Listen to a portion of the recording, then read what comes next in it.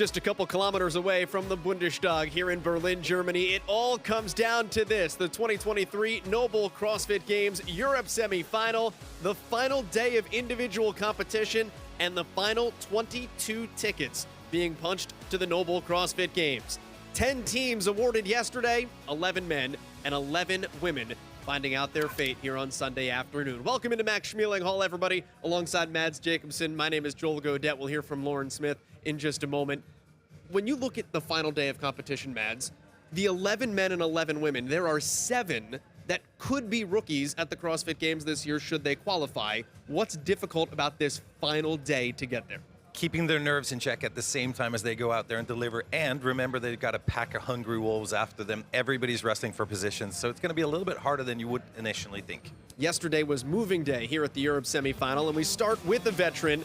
Branislaw Alenkovic made his games debut in 2019. He is known for lifting heavy weights with a little bit of flair. 295 pounds. That was your win in Test 4. Your win in Test 5 came from one of those rookies in Jelle Hoste. Jelle Hoste went out there and did a great job on the barbell. What really set him apart, though, was when he got onto that assault runner. He was so fast, and he just kept on accelerating. Hey, great job by Jelle. Lazar Djukic is not a rookie, and he is the dominant leader at this point. 5th-ranked man worldwide is in first place with 443 points. The top 11 men qualify.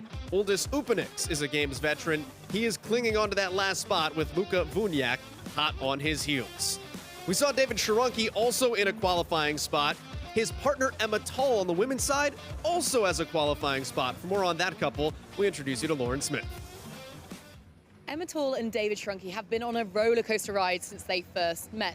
2019, Emma Tull secures her first ticket to the CrossFit Games. Sharonki goes as her coach. 2021, Dave Sharonki secures his ticket to the CrossFit Games, but COVID. 2021, Emma Tull secures a ticket to the CrossFit Games via the last chance qualifier, but it goes online, whilst Dave suffers a catastrophic knee injury. 2022, Emma's struck down by illness just ahead of Strength and Depth, and Dave has to undergo surgery. Now, finally, we're here in Berlin 2023, and they sit in 4th and 5th, respectively.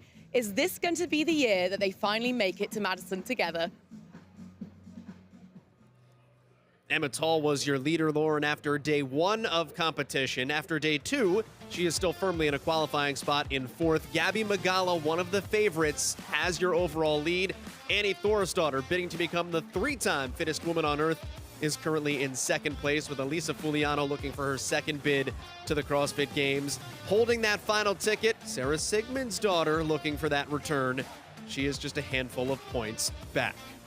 When it comes to Annie Thorisdottir, though, she had some headlines yesterday, and she's trying to make it, Mads, 11 times to the Games. She does what she always does, which is deliver when she has to deliver. Did great on the snatch event. She did great all day yesterday, and, I mean, this is what she's got ahead of her. That's individual appearances. Remember, Annie Thorisdottir went team last year with her group from CrossFit Reykjavik. We've already seen Cole Sager make it 10 this year, Katrin Davidsdottir make it 10 this year, BKG, Noah Olsen could be 10 for BKG if he qualifies here this weekend as well. NOBULL is the official footwear and apparel brand of CrossFit. Shop now. Final day of competition. This is our schedule. All times are local, Central European summertime. It kicks off at 9 a.m. and by about 3:30, we should know the final tickets. 11 men and 11 women, 22 individuals heading to Madison, Wisconsin for the 2023 NOBULL CrossFit Games.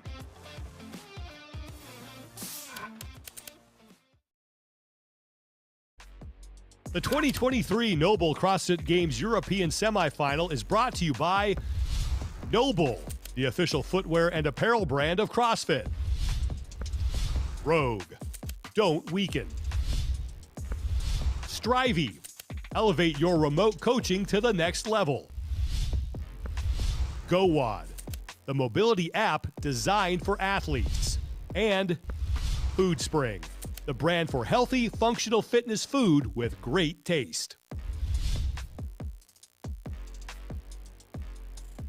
I just think that's such a cool shining light to see people that have navigated their life and still chosen to prioritize health and fitness in a way that isn't just something that's a passing interest when you're young.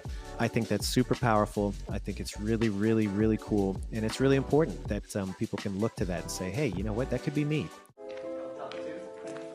Do you have to be fit to start CrossFit?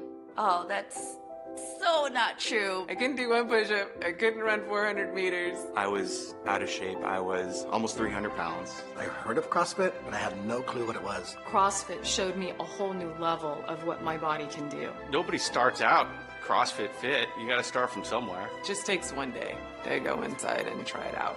One time. And then you'll know that you can. CrossFit Games, in my opinion, is like the promo package for what's possible.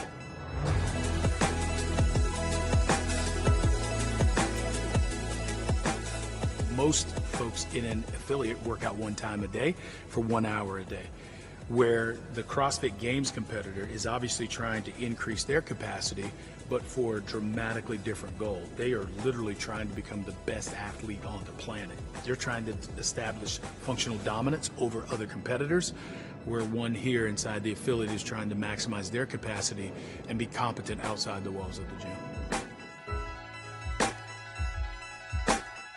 The games probably have helped pushed everyone a bit more forward because people started seeing like what could actually happen.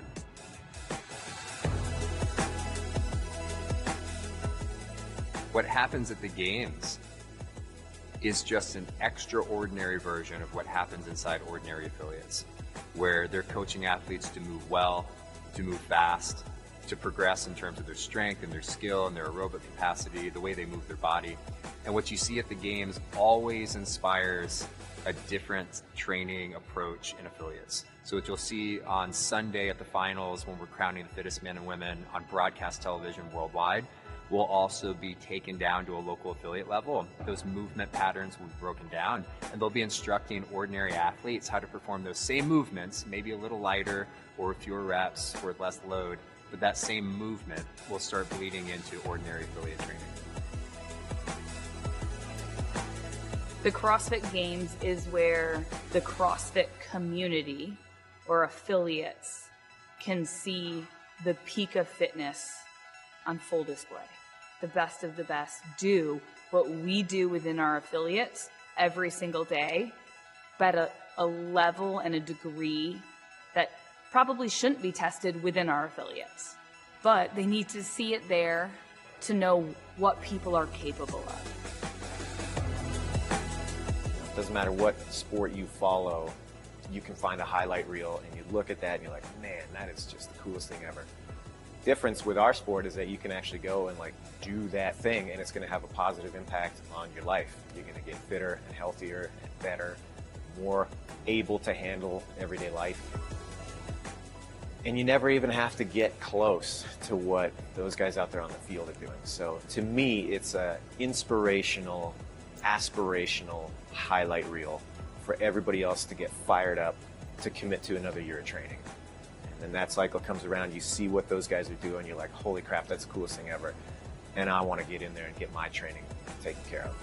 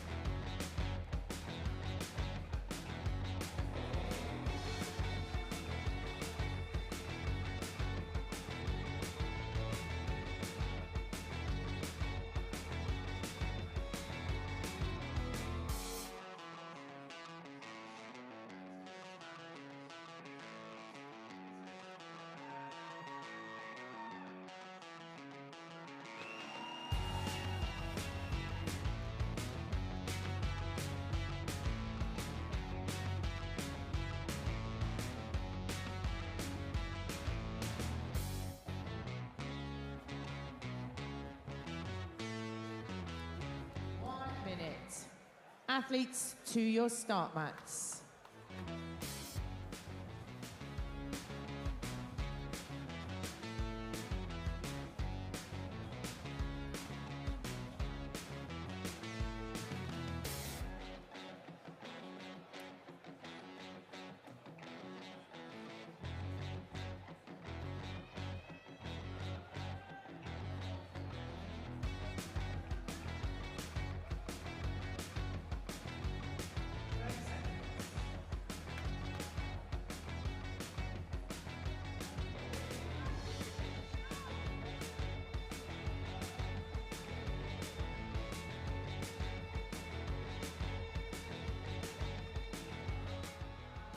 Ten seconds.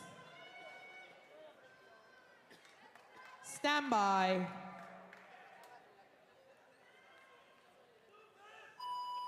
All right, the final day for the individual women here at the European Semifinals. Test number 6 starts with 20 overhead squats into a 500-meter row and those 3 handstand walk pirouettes, 2 seated legless rope climbs. Back in then for 20 strict chest-to-wall handstand push-ups, another 2 seated legless rope climbs, 3 handstand walk pirouettes, completing the workout with 500-meter row and 20 overhead squats. The weight on the bar for the women, 56.5 kilograms. So we can see our athletes making their way through of this first section. We can see making sure they get that bar nice and extended, going get the crease going below the knee, and making their way towards that 500-meter row. And it looks like Suzanne Tretner, lane number 9, is going to be the first athlete to start the row. Yes, absolutely. Laurie Clement in lane number 3, also quick through those overhead squats of the first round and onto her rower.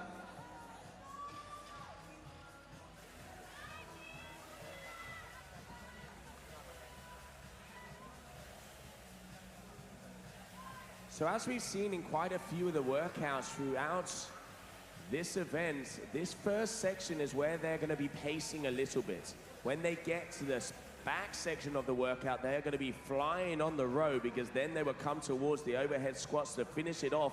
They have a 16-minute time cap, for the ladies. The men will have 15 minutes. Yes, absolutely, Joe. And this is the event, of course, with that technical element of those handstand walk pirouettes for the girls. So we're going to see those athletes with the gymnastic element shining through in this 6th test. Test number 6, powered by GoWOD, making sure we get our mobility nice and stretched out this early hour in the morning. Final day of competition here for the CrossFit European Semifinals. The best of the best athletes battling it out against themselves and Mother Nature.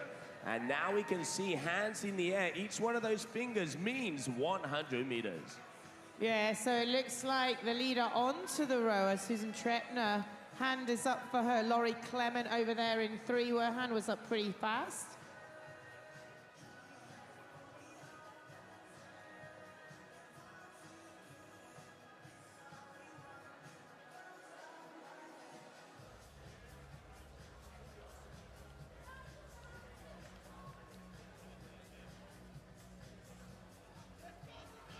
So coming off the rower very shortly, you are going to see the first athletes make their way into these handstand walk pirouettes.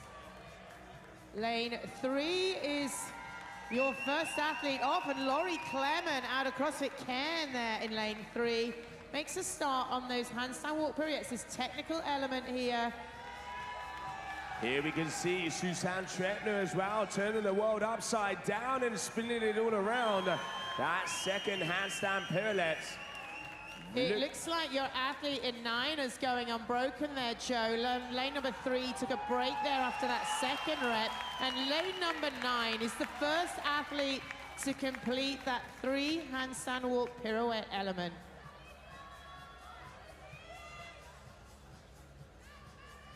All right, so now as soon as they get to that row rig, they will be starting for 2 seated legless rope climb. We can see over there in lane number 9 in the purple, just having a little look-see. Susan and Trebner getting ready to go. And also over there in lane number 3, Lottie Clement, just unfortunately missing out on that last one. Trebner starting the first legless rope climb. Lane number 9, your leader. So don't forget, after these 2 seated legless rope climbs, the women will go into the 20 strict chest to wall handstand push-ups. So this is going to be an element now where these ladies are going to need to pace themselves on this grip strength. Lane number 2, Valentina Magalotti also through one of those rope climbs. And lane number 4, Jasmine Girardi. Those are your top 2 and 3. Also on that rope, you can see a red mark about 1 meter, 1.5 meters off of the floor. They also have to make it all the way down strict before they can release and touch the floor. If not, they will be no repped out. So it is up and down for the athletes. Paula Zakowski there in 6, making it through the 3 handstand pirouettes and onto her rope climbs, center of the field.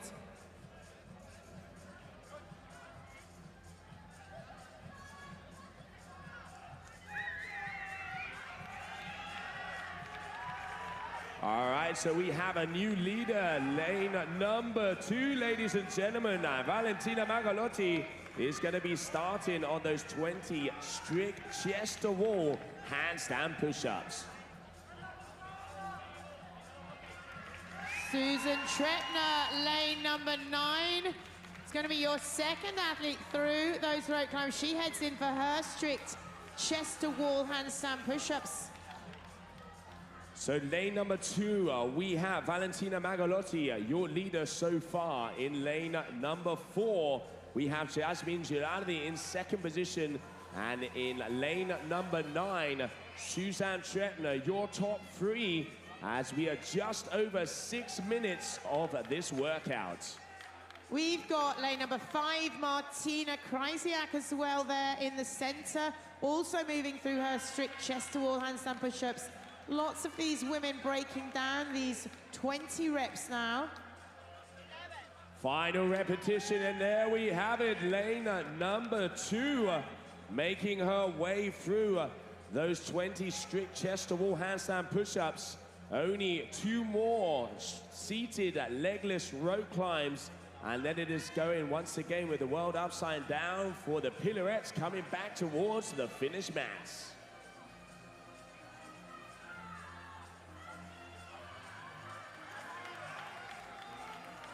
Transitioning straight up that rope, Joe. No holding back there for our leader now in lane number 2.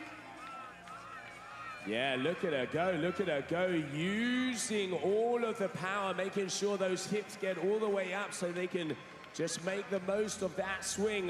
And that is rep number 1, only 1 more to go. Your current leader, lane number 2, Berlin, make some noise, Valentina Magalotti.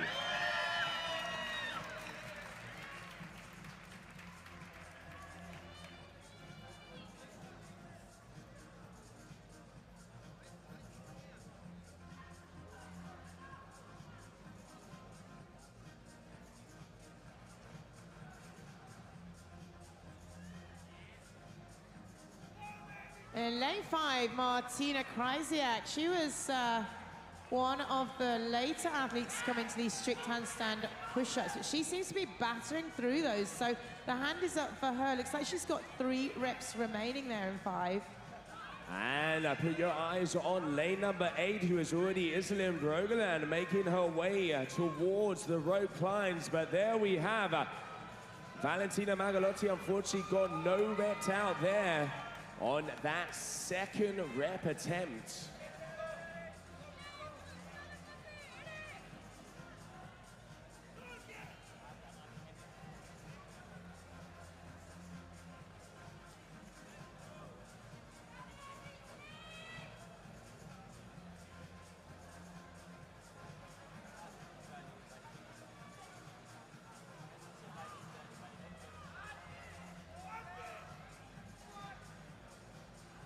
Lane number 5, Martina Krysiak making her way up all the way to the top.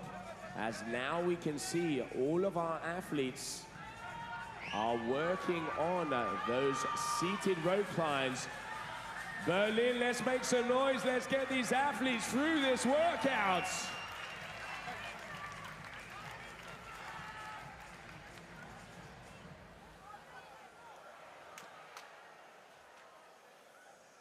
Serious test of grip now of these ladies as they move through these 2 seated legless rope climbs. They gotta get themselves back on to the handstand walk pirouettes coming up next, of course, for these women in this 6th test.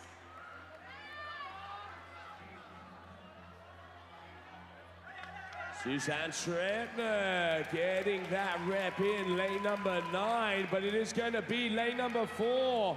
Jasmine Girardi is going to be starting off with those handstand pirouettes, and lane at number 5, Martina Krysiak, as they start to make their way back towards the finishing mat for the second half of this test number 6, powered by GoWatt. We are passing through the 10-minute mark, so these women have just under 6 minutes remaining to close out this 6-num test.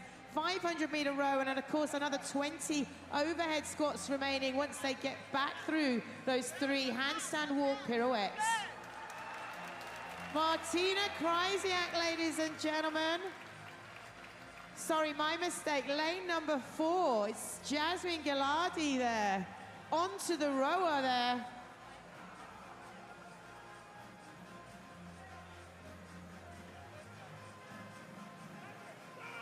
So your current leader sitting out there in lane number 4 from CrossFit Brembo starts a 500-meter row. Coming up to the 11-minute mark, she's got 5 minutes remaining. And now, as we've been seeing in a lot of the other tests throughout this European semi-final, where they have that second endurance section, this is where they are going to be starting to sprint. But let's not forget, Stella, they still have to be making it through 20 overhead squats at 125 pounds. That's 56.5 kilos to finish it off.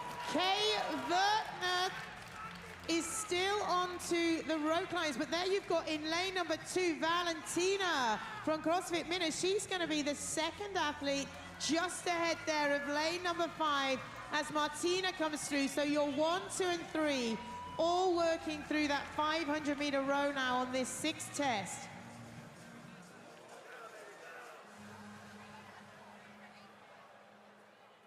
As we can see, lane number 7 also, Matilda Spanel.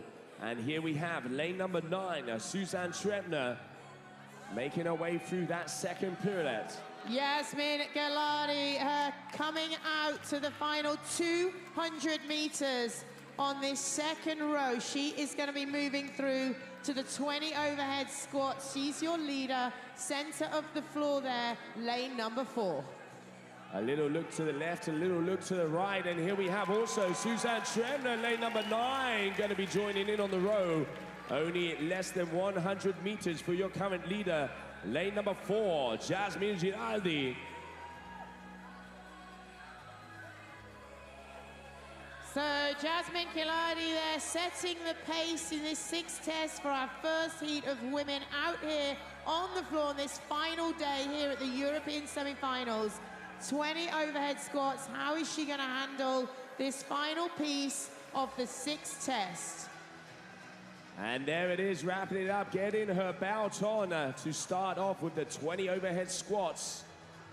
125 pounds. Let's go, Berlin. Make some noise. Neck and neck for your 2 and 3 now. Over there in lane 2, Valentina.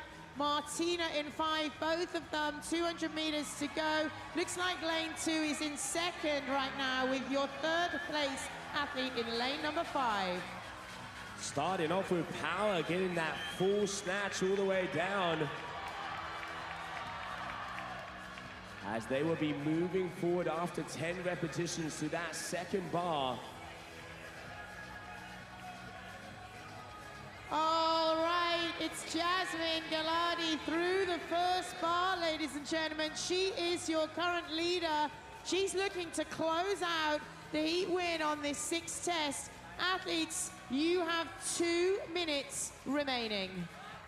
Valentina Magalotti starting off there as well. And here we can see lane number 5, Martina Krysiak.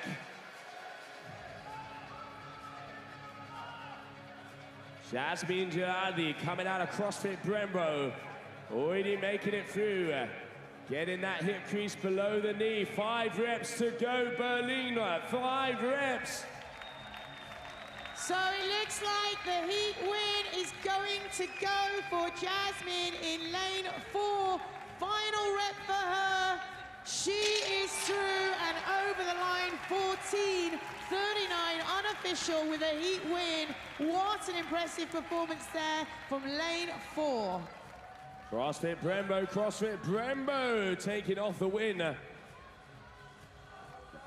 1 rep to go for Martina Krysiak. She's got her second bar, so it's neck and neck for second position now. Lane 2, lane 5. Eyes on these 2 women now.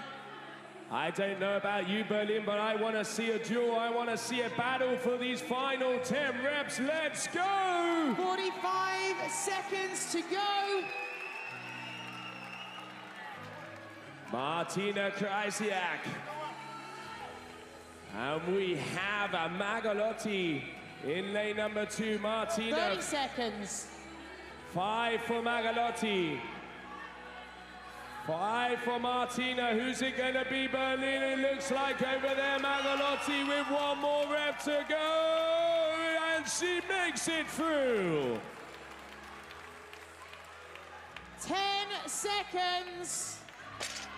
Oh, there she goes. 3, 2, 1, time. Martina Krysiak getting over the line and under that cap there in lane number 5.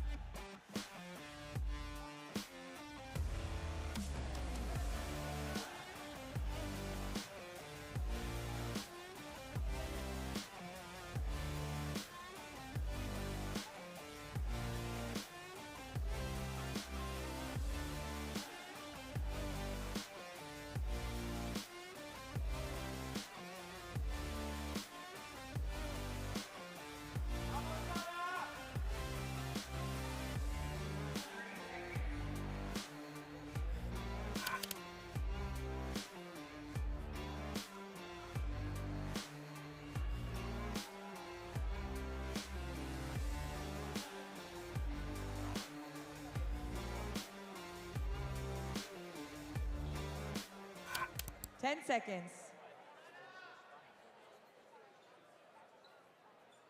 Stand by.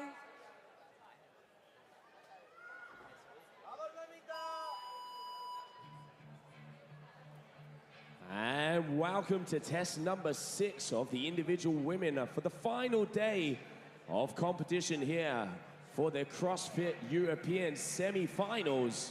Yeah. I'm here for it, Joe. We got heat number 2 in action, the final day of competition here for our individuals.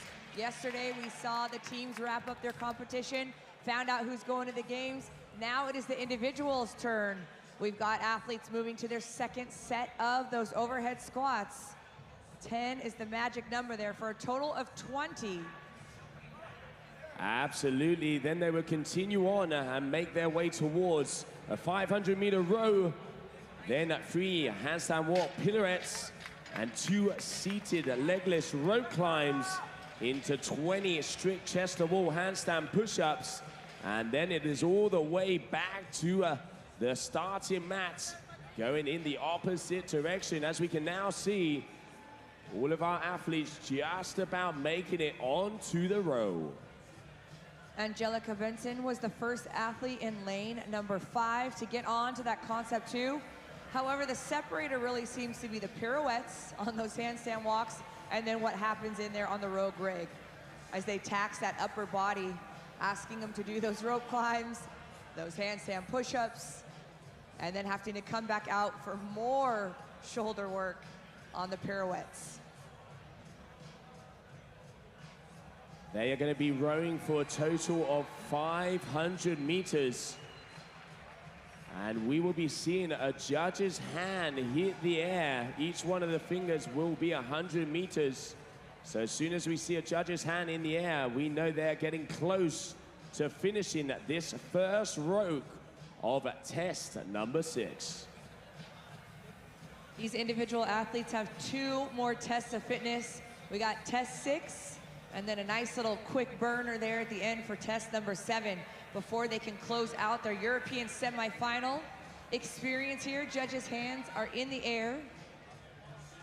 So it looks like lane number 5, Angelica Braxton, just slightly ahead. Sara Alicia, lane number 7 in the black, coming out of Spain.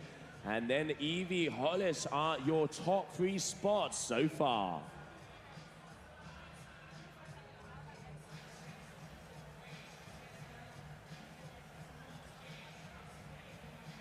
It is neck and neck in between lanes number 5 and lanes number 7.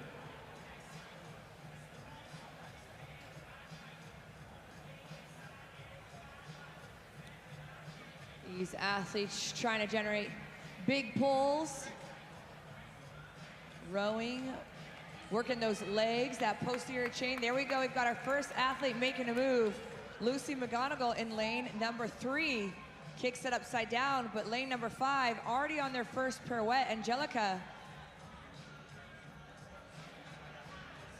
And not even taking a breather. The transition from the rower to the pirouettes was pretty much immediate.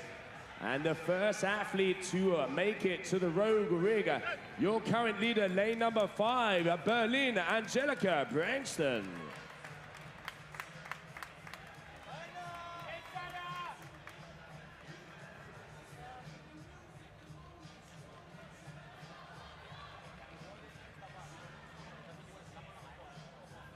So lane number 5, your current leader, Angelica Braxton. Lane number 7, Sara Alicia in second position.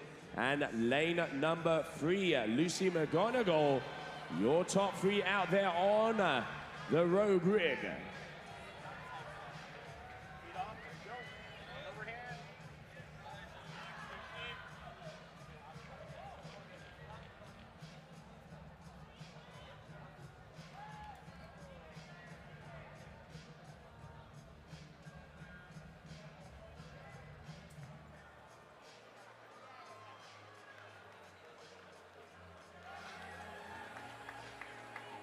These athletes working on those seated legless rope climbs. They've got to get both of those hands beneath the red marker there at the bottom before they can release the rope.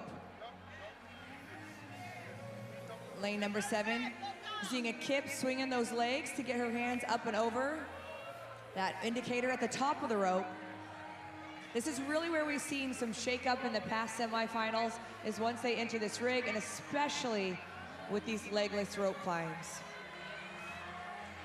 Okay, so we have over there in first place, lane number 9, Evie Hollis, and in second place so far, lane number 3, Lucy McGonigal, and in third position, lane number 6, Emiko Nats, and also joining in lane number 8, Sana Venenailen.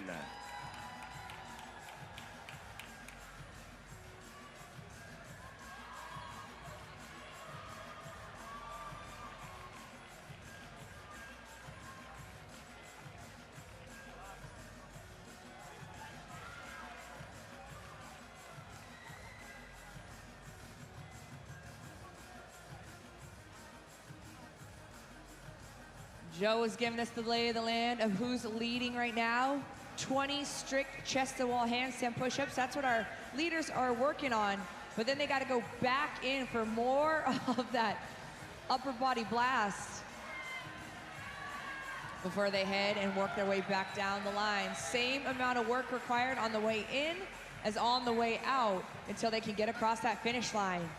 It has been quite a weekend here at the European semifinal. This is day 4 of the competition, day 3 of the individual competition, their last and final day, digging in to test number 6. They've got a total of 7 tests of fitness. If you're just joining us, this is heat number 2. A hand in the air for lane number 8. Sana with 3 more handstand push-ups to go.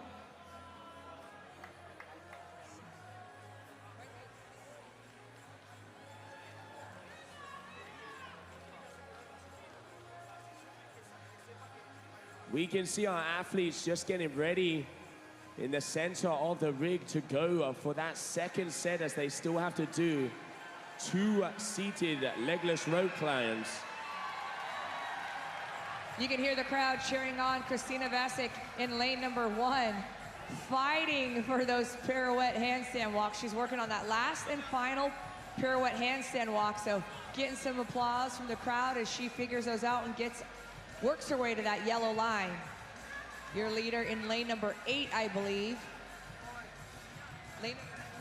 Yeah, we have a battle in first position, lane number 8. We have Sana Venäläinen, and in lane number 3, Lucy McGonigal. I think she just got a little bit of a costly no rep there, but we will wait and see. After you expend all that effort to work your way up, it's got to sting a little bit. And especially after coming off of those 20 strict chest-to-wall handstand push-ups, one of the new movements we have started to see come into competition. And I tell you what, it is a shoulder burner, because then once again, they have to go upside down and come towards us performing 3 handstand walk pirouettes. Yeah, like we were talking about, that upper body there, gripping that rope. I'm sure those forearms are feeling spicy. Lane number 8, Sana. Done with those 2 rope climbs, I believe. Sana leading in lane number 8, heading back out for some handstand walks. Same story for lane number 9, Evie Hollis. So it is 1 Sana, 2 Evie Hollis. Meanwhile, Christina Vasic gets all 3 of her pirouettes, and now she can head into that rogue rig. So we have a battle happening at the moment. Costly no rep there for lane number 8, Sana Venäläinen. Evie Hollis continuing on, going now unbroken, but decided to take a little breather. Smart move there, because those shoulders are burnt out. Your current first place leader, lane number 9, Evie Hollis.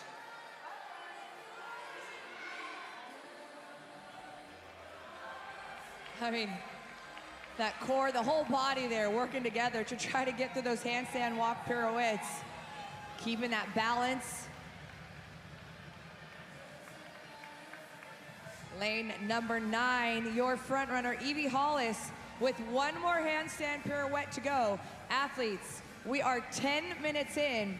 You have 6 minutes remaining. 6 minutes.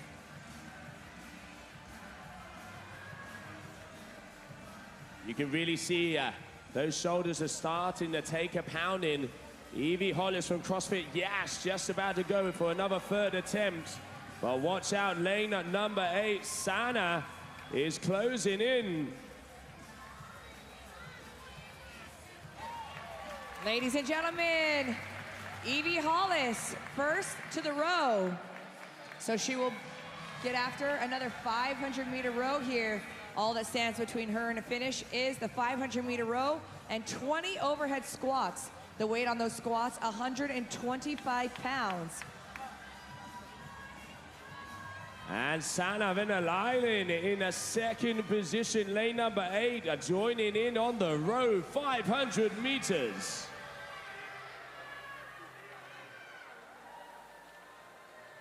One and two, quite a bit of separation between our first and second and the rest of the pack right now.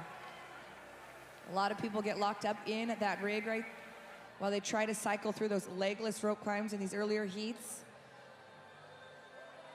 And you can see here, Evie Hollis really pushing against the rower, using the power of those legs.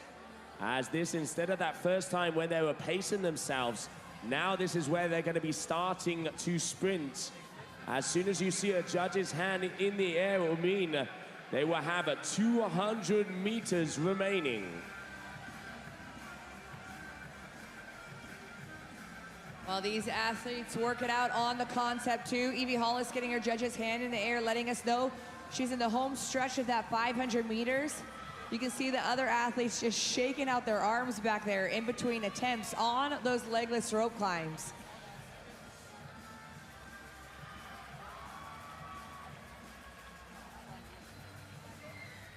Lane number 2, Vanessa Wagner, able to begin her pirouette. So it is 1, Evie Hollis, 2, Sana Venäläinen, and then 3 is Vanessa Wagner. And coming on to the final meters here in lane number 9, your leader, Evie Hollis, just about to close out this 500-meter row.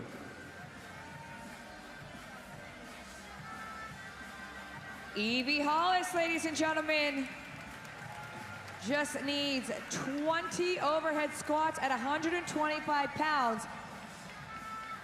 We are approaching 13 minutes in. These overhead squats do not seem to be a problem for Evie Hollis. Here comes Sana Venäläinen, trying to catch her. But Evie is 6 reps in, make that 7 reps in. And 8 reps separate first from second right now. Berlin, give some noise. Evie Hollis, your leader.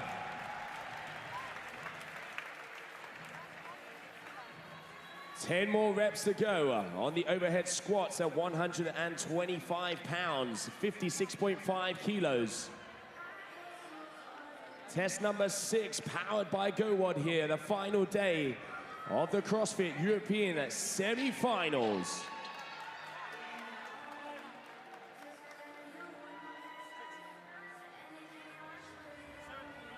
Our leader with 2 more reps to go. You're gonna wanna take your eyes to lane number 9. Give it up for Evie Hollis. Coming in right around 14:02. Sana Venäläinen in lane number 8 with 5 reps remaining. She is set to finish this thing up next. Test number 6 about ready to be done for lane number 8 as she works on her final overhead squat. Ladies and gentlemen, Sana Venäläinen. 90 seconds, athletes.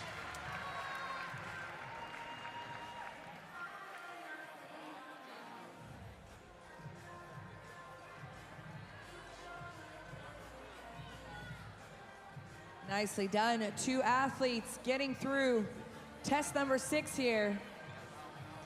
The rest of the gang has about a minute, a little over a minute to go. So for them, that score is going to come down to how many reps can they get through here. Here we can see Lucy McGonigal just about making her way round on that final handstand walk period at Berlin. 45 seconds.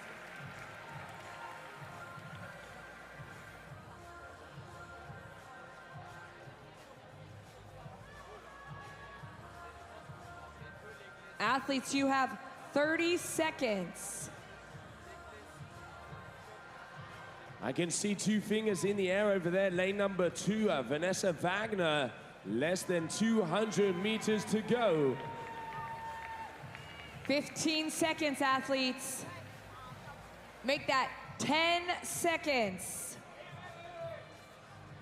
Let's put our hands together for these athletes, ladies and gentlemen, as I count them down. 3, 2, 1, time. A big shout out to Evie Hollis, ladies and gentlemen, for taking heat number 2.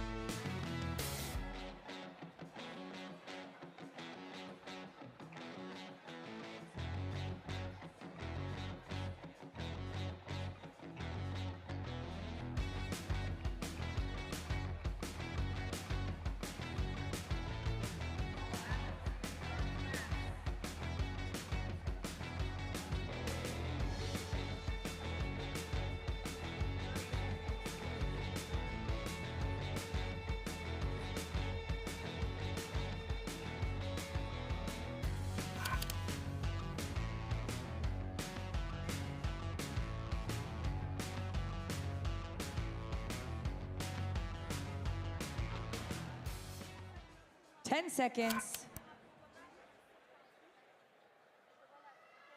Stand by.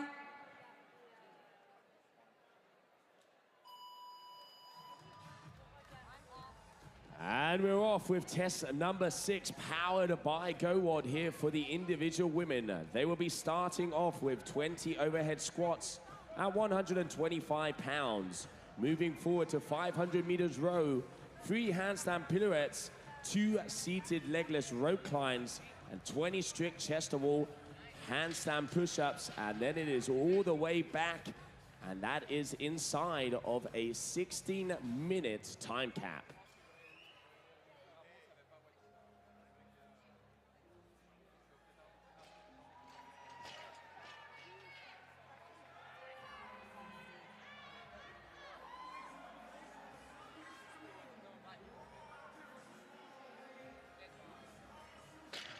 So it is going to be lane number 5, Marie-Robin from France, your current leader. And lane number 1, we can see Holly Tynan. Lane number 2, Sylvia Garcia, your second and third place onto the rower. We have a great test of fitness happening here. If you're just joining us, this is heat number 3, test number 6 for our women's individual competition. On the way in, not too bad, but once you hit that second set of rope climbs, things can change quickly. Or the first, for that matter, depending on where you're at. All right, these athletes get into 500-meter row.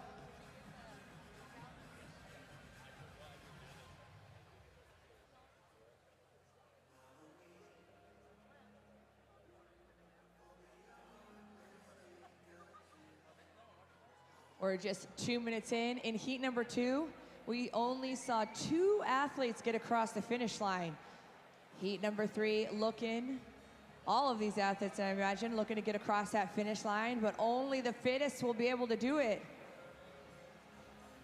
Absolutely, and the fittest in Europe out on the floor. You cannot fake fitness, you can only pay your dues, as this is the final day of competition. Judges' hands are going into the sky, meaning less than 200 meters, as each one of those fingers are 100 meters.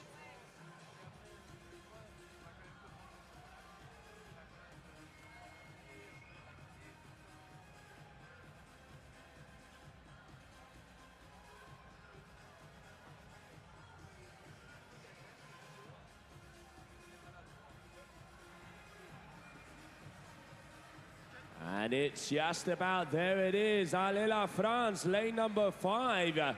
Marie-Robin, your current leader. And Kiki, yesterday, she also lifted 200 pounds on the snatch. Get it, girl. All right, here goes lane number 4. Jasmine Van Arum. Trying to catch our leader, Marie-Robin. Oh, and Jasmine Van Arum over there overtaking and pirouetting the tornado. Lane number 4, your first place. And here we can see in lane number 5, your second place, Marie-Robin, about to start on their first set of 2 seated legless rope climbs.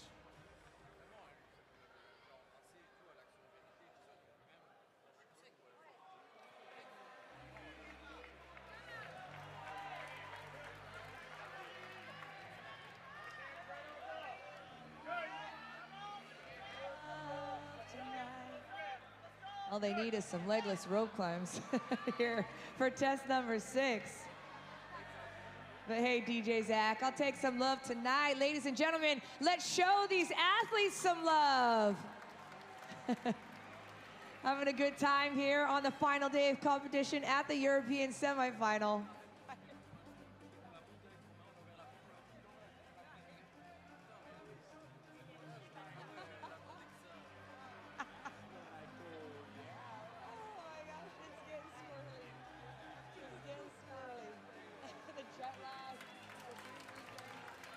Good times happening here in Berlin. Lane number 4, getting the job done. Jasmine Van Arum done with those 2 rope climbs. Representing Crooks CrossFit, as she is just slightly ahead. Lane number 4, your first position, but also in second position as that battle continues. Lane number 5, Marine Rowan, coming out of CrossFit Road Lieu. Why is it when I hear you say someone's name and then I say someone's name, it sounds so different? I'm like, are we talking about the same person? All right, these athletes working their way into those handstand push-ups. We have lane number 7, Francesca Holger, trying to get that final handstand pirouette. Meanwhile, our leaders getting after those handstand push-ups, those chest-to-wall handstand push-ups. We'll be keeping our eyes on the judges' hands to see who's able to get through them quickest. It is 6 minutes in. 10 minutes remain on that 16-minute time cap. Lane number 3, also the Spaniard, Maribel Gallardo, making her way on to her chest-to-wall strict handstand push-ups. 4 reps into this set, and there is 5, keeping it going as we have multiple hands in the air.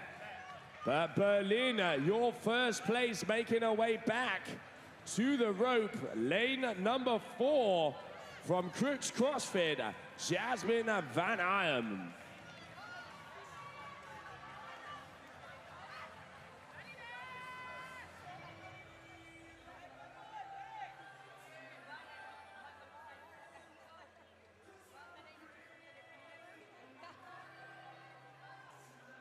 Coming up on 7 minutes here for our athletes of heat number 3, test number 6. It is so cool to see all of the country flags out here in the stadium. 28 European countries coming down for the CrossFit semifinals. I love it. There we go. Lane number 4 working her way back up the rope. Jasmine Van Ayen in the purple pants, up on the Jumbotron, because she is leading right here, ladies and gentlemen. So I believe. Could be a little downstairs mix-up, but I think our intel is correct here with heat number 3. Lane number 3, Maribel Gallardo, also in the yellow, through one of those seated legless rope climbs. I love it. The crowd is getting behind Francesca Holger. She finally got that 3rd handstand pirouette. We're not even going to worry about the fact that they're on their way back out. We are going to celebrate that moment right now, because that's what you got to do sometimes. Take it one step at a time, one movement at a time, and she was able to get her first set of 3 there. Meanwhile, our leader in lane number 4, Jasmine Van Ayen, one of the 2. Just slide in my DMs. You can give me your feedback. Tell me if I'm messing up your name, because I probably am, and I'm just going to apologize right now. We're going to stick with Jasmine as she is rocking it out there. Your current leader, up and away.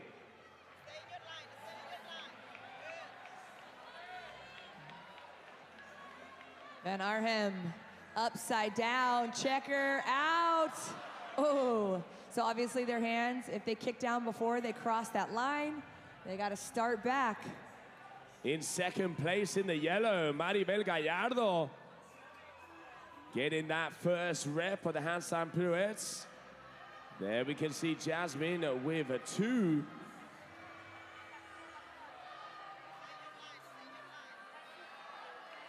And making her way through a 3 handstand pirouettes, your leader, lane number 4. Nicely done. All right, she's got 500 meters. I can hear her coach cheering her on.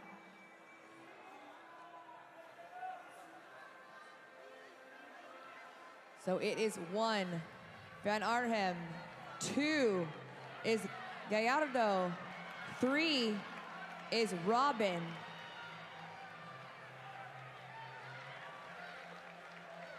Athletes, we are 10 minutes in, 6 minutes to go.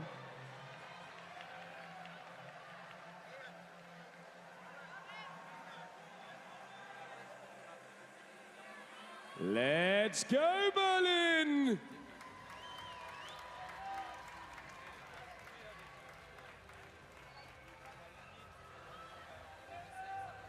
Mari Roman, lane number 5, and Maribel Gallardo, lane number 3. A little bit of a duel, a little bit of a battle here on those handstand pirouettes. That calm, cool, and collected, the smooth operator there of Jasmine in lane number 4. As soon as the judge's hand goes in the air, there it is, 200 meters to go. While she pulls into those final 200 meters, Maribel Gallardo begins her 500 right next to her in lane number 3. Meanwhile, lane number 5, Marie Robin, working on her last pirouette, I believe. You can see her over to the right with those legs up in there. There we go. Robin gets it done and is on the concept 2. You're 1, 2, and 3 side by side right now. But only momentarily, because our leader, Van Arnhem, is coming in to those last probably 50 meters. So we're looking at 5 or 6 more strokes, and then she will be able to dig into those overhead squats. Here comes lane number 8, Andra Moistis, into the row. But while she begins the row, our leader, Van Arnhem, able to advance to the overhead squats. Yeah, only 20 repetitions, 125 pounds, 56.5 kilos. Stands between her and that finishing mat. Just under 12 minutes out of this 16-minute cap. Here she goes, starting off.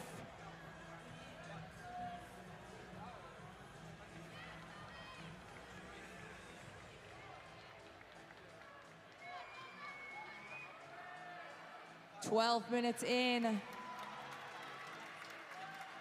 4 minutes remain." While our leader, Van Arnhem, looks to wrap up her first set of 10 overhead squats. There it is, Jasmine Arnhem, Van Arnhem, on to her final set of 10, and you know that's gotta feel nice. She is within striking distance of that finishing mat. Can hear her coach telling her, let's go, go, go.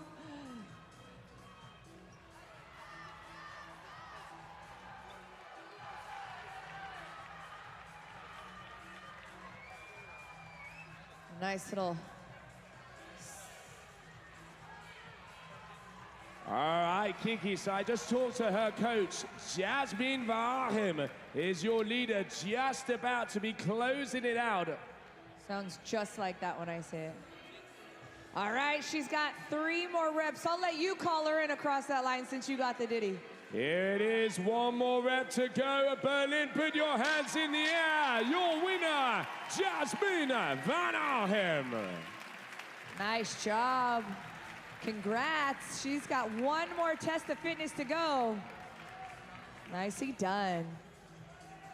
Maribel Gallardo over there in the yellow. We have Marie Roman over here in the red. Both of them battling it out on that first set of 10, but it is Gallardo. CrossFit Sarau training. Escucha, dale fuerte.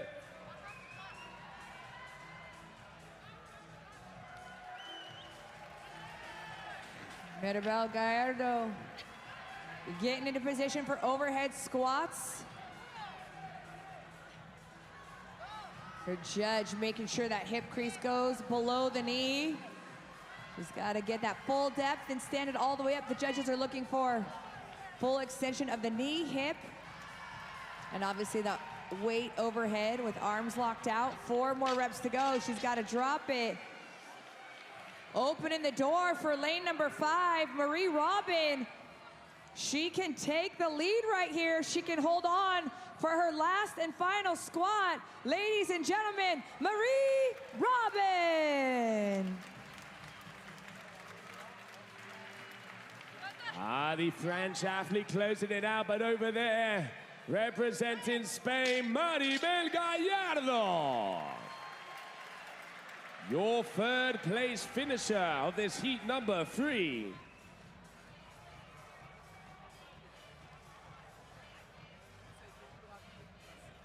Athletes, 1 minute.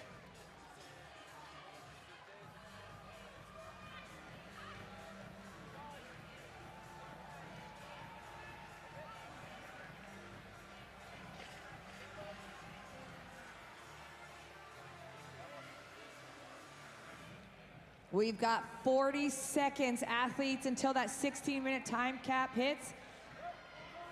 Snatching right into that overhead squat. Ladies and gentlemen, give it up for lane number 8, Andra Moistis. Less than 30 seconds. Lane number 9 with 3 more reps to go. Can she do it? 10 seconds. Nicole Hare gets it done. 3, 2, 1, time.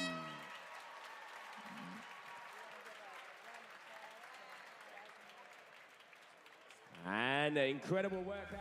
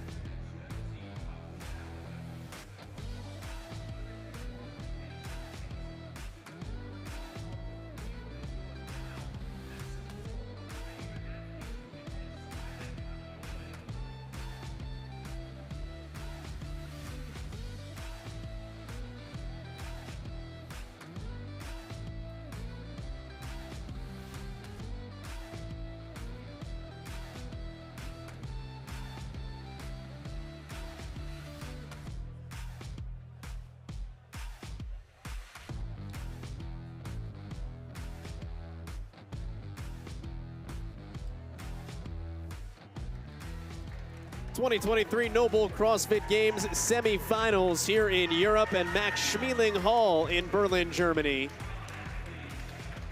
Alongside Mads Jacobson, Lauren Smith down on the floor. My name is Joel Godet. This is test number 6. Penultimate test for these ladies on our final day of competition. And Mads Jacobson, we're gonna work our way toward the rig and work our way back out. We are. We're going to start with some barbells, move on to the rower, then handstand pirouettes before some rope and wall work, and then we're going to make our way back. All within 15 minutes for the men and 16 for the ladies. Finishing has not been a popular trend over the first 3 heats. It has been difficult to get back to the finish line, so the test is stout and the skill is high. As you look at some ladies that still have some hopes to work their way into a 5th or potentially even 6th heat if they can hit one of these out of the ballpark. Taylor Howe in lane 6. Andrea Solberg is a Games veteran in lane 5 here at Max Schmeling Hall, where some pretty famous acts have come through over the years. Janet Jackson, Pink, who's actually coming back to Berlin in just a couple of months, and Tina Turner, deciding who is going to simply be the best here in Berlin. Home country of Verena Evelyn Reimers. She actually began CrossFit not far from here at My Leo CrossFit. Didn't love the idea of the semifinal being in Berlin. She said, I don't like to be in the spotlight, so if they would have had it in any other country, that would have been great. Don't look at the Jumbotron, whatever you do right now. Her father is seeing her compete, though, for the 2nd time. Thinks it's really cool. She's got to love that camera right there right now. Deep breaths, seconds away from the start of test number 6. And it begins on these overhead squats broken up into at least 2 sets of 10. Well, we haven't really seen anybody get in any kind of trouble with these. Everybody's fired up and they're attacking the bar pretty hard to start with. Row obviously hasn't been a problem. The challenges start when you get a little bit further down the floor onto those handstand walk pirouettes. That's where we've seen a little bit of a distance being made. Then it gets really challenging with the high skills on the rope climbs and the handstand push-ups. Moving forward to the second set of overhead squats. Lifting at 125 pounds for these women. And you can see some no reps across the board. Squat depth has been something to watch over the early heats. Well, it has, and it's easy when it's a weight that you don't really have to think too much about. It's easy to kind of start thinking ahead. It's like, okay, I get to the row. You start getting sucked into, well, how fast is everybody else going? Are people starting to drop the barbell? You just kind of need to stay in your lane. Taylor Howe in the blue, center of your screen, the first one to the rower. For now, a 500-meter row. Mads, this should take you in the ballpark of a minute, 50 seconds? Well, it's probably going to be 2:05, 2:10 for these ladies, because they're not trying to go too hard, and they don't want to press their heart rate up too far before they get onto the handstand walk. Could be up to 2:30 as well. There's Claudia Gluck, who came in as the 10th ranked quarterfinals competitor, 49th in the worldwide rankings, is in 25th place after 5 tests. But Mads, this is a consistent growth process for her. She went to Dubai this past offseason and finished 7th, and it was the moment for her when things really clicked to say, you belong here. Her thought process was always, you're Claudia, the little girl from the countryside. I think that image has now faded, and she's going to be a force to be reckoned with in years to come. I think it has, and I mean, I talked to her a couple of times before, and she's progressing steadily all the time. To start with, she was doing her master's degree at the same time as she was trying to compete at a fairly high level. Now she's done with that, and now she can put some more time into her training. I think that if you were Claudia, you're always going to be the girl from the small town, but now you have some more time, and this is just an entry stage. Colmar, France, where she trains at times with Victor Hoffer. Similar stage in his career on the men's side.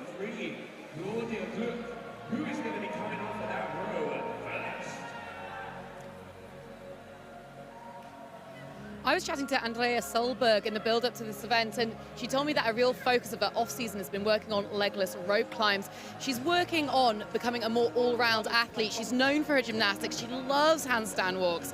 But actually what we're seeing across the weekend is that comfort under the barbell as well. We saw in those overhead squats, so this could be a really good workout for her.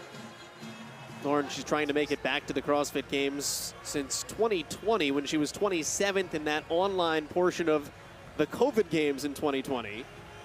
And as Lauren said, Mads, really good at gymnastics, has worked a lot on other areas of her game, including squatting. So a good start there with the overhead squats as Taylor Howe is the first off the rower.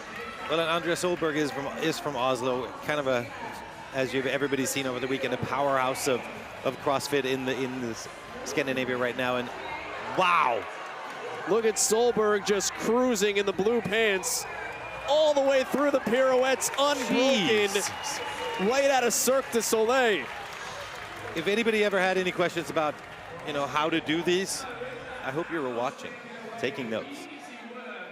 Now it gets interesting, though, because this is the highest skill movement of the test, and it is the seated legless rope climb. You must start with your rear on the ground, your legs elevated. From that point, it turns into just a regular legless rope climb. Once you're elevated, you touch at the top, have to get one hand over that red mark, and then hand over hand lower yourself below that red tape line, and then you can drop perfectly to the ground. Talked about Claudia Gluck. She is your leader at the moment. Her second legless rope climb upcoming. Mads, these breaks are critical. They are. It's a fine line between wanting to rest and having to rest, but also just kind of center yourself again. What is it that you're looking for? Because it's easy to get, well, we've seen it in previous heats. You get really hot and heavy on the first ones, and then afterwards, you just get stuck on the rope. How much does this burn your biceps? You can see how tense Claudia Gluck's arms are. It depends a lot on the angle you have. I mean, you're going to see some people lifting up their feet a little bit more, tilting backwards, allowing themselves to use their back a little bit more. If you sit up more straight, your biceps are going to get fried. I like the wall hop up there for Gluck to start on her handstand push-ups. Claudia Gluck still on the right side of your screen as Solberg, center in the blue pants, finishes off these rope climbs. And now she'll move on to the handstand push-ups. Also getting into position on those handstand push-ups. So is Claudia Gluck.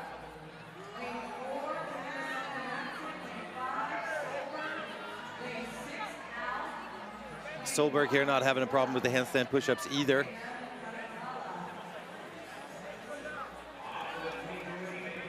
Solberg looking very comfortable here. Former gymnast, making her skills come to work. And on the right side of your screen, look at that replay of the handstand walk. That is ridiculously fast. You're going to find people here who struggle to do that on their feet.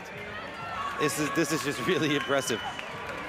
It's a handstand run, Mads, but the impressive piece about it is the lack of hesitation once she got to the pirouette. It wasn't even a stumbling block, it was just a natural move. And not just that, she expended zero energy on that. I mean, not a lot of time on attention is exactly what you want. She's even coming off the wall gracefully. What is she not capable of? We'll see if she has 2 more seated legless rope climbs in the tank. Claudia Gluck is back on the rope for her second time through. 2 more seated legless rope climbs, so she's done with the handstand push-ups. So she got called back there, and the judges in the briefing, the head judge was very, very adamant that you need to lift your feet first and then lift yourself off of the ground. You cannot lift, well, your hip first. We've seen that catch a couple of people in the early heats. This, by far and away, is the fastest of the 4 heats so far. In a test in which only 10 people have finished through 3 heats, I think you might see 10 people finish in this heat, Mads. I definitely think so, and it may come down to the overhead squats because very close to each other. Love how she utilizes the kip on the last ones just to make sure that doesn't expend more energy than she has to. Full control on the way down. Both Gluck and Solberg making it very obvious that there should be no interpretation or questions.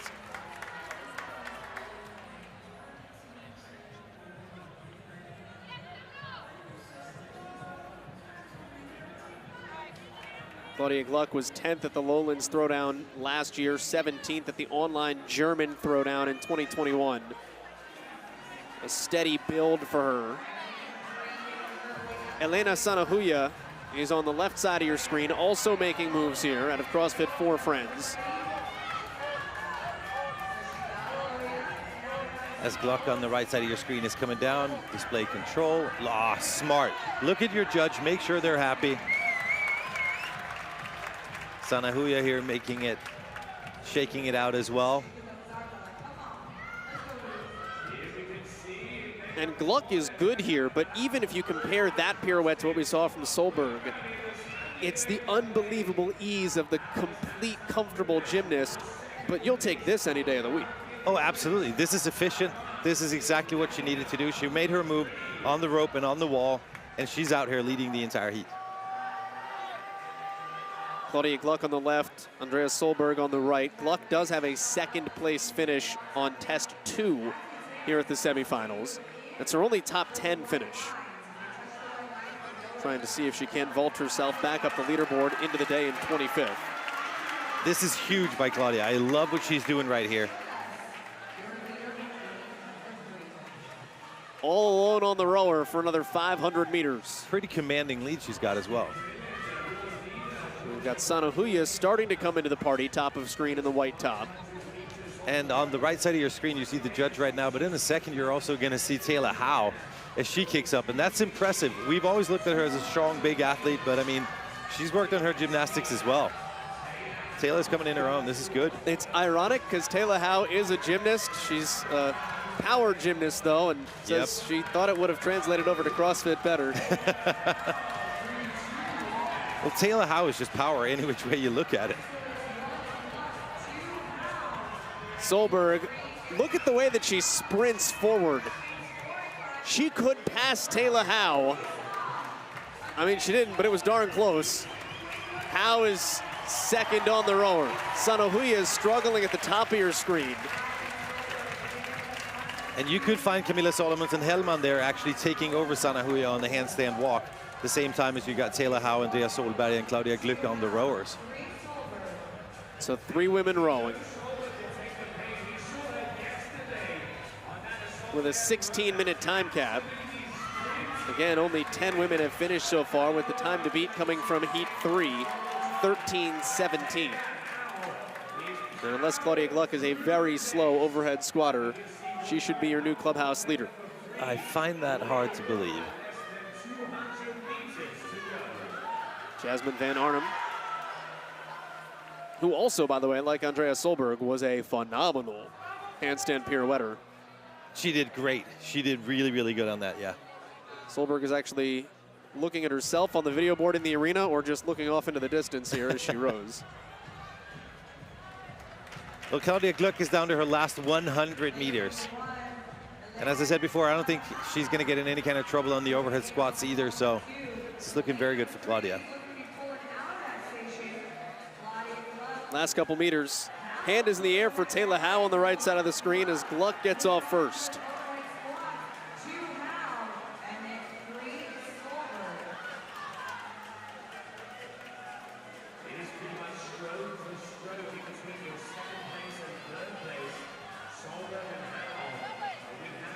I think they gave her credit for that squat snatch on the first rep, so 19 more after that initial one.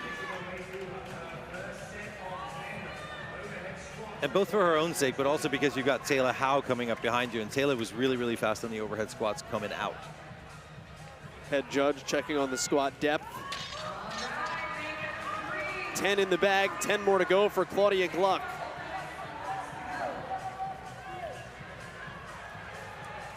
And in the background, you can see Taylor Howe coming off the rower right now.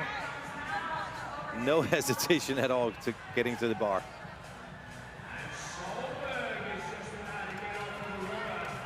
This is a young woman that found CrossFit by accident when she was boxing training in a CrossFit gym. Said, I'd like to try that. I'm happy she hung up the gloves and went for this instead. It's safer. Squat depth is good for Gluck. She's fighting for it here. That one wasn't. Added reps, and Gluck with a wise break. Yep, absolutely. She doesn't have anybody that she's fighting with right now. Take a bit of a break. Make sure you get the last 5 ones. No questions asked. Now Taylor Howe is coming up on her heels, but still a lead, and now it's going to start to get interesting. Gluck cannot waste too much time. Taylor Howe is on her heels. Off the right side of your screen in the blue top, now has 9 reps left. Gluck has 4. And another no rep.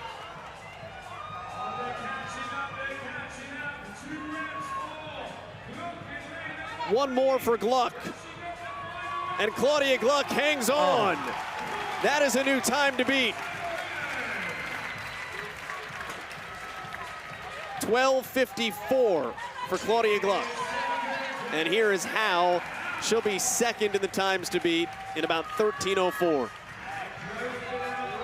Look at that overhead mobility for Solberg as she finishes also ahead of the time to beat from the previous heats. And it's a balancing act. If you go that narrow, it's going to be easier on your shoulders, but it's going to get heavier on your legs. That lever is going to be longer to control. And we can see Denise Thomas, one of the head judges, coming in. The squat depth across the board on all of these heats for the overhead squats. Need that hip crease below your knees.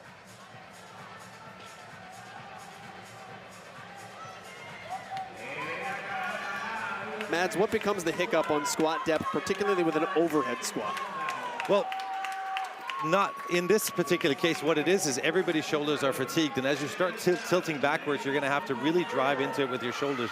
As soon as you feel that bar not being super balanced anymore, what usually happens is that you just break and then you turn around at that point.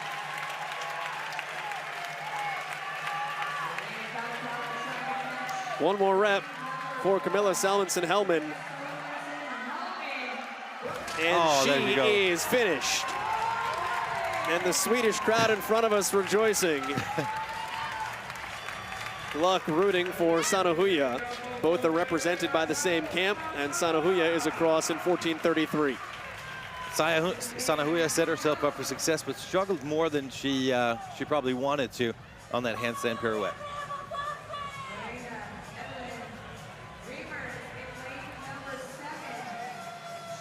You still got a chance to finish here, but you got to move depending on where you are on the rower. Marina Evelyn Reimers is in the pink top. You're gonna have to be really, really fast. Julia Blazieska in the white top, finishing on the row. So we'll see here if Reimers has the fastest overhead squats of her life with 45 seconds to go. And she looks, Mads, great at the start. I was gonna say she does everything that she has to now, just maintaining that speed. Usually what happens is on the first ones you're fine, but then your shoulders start giving in just a little bit. Everybody who's done CrossFit at a local affiliate knows this feeling. The clock is ticking. You've got a manageable amount of reps to go, but you have to bust it to get there. 10 more reps, and I don't know if she's going to get there, but she can rack up as much as she can. Considering we've had a lot of athletes not finish, I mean, every rep's going to matter. Big time. Big pull. And it's not there. Capped with 10 reps to go.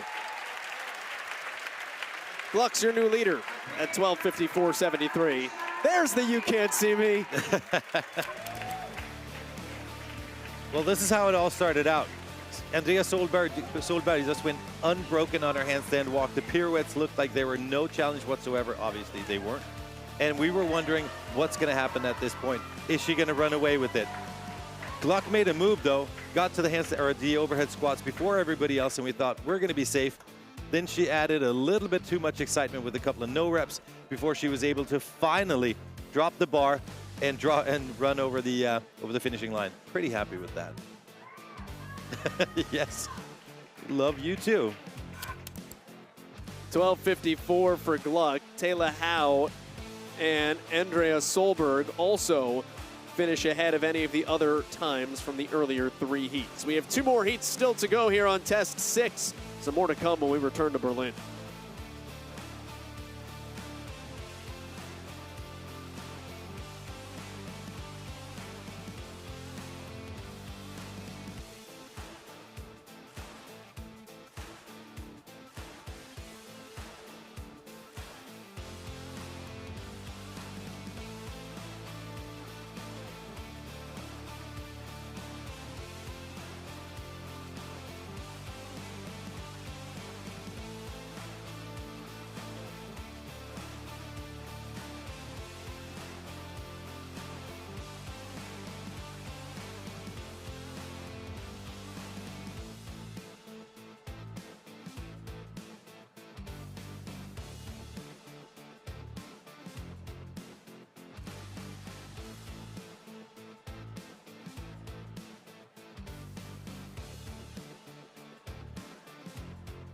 Only 2 more tests stand between 11 women and the 2023 NOBULL CrossFit Games.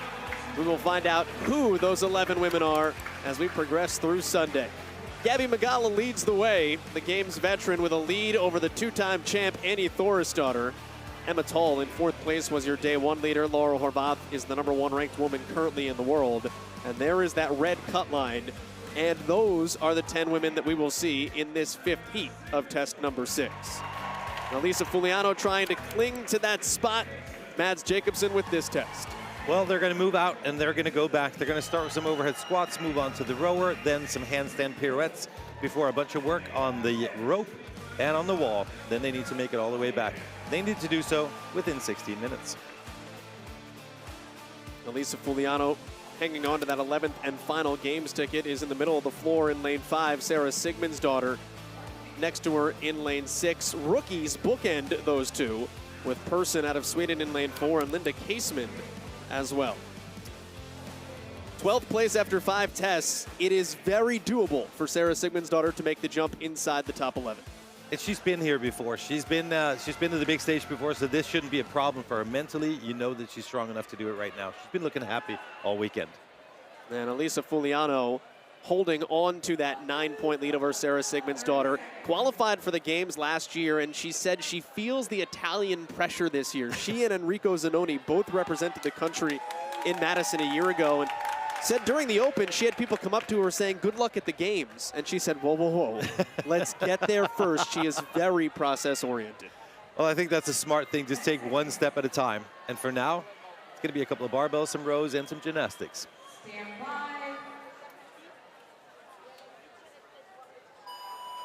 The time to beat is Claudia Gluck's 12 minutes and 54 seconds.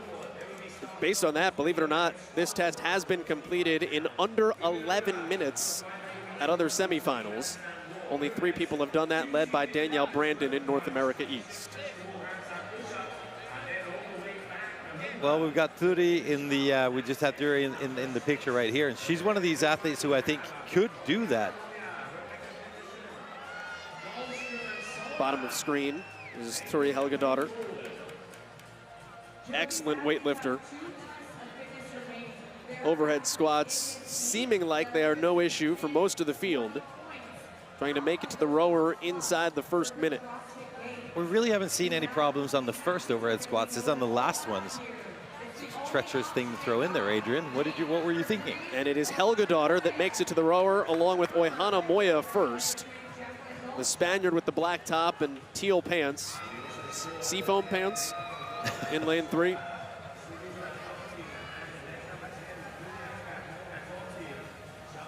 I am so curious to see. I know all these ladies out here are perfectly capable of a handstand walking, no problem whatsoever, but that pirouette has been a monkey wrench for some. Let's go down to Lauren. These guys, yeah, last year's strength in depth semi-final winner Jacqueline Dahlström's had a really tough couple of days. It all started on test 1 with the 28th, a workout that traditionally should have suited her. When I spoke to her coach John Singleton, he did say how impressed he was by her approach to the second day. She took to Instagram and she said that she is a fighter.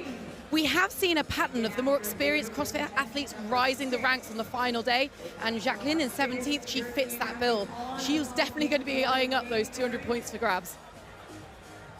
Trying to come back off of a strength and depth win last year and second at the German Throwdown in 2021. Dahlström has dominated at the semifinal level. Well, I think this is what's interesting. Once Samantha Briggs got the question once after she won the games, you're the fittest woman in the world. She said, whoa, whoa, whoa, whoa, whoa. I'm the fittest woman in the world with these events, with these tests, with these intervals, in these conditions. As soon as that changes, if the result could be different. And I think with different tests like we have now, that's exactly what we're seeing. Dahlström trying to fight her way back into a ticket position. Started the day 40 points out. That is a doable margin, as we saw from the Asia semifinal just today. Shahad Boudebs overcame 40 points to a qualifying spot, although this is a much deeper field. Final couple of meters there as Dahlström moves forward. I'm just going to throw it out there that in the past heats, whoever got off the rower first hasn't necessarily been indicative of who won. An immediate no rep for both Dahlström and Oihana Moya, and that was all about starting position. Oh, look at the bottom of your screen there. Thuri is cruising through. There she is, cruising through that handstand pirouette. And Fuliano isn't fooling around. Nope. One step at a time. Someone went up to Elisa Fuliano and said, "You have the last games ticket." And she said, "Okay, let's go do this." Make sure nobody else takes it from me. Helgadottir is the first to start the ascent. Oh, I really like her technique. As soon as those hands come too far above your head, it's going to get heavy, heavy, heavy. She's keeping it tight. But Fuliano on the right side of your screen is just so much faster in the pull, so much more aggressive. Here's Dahlström. Both hands need to get below that red tape, and then you can drop to the ground. You can even drop your feet to land on the ground. Sola Seguridottir in the red there, looking for a repeat trip to Madison. A lot of veterans. Some will go, some will not out of this fifth heat. Fuliano still just flying up.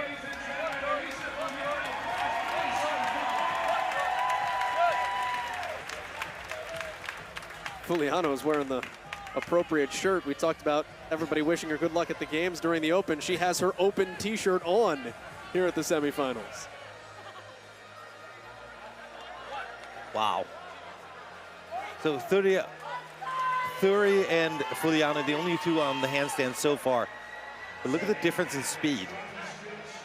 And Fuliano looks like Colton Mertens the other week over there. Just a jackrabbit.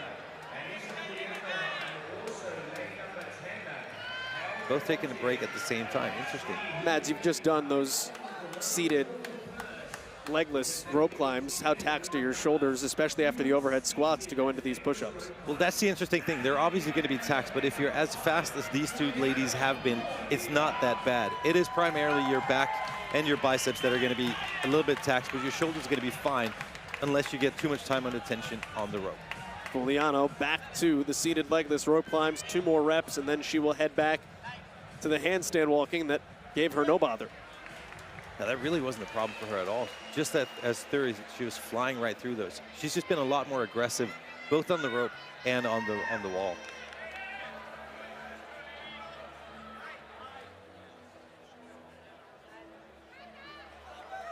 Time to beat is 12:54 from the last heat, Claudia Glock. And Fuliano is going to be about a full rep ahead of Helgadottir now. That's impressive. And it just speaks volumes of the capacity that both these ladies have.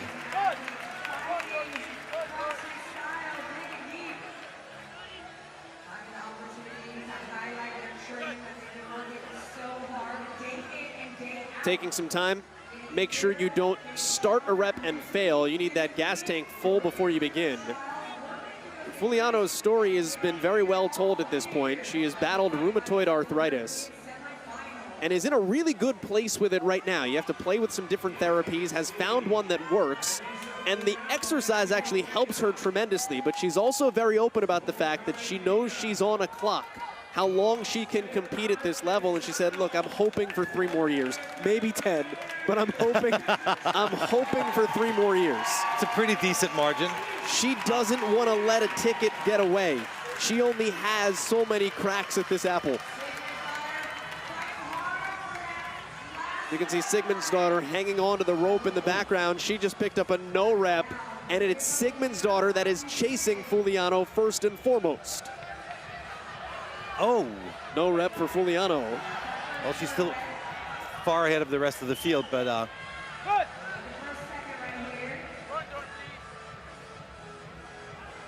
Helgadottir coming back down on the rope climbs. Thury is in 20th. Sigmundsdottir is in 12th. Immediately behind Fuliano, it's a 9-point difference, but points are vanishing as Sigmundsdottir continues to fight. you can tell that she's not happy with where she's at right now. She did take a pretty decent drop off there just a second ago. And as we say that, Fuliano finishes the handstand walk. And there ain't nobody in sight. Nope.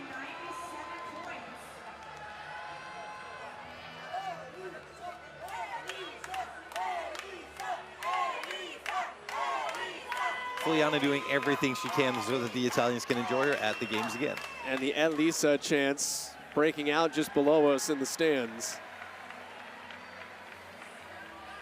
Stands have been full with some very enthusiastic fans, though, this entire semifinal. The lower bowl is packed. There's not a seat to be had, as Tori Helgadottir has now joined Fuliano on the rower. But if you're Fuliano, there's the quick look. I was going to say you're pretty much locked in to where you are because you had such a lead. Exactly. And Fuliano doesn't have to stress either. I mean, coming off of here, obviously she wants to set a good time, but don't stress and tax your shoulders too much because we've seen that being a factor on the overhead squats. And at this point, Fuliano is doing everything she possibly can to get a good time that is competitive against the next heat as well. Sigmundsdottir, again, 9 points behind Fuliano. That's 3 points, or 3 spots on the leaderboard. Needs to get over the red line. Over. There, she's good, but she has to climb down, and she fell. It's a no rep. Agony for Sigmundsdottir. This hurts my heart. Man. The descent is the demise here in Test 6 in Europe. Because you know how much energy she just spent climbing up that rope.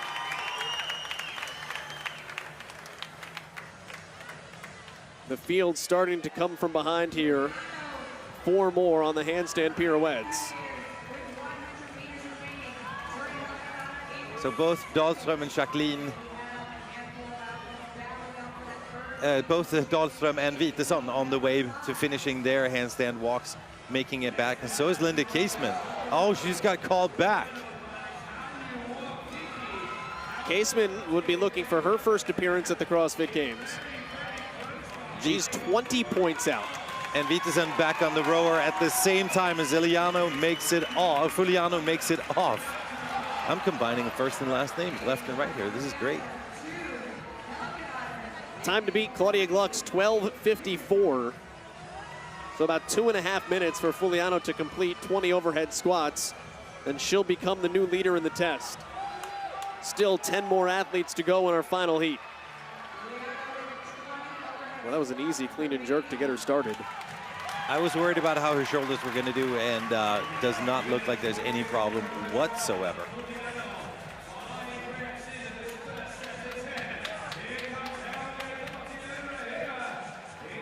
'35th in her debut at the CrossFit Games in 2022. Fuliano is putting herself in a really good position to make it back. And Sarah Sigmundsdottir's face speaks 1,000 words. Well, it says everything that you could possibly say. I mean, you can tell that she's not happy, obviously, with where she's at. At the same time as Fuliano is putting the finishing touches on her overhead squats, we have a Thuri Helgadottir also putting on the finishing touches right there. Final 5 reps. Helgadottir now is arriving at the second barbell, so it is all about Fuliano. She's in a world of her own on this heat, and she has the new time to beat at 11:39. Another no rep in the meantime for Sigmundsdottir. Helgadottir making up some critical ground. The question for her will be, is she too far behind at the start of the day? She's in 20th place, would need to vault up to 11th, and obviously Fuliano doing well doesn't help Helgadottir. 2 more reps for the one often called the other daughter. A mainstay at the CrossFit Games since 2012. Thuri is done in 12:19.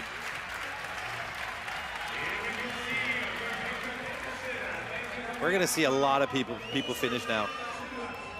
Rebecca Wittesson now bringing the bar overhead. It's her in the purple bottoms with the white top. A no rep on the first. She's going to be racing Dahlström, who snatches her way straight into starting position. Does not get a no rep to start with. Here they are. Dahlström is 40 points out of qualification. 200 points on the board today. And so we know that, and obviously the athletes know it, but right out there on the floor, couldn't care less. Just go out there and throw everything you've got in the kitchen sink at this event. I think the thing that they probably know first and foremost, though, is, all right, I threw as best as possible. Yep. So Dahlström is looking, all right, 2 people have finished. The best I can do is third. There's still a heat to go. Lights a little bit of a fire under you down the backstretch here. Dahlström has to hold some people off. And she's doing everything she can. I mean, she got to the bar a little bit after Wittesson, but I think she got onto the second barbell just a little bit faster than Rebecca did. There you go. And Dahlström is done third. There's Rebecca Wittesson. The problem is that Claudia Gluck's time is ahead, so it's a 4th place stance right now for Dahlström, with still 10 more athletes to compete. And as we're watching Rebecca Wittesson here, we have Oihana Moya also finishing up. Sola Seguradottir. Everybody working on their overhead squats. Sola finished with them. Sarah Sigmundsdottir, in the meantime, is the only athlete left on the rope, and she just picked up another no rep. Wow, this is heartbreaking. Yeah. Madison is flying miles further away.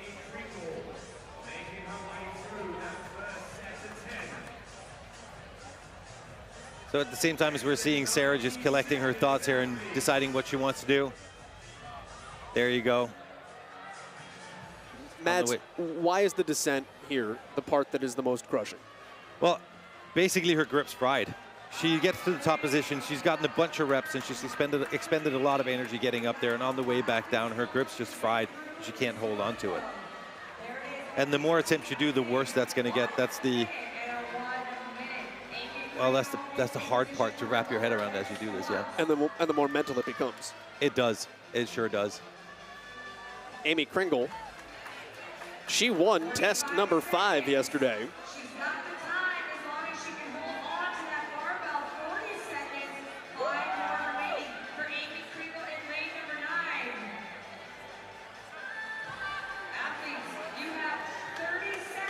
Two top 5 finishes for Kringle here at this Europe semifinal, and with 30 seconds left to go, the crowd cheering her on through her final overhead squat. Amy Kringle completes in 15:43. That's good for 20th in the event, and Sarah just hit another no rep. One last gasp with 10 seconds to go, and Sigmund's daughter will be capped, and so too maybe her CrossFit Games dreams. Well, it's going to be hard for her after this. But this lady right here, Elisa Fuliano, did everything right. I mean, she's got to be pretty happy with her performance. She wasn't the fastest athlete coming. She wasn't the fastest athlete coming out of the games. Kasturi was just absolutely blistering through the handstand walks. But at the end of this, Fuliano was just a couple of seconds behind them. Once we got to the wall and the rope is where she really, really made her mark.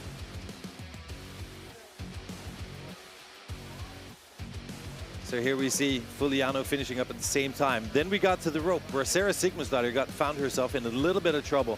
The descent got getting her in trouble to start with. She got a couple of no reps, got super taxed and stayed at the rope before. And at the same time she did that, Fuliano just made a clinic out of the rest of the pirouettes and overhead squats, cruising to the finish. We talk about people just needing to control what they can control if they're trying to get in from the outside. Well, if you're already on the inside, control what you can control. Elisa Fuliano isn't going anywhere. Nope. She will be in a qualifying spot heading in to the 7th and final test. She's doing an amazing job of setting herself up for success and another trip to Madison. Crushing the field in test number 6. However, we still have a 6th and final heat to come, and that is next.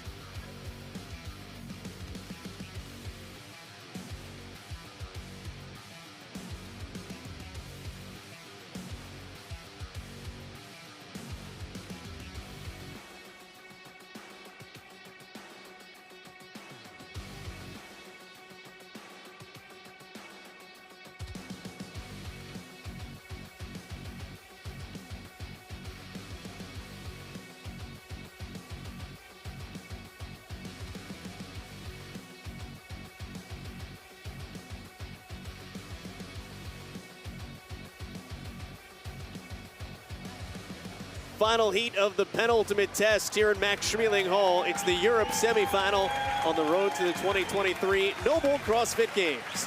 Lauren Smith, our eyes and ears down on the floor with Mads Jacobson. My name is Joel Godet. The rest of our crew here in Berlin watching Gabby Magala en route to potentially a European semifinal championship. Annie Thorisdottir, the 2-time CrossFit Games champ, is in 2nd. Number 1 woman on the planet is Laurel Horvath. She is in 5th. First test of the day, Mads, in and out. In and out, overhead squats onto the rower, some handstand pirouettes before we try our gymnastics against the wall and on the rope. Then we need to make our way back, all within 16 minutes. And that recipe for success brought to us by RP looks like what? Well, pace the first row. Do not go too hard and heavy because that's going to set you up for trouble on the handstand walk.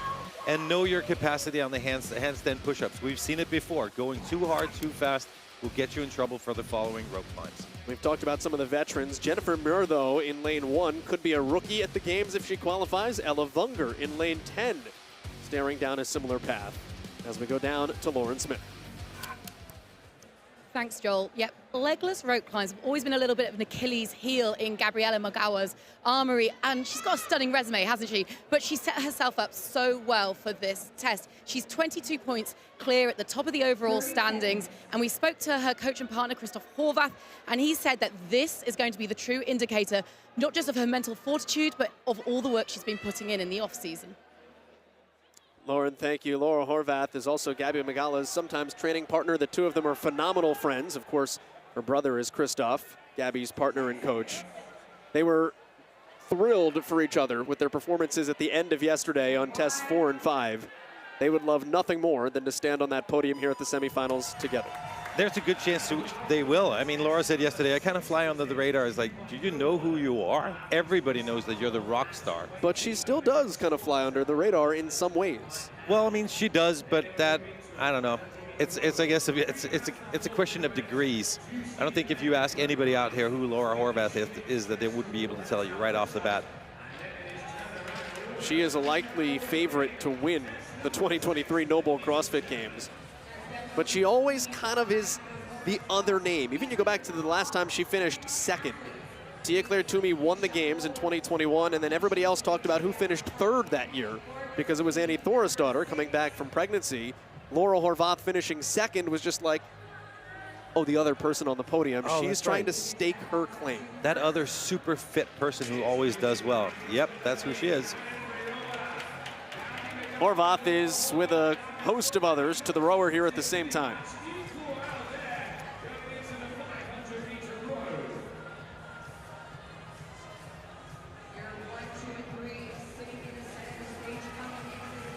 Maximize your CrossFit performance with GoWOD's tailor-made mobility program. You can try it now with a 14-day free trial from GoWOD.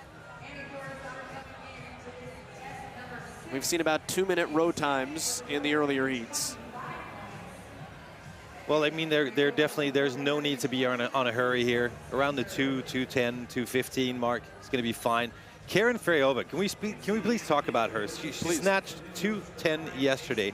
She always goes out and just puts on a great effort. She's really well calculated in every risk she takes. I'm excited to see how she does, both on the handstand pirouettes, but especially when we get to the wall and to the rope. She's just an amazing athlete, and it's again, we've got a star-studded field out there. We don't want to forget anybody, and I think sleeping on where she's at is not going to serve you well. She's an amazing athlete. I spoke to Matilda Oyens-Garnez just last night, and she told me that she tested this event at home with the same transitions and hit an 11:48 finish. She knows that the handstand push-up element is a bit of a weakness, and she accommodates for that as best she can, but she's super pleased about how the competition's been going so far, and especially how she's come back after a couple of mistakes on day one. She's sitting 6th overall, and she's feeling really good.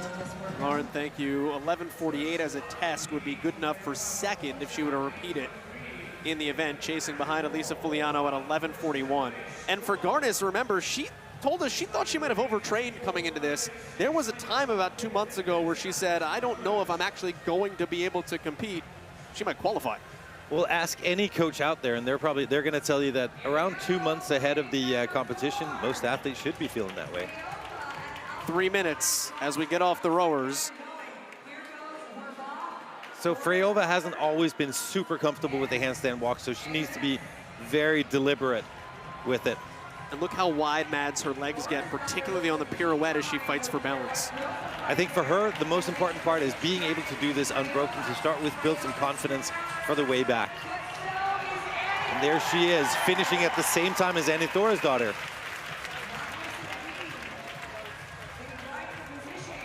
This heat should attack these rope climbs with about as much confidence as anybody. And if you're Annie Thorisdottir, she was at the games last year, albeit on a team. This standard of rope climb was supposed to be at the CrossFit Games last year in the alpaca event. Remember, because of rain and the slickness of the ropes, they took the rope climb out. But if you're doing your homework, these athletes should have been aware that this is something that could show up. And some of the ones we've spoken to have been aware. Others were like, really, that's what that was. Freyova, Laura Horvath, all would have been in that briefing when this was talked about last year. And unsurprisingly, Laura Horvath says, what rope?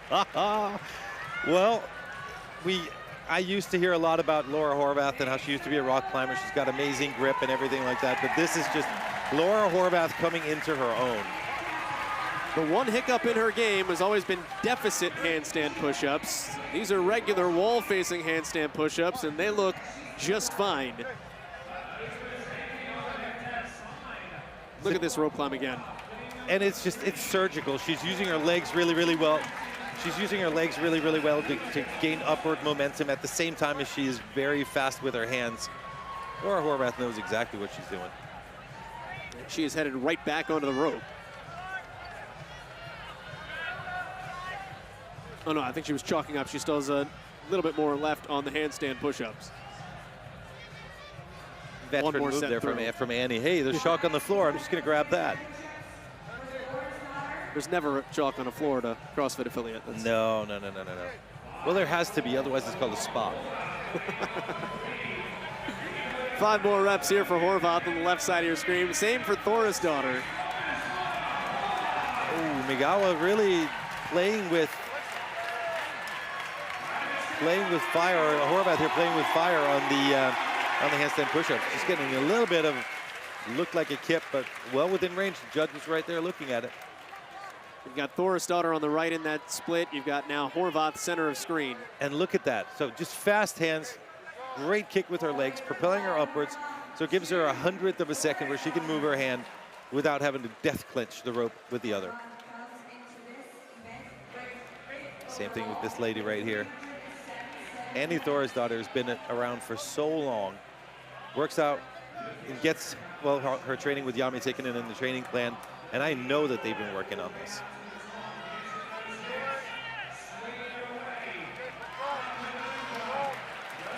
Annie Thorisdottir on the right, Laura Horvath on the left. Not only the two favorites maybe coming into this semifinal, but Mads, you're looking at maybe two favorites, or the two favorites, to win the 2023 NOBULL CrossFit Games.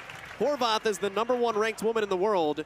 Thorisdottir, it's been a decade since she last won the games, but maybe in her best position since then to ever come away with a title again. She just looks incredibly strong, and we talked about it on day one. She's been training with more quality, less quantity, and I think where she's at in her life right now, that is exactly what she needs. Thorisdottir touching atop the red, now on that descent of her final rope climb as Horvath has run into some trouble on the handstand walks. Welcome to the floor, Annie Thorisdottir. They're both handstand walking. It is just the two of them. They each have their own whys. Horvath has said, I've been second. Second's not good enough. For Thorisdottir, she is at a more advanced stage of her life now. She's a mother. Her daughter, Freya, that is her why. Her why is for her family. Motivations are different, but they put you in the same place. And look at Thorisdottir coming up from behind as Horvath finishes on the handstand walks.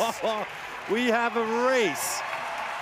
And Horvath knows it because she's tearing that rower to pieces right now. This is the generational picture of the CrossFit Games, Horvath and Thorisdottir.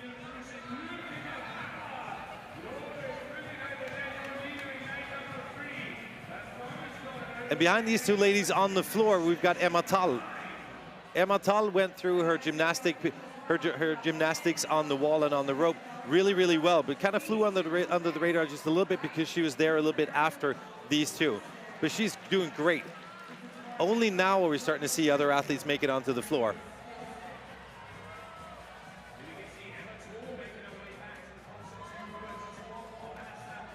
Time to beat is Elisa Fuliano's 11:41.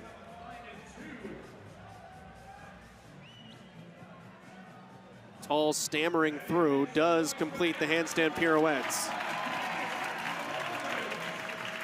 And just in case we were wondering a second ago about Gabriela Migawa and how she was doing on the rope climbs, she got all of them clean.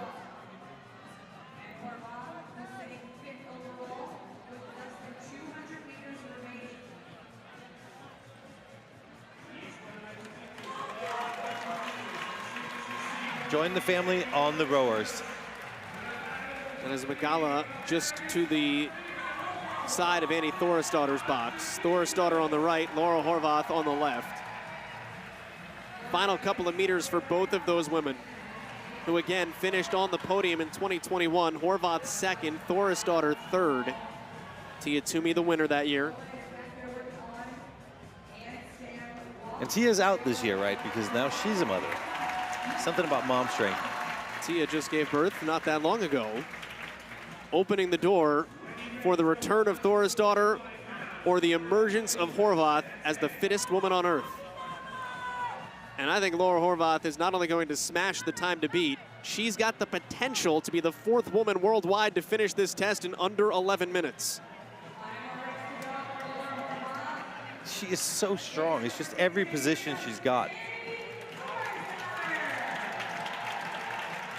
So NET is 10 reps behind Laura Horvath right now. The best time in any semifinal belongs to Danielle Brandon, 10 minutes and 39 seconds. Horvath is there. That's a no rep, though. She's got to hustle. You could look at a new test record across the semis here for Laura Horvath. And if there's anybody that's not at this semifinal who is a threat to Laura Horvath or Annie Thorisdottir, it is Danielle Brandon.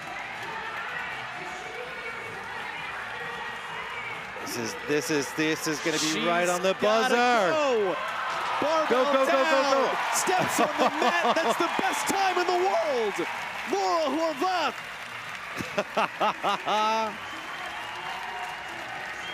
There was no urgency, however, getting across the line for her. I don't think she cared about that record.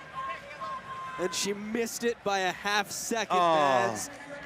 You know, had she jumped and wanted it? She had completed the work, but it was the slow stroll to the mat. What's up? Let me sign some autographs. I did just did really, really well. It's all right. She wins the test here, and that's all that matters. It's 100 points for Laura Horvath. Oh, here's Annie Thorisdottir. She beats Fuliano's time. That is 97 points for Thorisdottir. And that's big in terms of the race here because she was only behind Gabby Magala by a strikeable margin. 22 points is the difference. Magala is back there in the green bottoms. And Emma Tull just with a little bit of a lead. Emma Tull is doing everything right to stay in contention. Tull in the blue is 4th overall.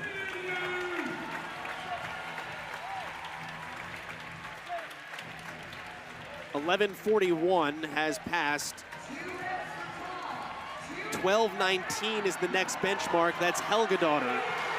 Oh! Magala gets in. Tull behind her. Both of those beat Turi Helgadottir.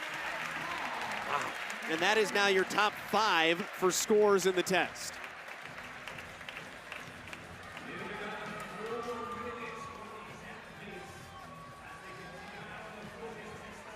Ella Wunger, bottom of your screen, black top,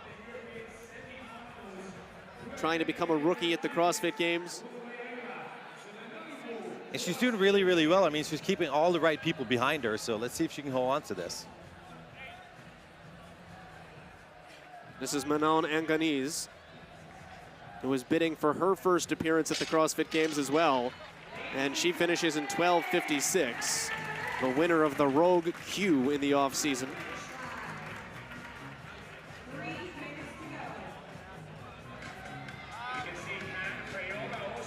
So it looks like Ella Wunger, last repetition right there. And this is huge for her. She's looking to climb just a little bit and make sure that she's out of trouble.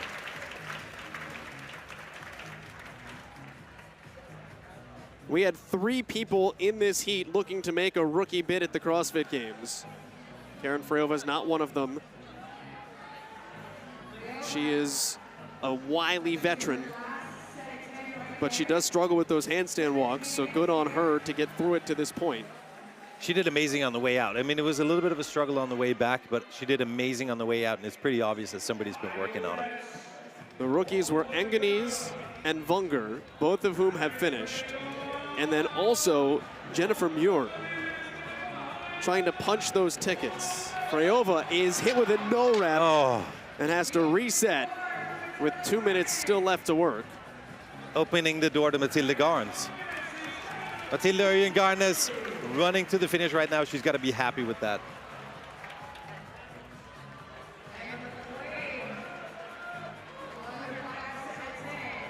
Jennifer Muir is not in your picture. She is still at the rig, stuck on the rope climbs.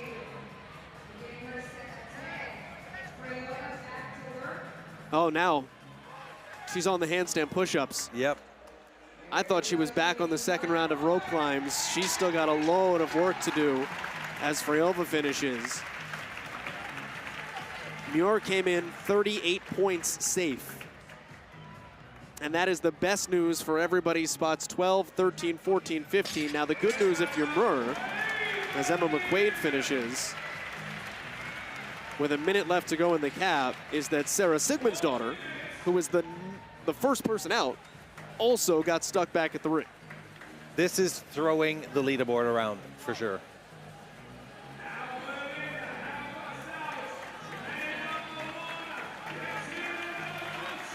Sigmundsdottir was the one looking to make a move.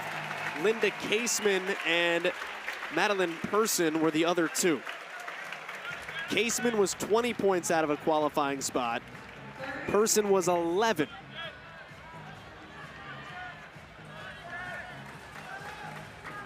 And Jen is just doing a great job right now, sticking in the game. I mean, she's really trying. She's got another 20 seconds to go.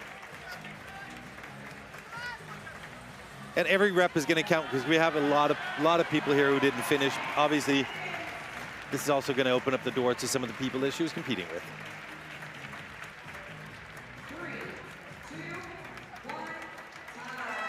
And the clock expires.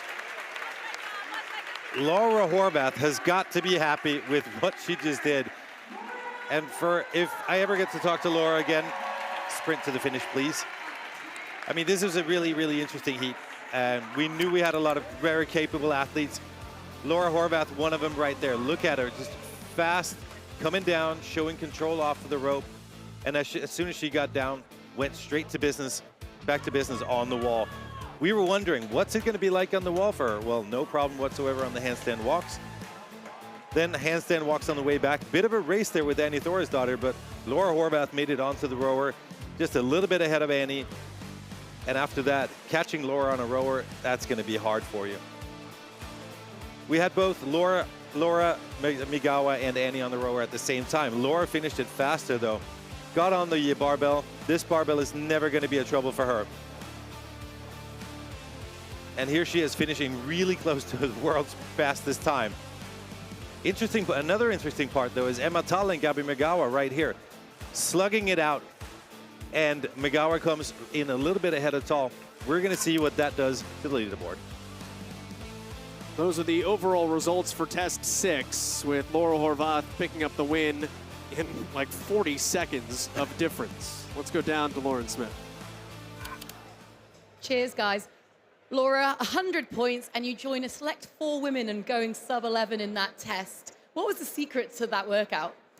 For this workout, I think my secret was to run my race and don't look around and see where everyone else is. Just trust my capability on these movements and just focus on myself.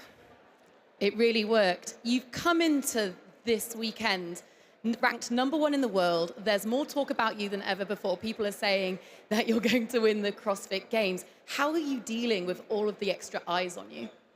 To be honest, I don't really focus on it. I try to do my thing, like come here, compete, and do my best, and then we'll see where that ends up at the end of the season.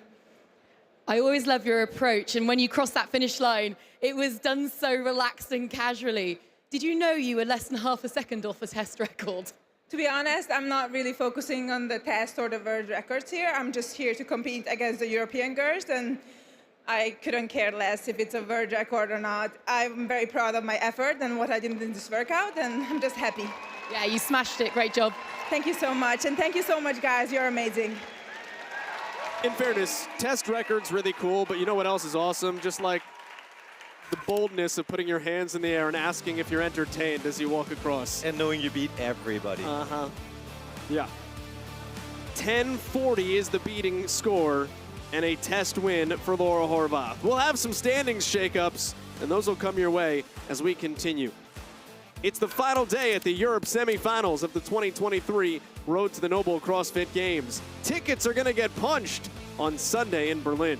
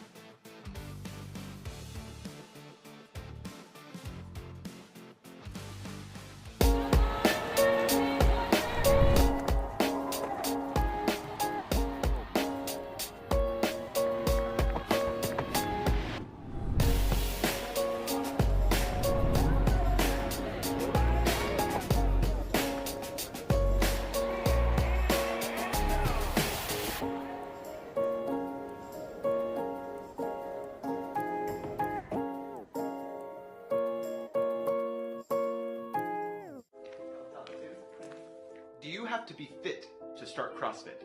Oh, that's so not true. I couldn't do one push-up. I couldn't run 400 meters. I was out of shape. I was almost 300 pounds. I heard of CrossFit, but I had no clue what it was. CrossFit showed me a whole new level of what my body can do. Nobody starts out CrossFit fit. You got to start from somewhere. Just takes one day to go inside and try it out. One time. And then you'll know that you can. I just think that's such a cool shining light to see people that have navigated their life and still chosen to prioritize health and fitness in a way that isn't just something that's a passing interest when you're young. I think that's super powerful. I think it's really, really, really cool. And it's really important that people can look to that and say, hey, you know what, that could be me. As a 10-year affiliate, I would advise somebody who's new and starting out in the CrossFit world to be passionate in your pursuit of education, to hone in your craft and your skill, which CAP programming helps us do, and really take the opportunity with the time that's freed up to get to dig in deep with your members in your community, get to know what motivates them and triggers them and keeps them excited about coming back.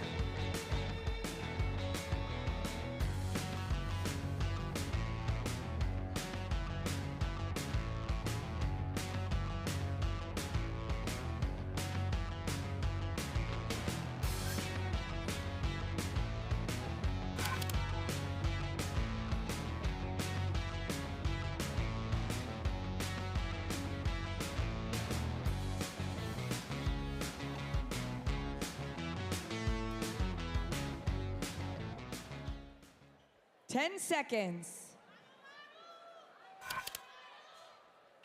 Stand by.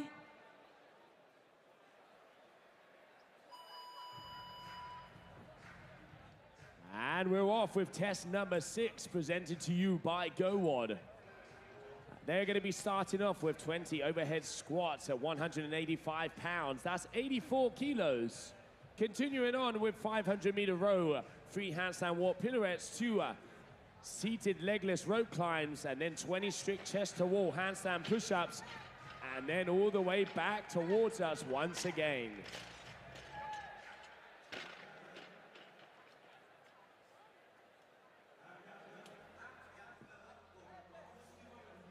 Looks like Manu Dobon over here in lane number 8 is your current leader, as he is just about to finish it off, but no, it is Federico Marra, just one rep ahead. All right, Manu Dobon desde España, your first athlete onto the rower.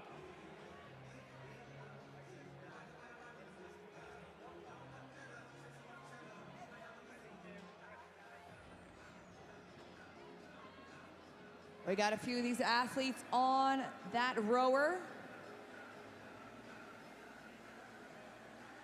This is our first heat of the men's individual competition, test number 6. Last day of competition for our individuals. They have test 6 and then one later this afternoon, test number 7, and then it is done for their NOBULL European CrossFit Semifinal experience.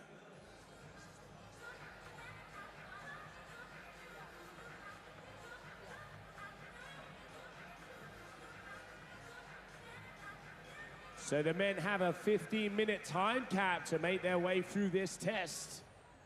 As soon as you see a judge's hand in the air, it will mean they will have 200 meters to go. Each one of those digits, 100 meters.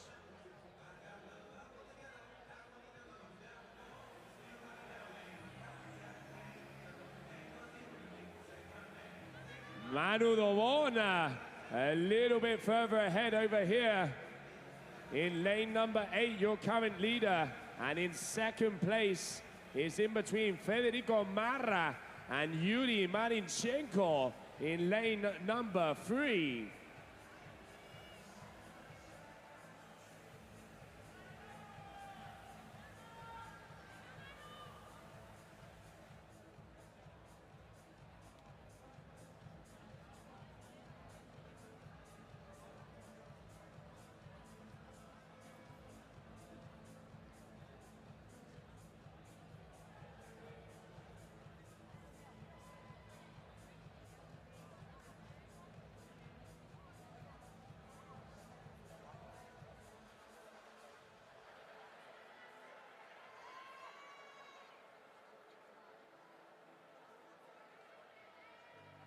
Lane number 6 trying to catch lane number 8, trying to catch lane number 7.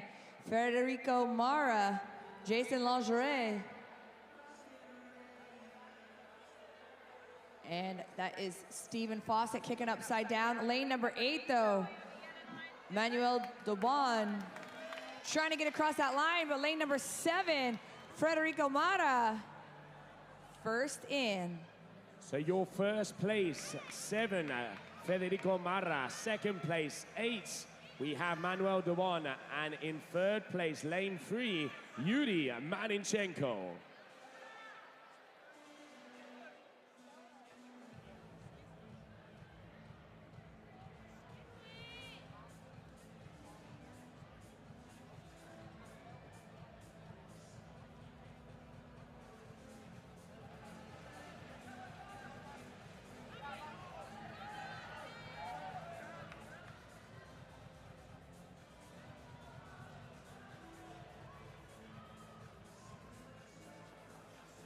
All right, so we can see lane 7 and lane number 8, but it is Federico Marra in the black, lane number 7, already starting off on his second seated legless rope climb, as he is now going to be moving on to the 20 strict chest to wall handstand push-ups. But over there in lane number 3, your new leader, Yuri Marinchenko.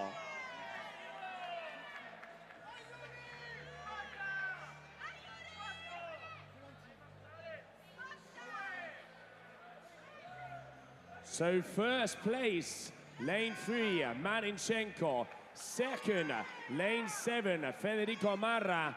Third, lane 8, Manu Dobon.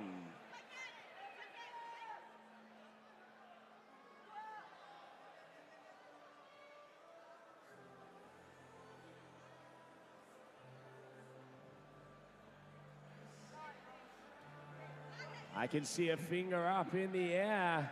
So that is done for Manu Dobon and Marinchenko going back to the rope at the same time. But also watch out, lane number 6. We have Jason Longaret also joining in. Very equal in between these athletes as they're going to be starting off. And your new leader, lane number 6, Jason Longaret.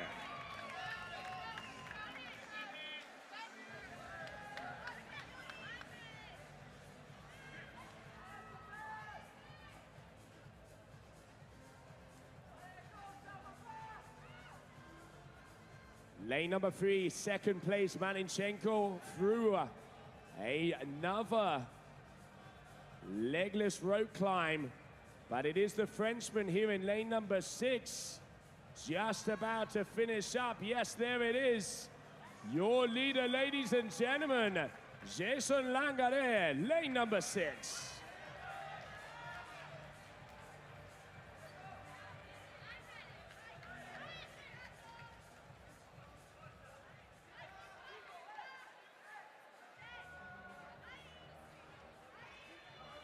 There we can see Jason starting out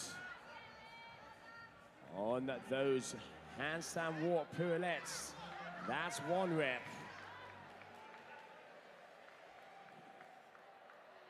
And unfortunately getting a no rep there on that second one, but still in the lead with 1 handstand walk pirouette to his name. 2 to go.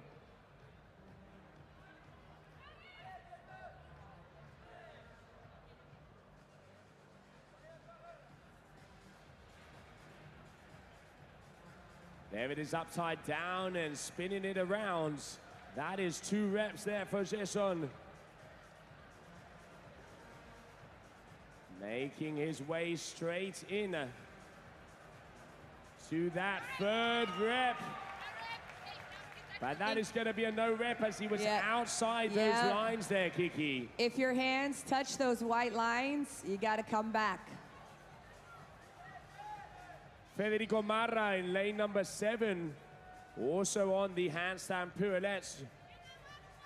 2nd place so far there for him. There we go. Jason Longaret, your current leader, just going to be starting off on the Concept 2 rower, 500 meters.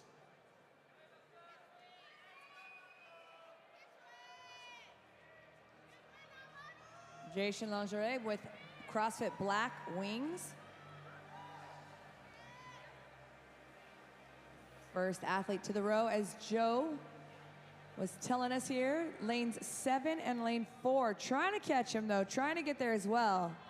Martin Leville, Federico Mata. Lane number 8, spinning right round, Manuel Dubon.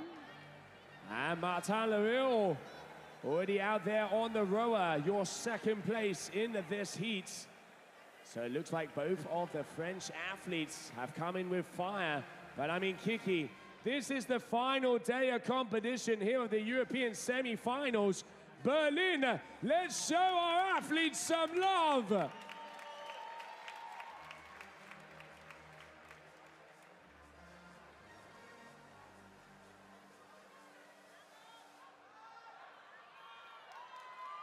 And now he has to... He didn't get his hand all the way across the yellow. So close, though. They've got to get their hands through the yellow lines.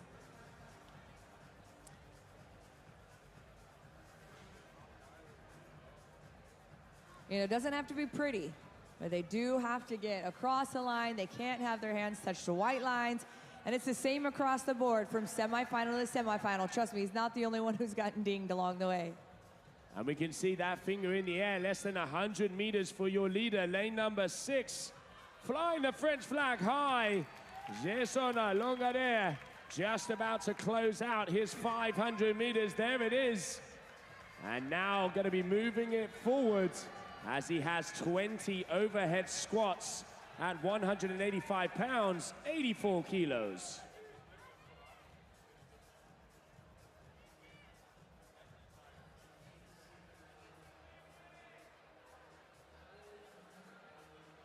Just a little bit under 4.5 minutes left of this workout.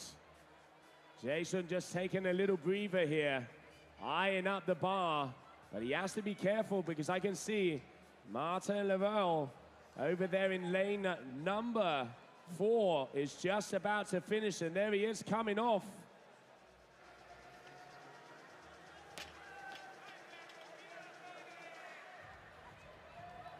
Four minutes remain. See what these guys have left after that row.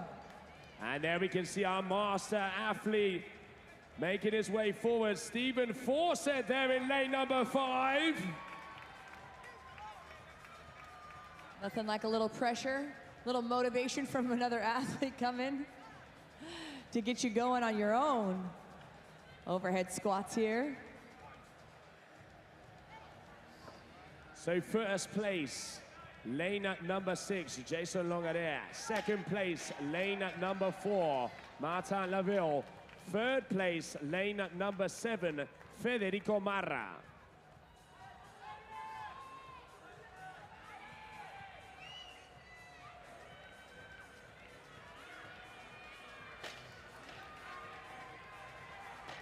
Martin Laville also is going to be stepping up to that second set of 10. Jason knows it is very close as we have a battle on our hands in between lanes number 4 and lanes at number 6. The two French athletes. Jason with the bar up above his head, starting it off. 3 reps in. Like I said, nothing like a little pressure from a fellow athlete to motivate you to go. 2.5 minutes remain. Here it is, the final 2 reps. Last rep here. Berlin, put your hands together, allez la blue. Your winner, Jason Longader.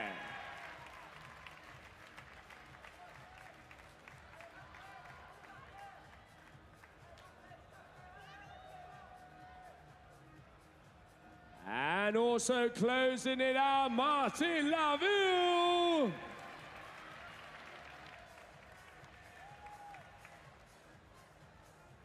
Little under 2 minutes to go, athletes. Federico Marra working on his final overhead squat. Federico Marra in lane 7. Done. So 2 athletes left on the floor. In the green shorts, lane number 5, Stephen Fawcett. In the blue shorts, lane number 8, Manu Dobon. As they continue on to try and make it inside this 15-minute time cap. Up and away, Manu on his second set of 10, Stephen on his first. Dubon with the hand in the air first. 4 reps remaining. Athletes, you have 1 minute. And the Spaniard finishing it off, CrossFit El Faro, Manu Dobon. 45 seconds. Berlin, make some noise for Stephen Fawcett. He's got 30 seconds. Can he get it done? Double timing over there. 20 seconds. Bring it up, Berlin, bring it up. 3 reps to go. 2 reps to go. Final 1. 10 seconds. And it's in.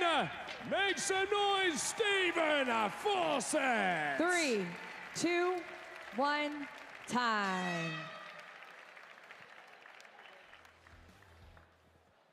Heat 2 up next.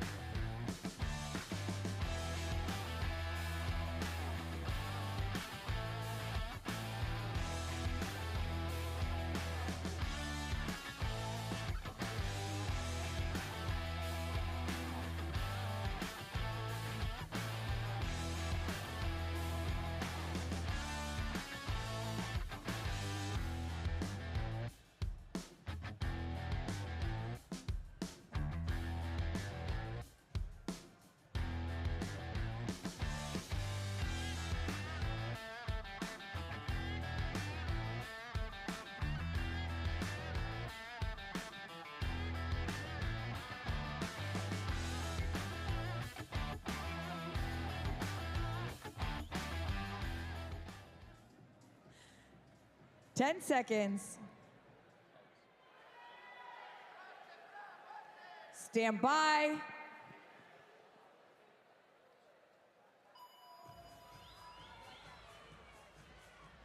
And welcome Berlin to test number 6, brought to you by GoWad. Starting off with 20 overhead squats at 185 pounds. That is 84 kilos. They will continue on to a 500-meter row, 3 handstand wall pirouettes, 2 seated legless rope climbs, 20 strict chest to wall handstand push-ups, and then it is all the way back here for the final day of the European CrossFit Semifinals.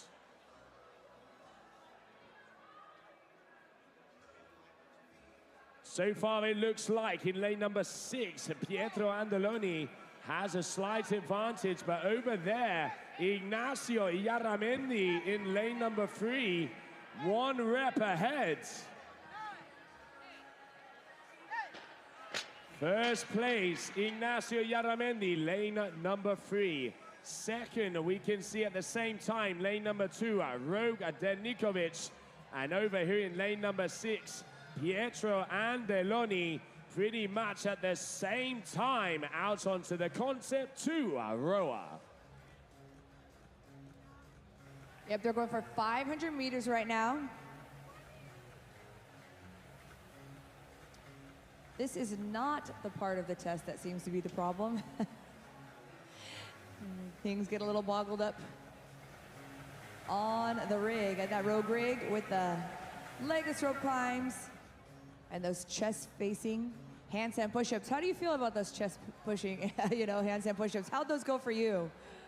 That is probably the worst breakfast I can imagine, Kiki. That is one of the new movements we've been seeing at some of the competitions, and it is an absolute nightmare and shoulder blaster, which is why we have the best of Europe getting and performing it out here on the floor. That's right. That's why you and I aren't on this competition floor. We know our lane. We stay in our lane. Absolutely, absolutely. And at the moment, we're just waiting. Oh, at the same time, at lane number 6 and lane number 3, Pietro Andoloni and Ignacio Iarramendi, your top 2. But it is early days, because we know when we get to those rope climbs, that's where we start to see separation on the field. You're right. At this level, right, those top professional athletes, they make incredibly difficult things look so easy sometimes. It's very impressive here at the European semifinal. Our final weekend of semifinals is underway. After today, we will have all the players for the CrossFit Games in Madison, Wisconsin. Lane number 6, Pietro, upside down and moving, but it looks like lane number 3 is there as well, Ignacio. Here we can see lane number 5, training culture, Alexander Nasagasti making easy work of those handstand pirouettes. Ignacio Iarramendi, rock and roll, ladies and gentlemen, Berlin, let's get it happening.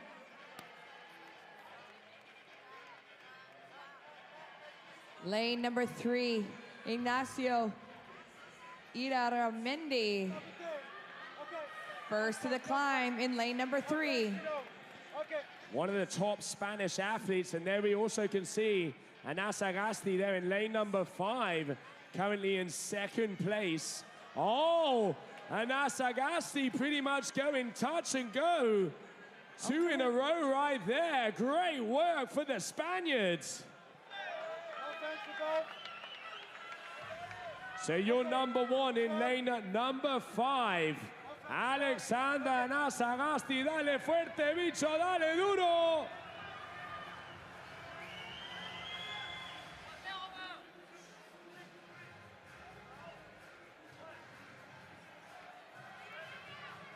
There we can see moving into 2nd place, lane number 3, Ignacio Iarramendi, your top 2 are on the competition floor.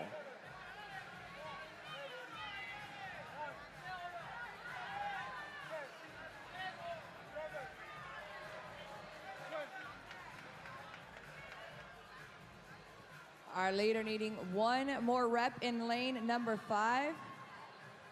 Alexander. Walking back up that wall, getting into position for that final rep.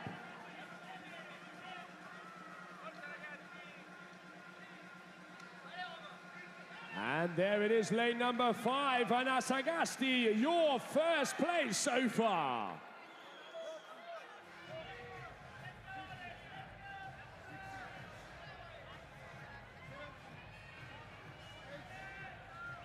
Not even taking a breather here, going all the way up. It definitely looks like Anna Sagasti knows what he's doing on these rope climbs. Goes to the chalk box, get those hands a little bit more grippy. Little look to the left, little look to the right there, as you can see. Ignacio Yarramendi also.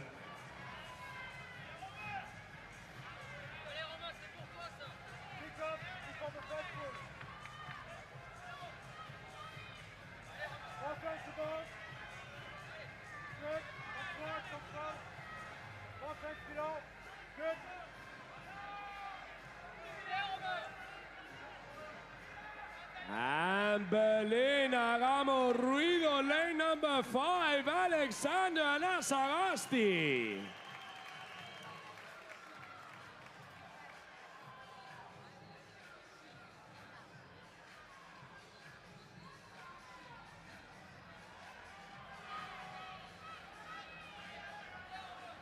All right, Nasagasti there, pirouette number 1. Moving forwards. 1 pirouette for Nasagasti. Lane number 4, Romain Fellinot also going to be starting up on his handstands.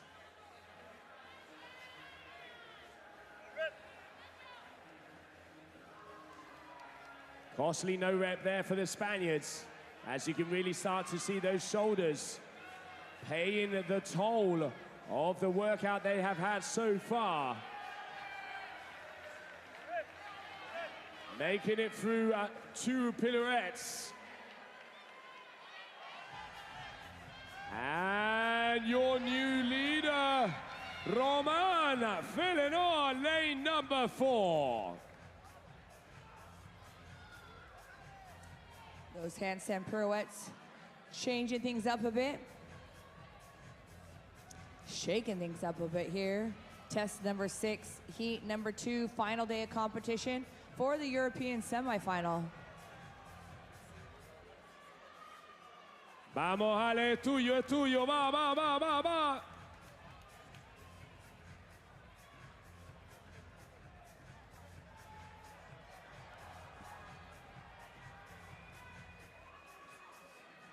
So the only man on the rower so far, lane number 4, Romain Fellinot. And Nasagasti just getting caught up on those handstand pirouettes, keeps touching that white line. We can see over there in lane number 2. Rokta Nikovic, your second place in this heat. Going to be starting on his 500 meters. And Alexander Nasagasti making it through there. 3rd place so far. Ignacio Yarramendi, lane number 3, joining in on the rower. But less than 200 meters for your leader, lane 4, Romain Fellinot.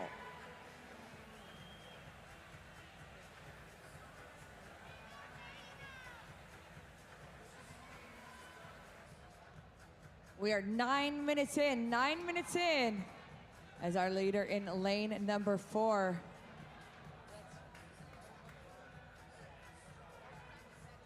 Romain Fellinot with his last 100 meters to go.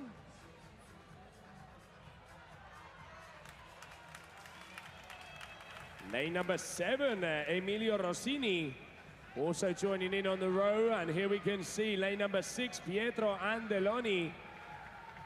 But it is Romain Fellinot, lane 4, going to be starting on those 20 overhead squats, 185 pounds, 84 kilos.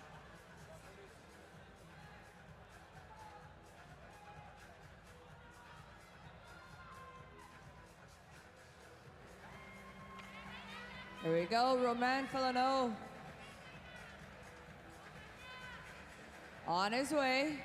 Little bobble there, but he's got it dialed back in and working through that first set of 10 here. I tell you what, you know, this guy uses out his go wad. Look at that mobility, close grip there, going all the way down. 5 reps in of this first set of 10.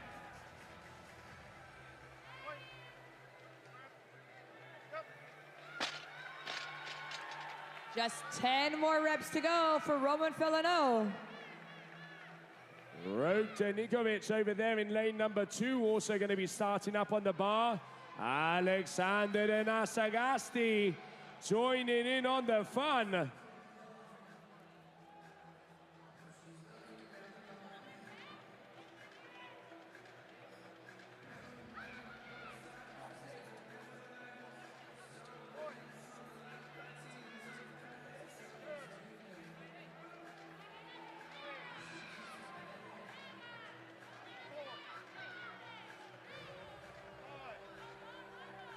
Ten reps in for Asagasti. 4 reps to go for Roman. There it is, there's 2 reps. The final rep. Leo misses it out. Here's an opportunity for Asagasti. As he's starting off, Roman, only 1 to go.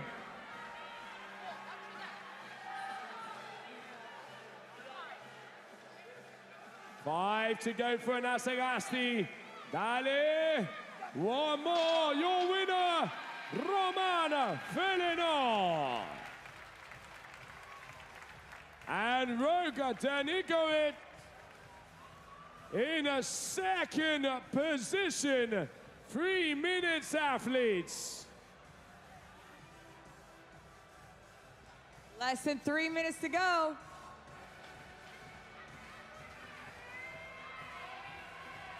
Ignacio Yarramendi, dale, dale, dale, dale, dale.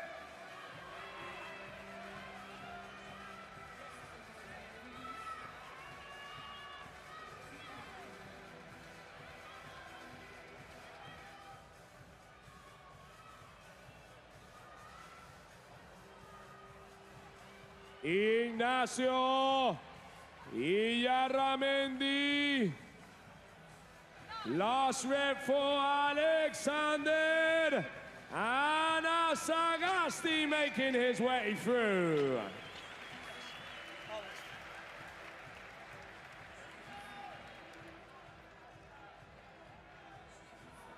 Two minutes remain, athletes.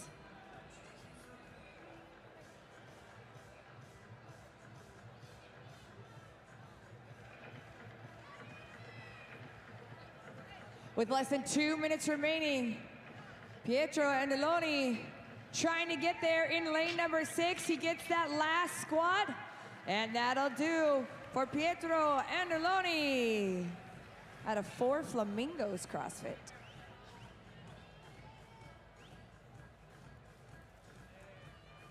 We got a minute and a half to go here. Some of these athletes contemplating how they feel about that next rep that lays ahead of them. Come on, Berlin, make some noise. Let's get this house moving. Come on, Berlin. Athletes, you've got 1 minute.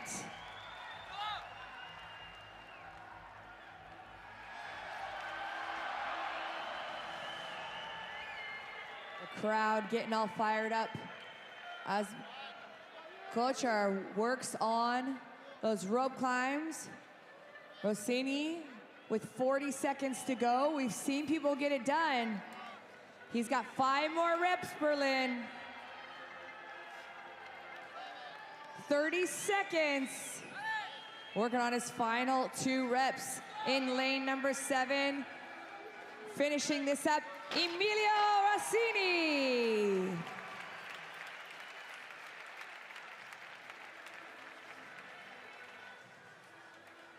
"10 seconds.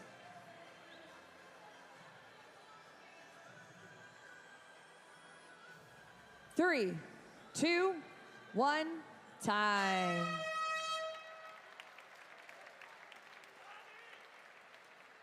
Heat 3 up next.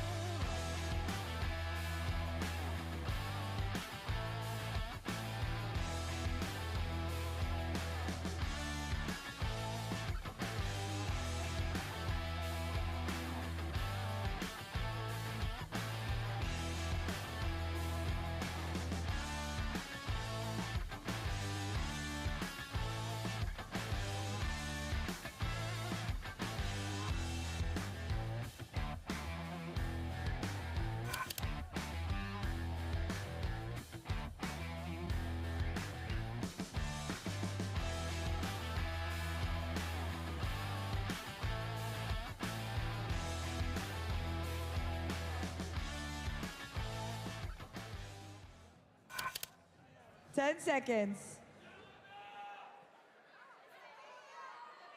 Stand by.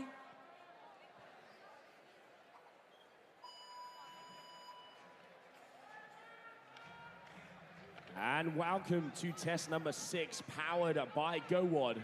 Our athletes are going to be starting off with 20 overhead squats, moving through to 500-meter row, 3 handstand walk pirouettes, 2 seated legless rope climbs, 20 strict chest to wall handstand push-ups, and then all of that again backwards to finish off this final day here of competition.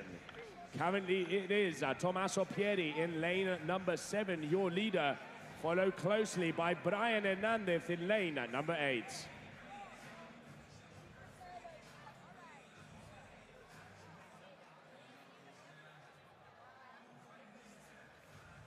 Lane number 7 first, Tommaso Pieri, followed by lane number 8, Brian Hernandez.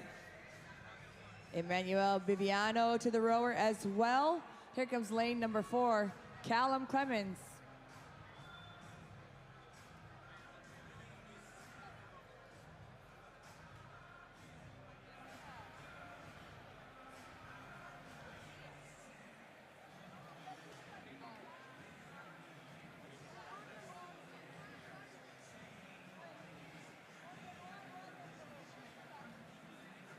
So Oliver Strander there, Magic Max making his way through in lane number 5.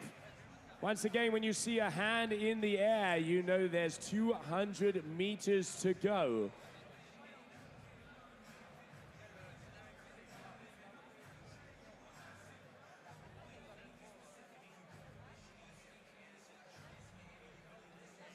Lane number 7, Tommaso Pieri was the first man to start on the Concept 2 rower. But Callum Clemens over there, lane number 4, CrossFit Denia, pulling out hard. Tommaso Pieri, lane 7, your leader. Second, lane number 8, Brian Hernandez coming out of Area CrossFit. And third is pretty much all over the field.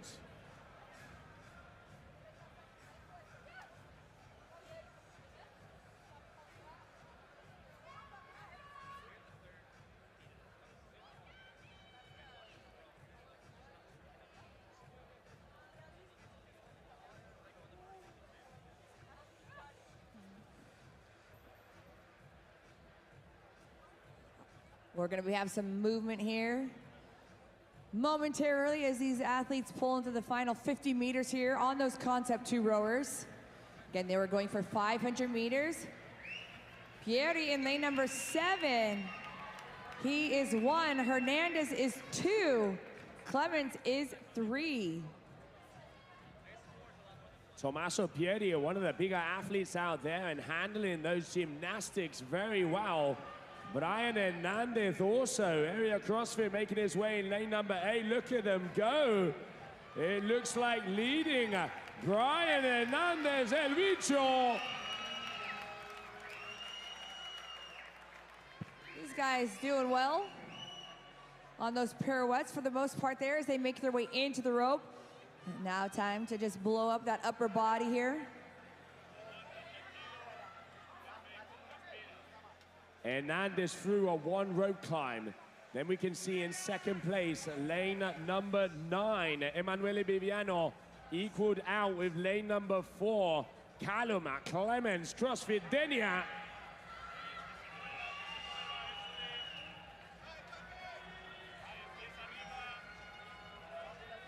Hernandez, your leader, already making his way towards those strict handstand push-up, chest facing the wall.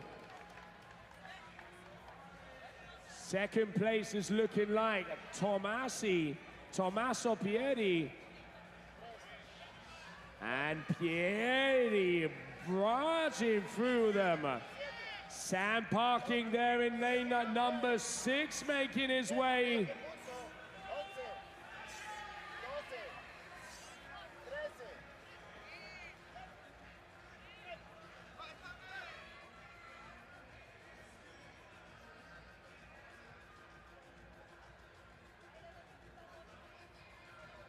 These athletes coming up on 5 minutes here. While they go in for some of those chest-to-wall handstand push-ups. Just over the 5-minute mark of this 15-minute test number 6 here for the European CrossFit Semifinals. Lane number 6, your current leader, as we can see, Sam Parkin.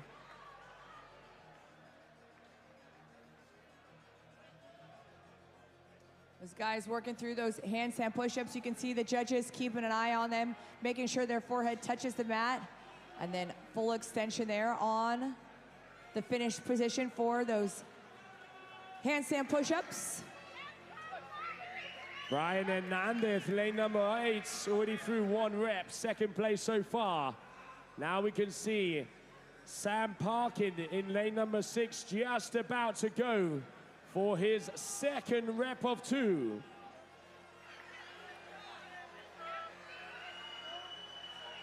6 minutes in. Now they've got to be able to obviously get up the rope, but the controlled descent matters as well. We've seen some athletes get caught up, right? Not being able to let themselves down in a controlled manner. But that is not a problem for lane number 6. Sam Parkin. Sam Parkin thinking about doing those handstand pirouettes. There we go, getting in position. That's all right, taking a little beat, a little breather, right? Because you want to make them count. Ain't nobody got time for a no rep. Well, watch out, because in lane number 8, Brian Hernandez overtaking and taking the lead there. 2 unbroken. Vamos con la tercera. There is, oh, just missing out on that third. We have a battle out here, Kiki. Sam Parkin, Brian Hernandez, lanes number 6 and 7. 6 and 8, excuse me.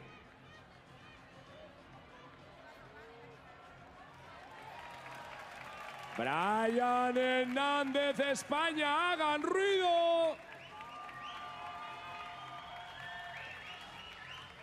Comes lane number 6 trying to catch him, Sam Parkin. It is 1 Hernandez, 2 Parkin.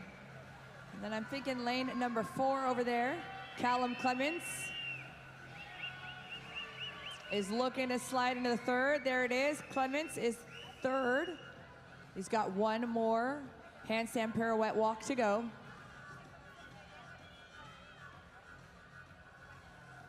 So 500 meters is what they have to get through on this second visit to the Concept 2.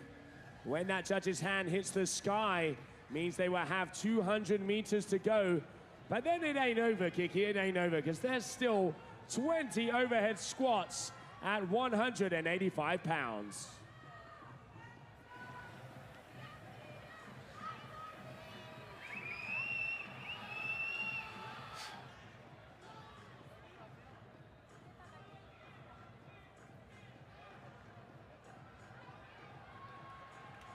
All right, lane number 4, your 1, 2, and 3 officially on the Concept 2. Callum Clements beginning his 500-meter row, but lane number 8, your leader, Brian Hernandez, with 200 meters remaining. So it is 1 Hernandez, 2 Parkin, 3 Clements, and now here comes Bibiano in lane number 9 onto this rower. Hernandez pulling hard as he has, I'm going to say, about a 70 or 80 meter lead on Sam Parkin, as Hernandez already has 1 digit in the sky, meaning less than 100 meters, just about to close out this 500 meter row.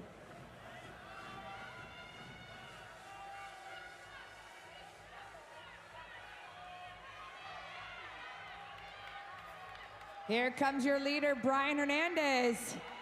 20 overhead squats.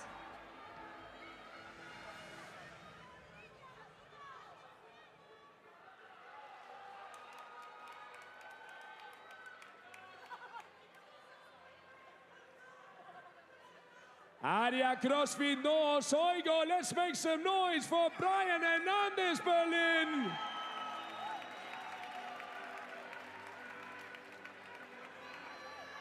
Check out Sam Parkin. Sam Parkin with 5 reps to go. He looks a little bit more comfortable in that overhead squat, but Hernandez is fighting. Channeling that eye of the tiger, but there goes lane number 6, Sam Parkin. Hernandez coming from Area CrossFit, the Traxxer, on his last set of 10, and also Sam Parkin from Wakefield CrossFit. Both of these athletes have 10 to go. Here is the battle. Here is the duel.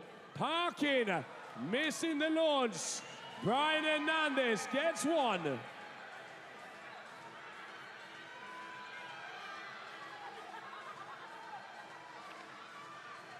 Hernandez with 5 reps to go. And here goes Parkins. Can Brian Hernandez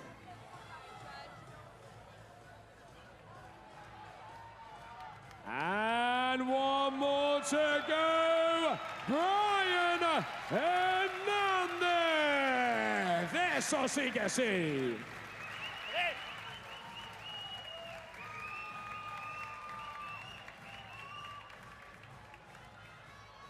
Emanuele Baviano also making it up on here. Callum Clemens from CrossFit Denia, lane number 4, making 10. Sam Parkin just about to close it out.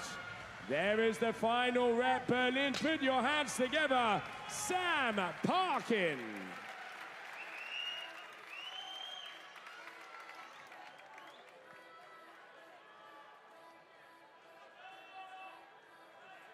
Viviano taking a quick look to his right, see where his fellow competitor is.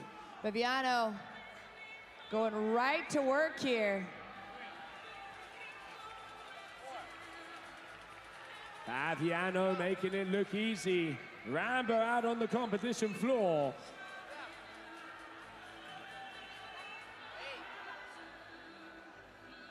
Emmanuel Viviano with one more rep to go.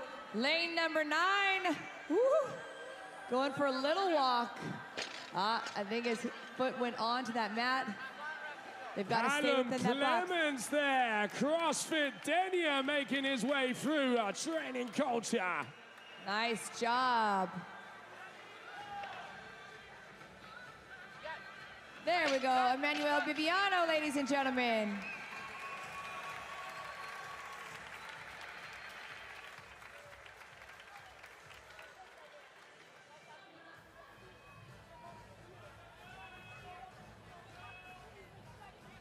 Two minutes to go.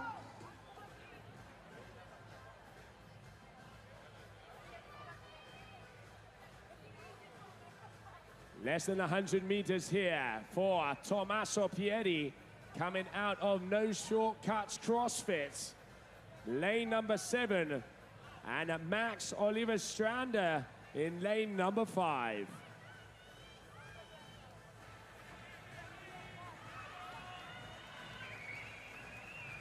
Pieri in lane 7, No Shortcuts CrossFit. Their team making their way to Madison, Wisconsin. We saw them in the affiliate side of things. Here's an individual athlete of theirs in lane number 7. Coming up on 14 minutes. Athletes, you have 1 minute. Just about to rack out that first set of 10. Tommaso Pieri. 45 seconds. Tommaso Pieri has got to hustle if he wants to get to that finish line. Andiamo, Tommaso, andiamo. Let's go, let's go, let's go. Berlin, let's put a round of applause to our athletes. 30 seconds.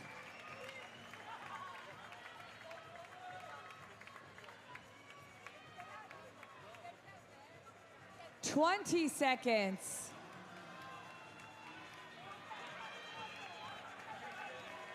Athletes, you have 10 seconds. Only 2 more to go.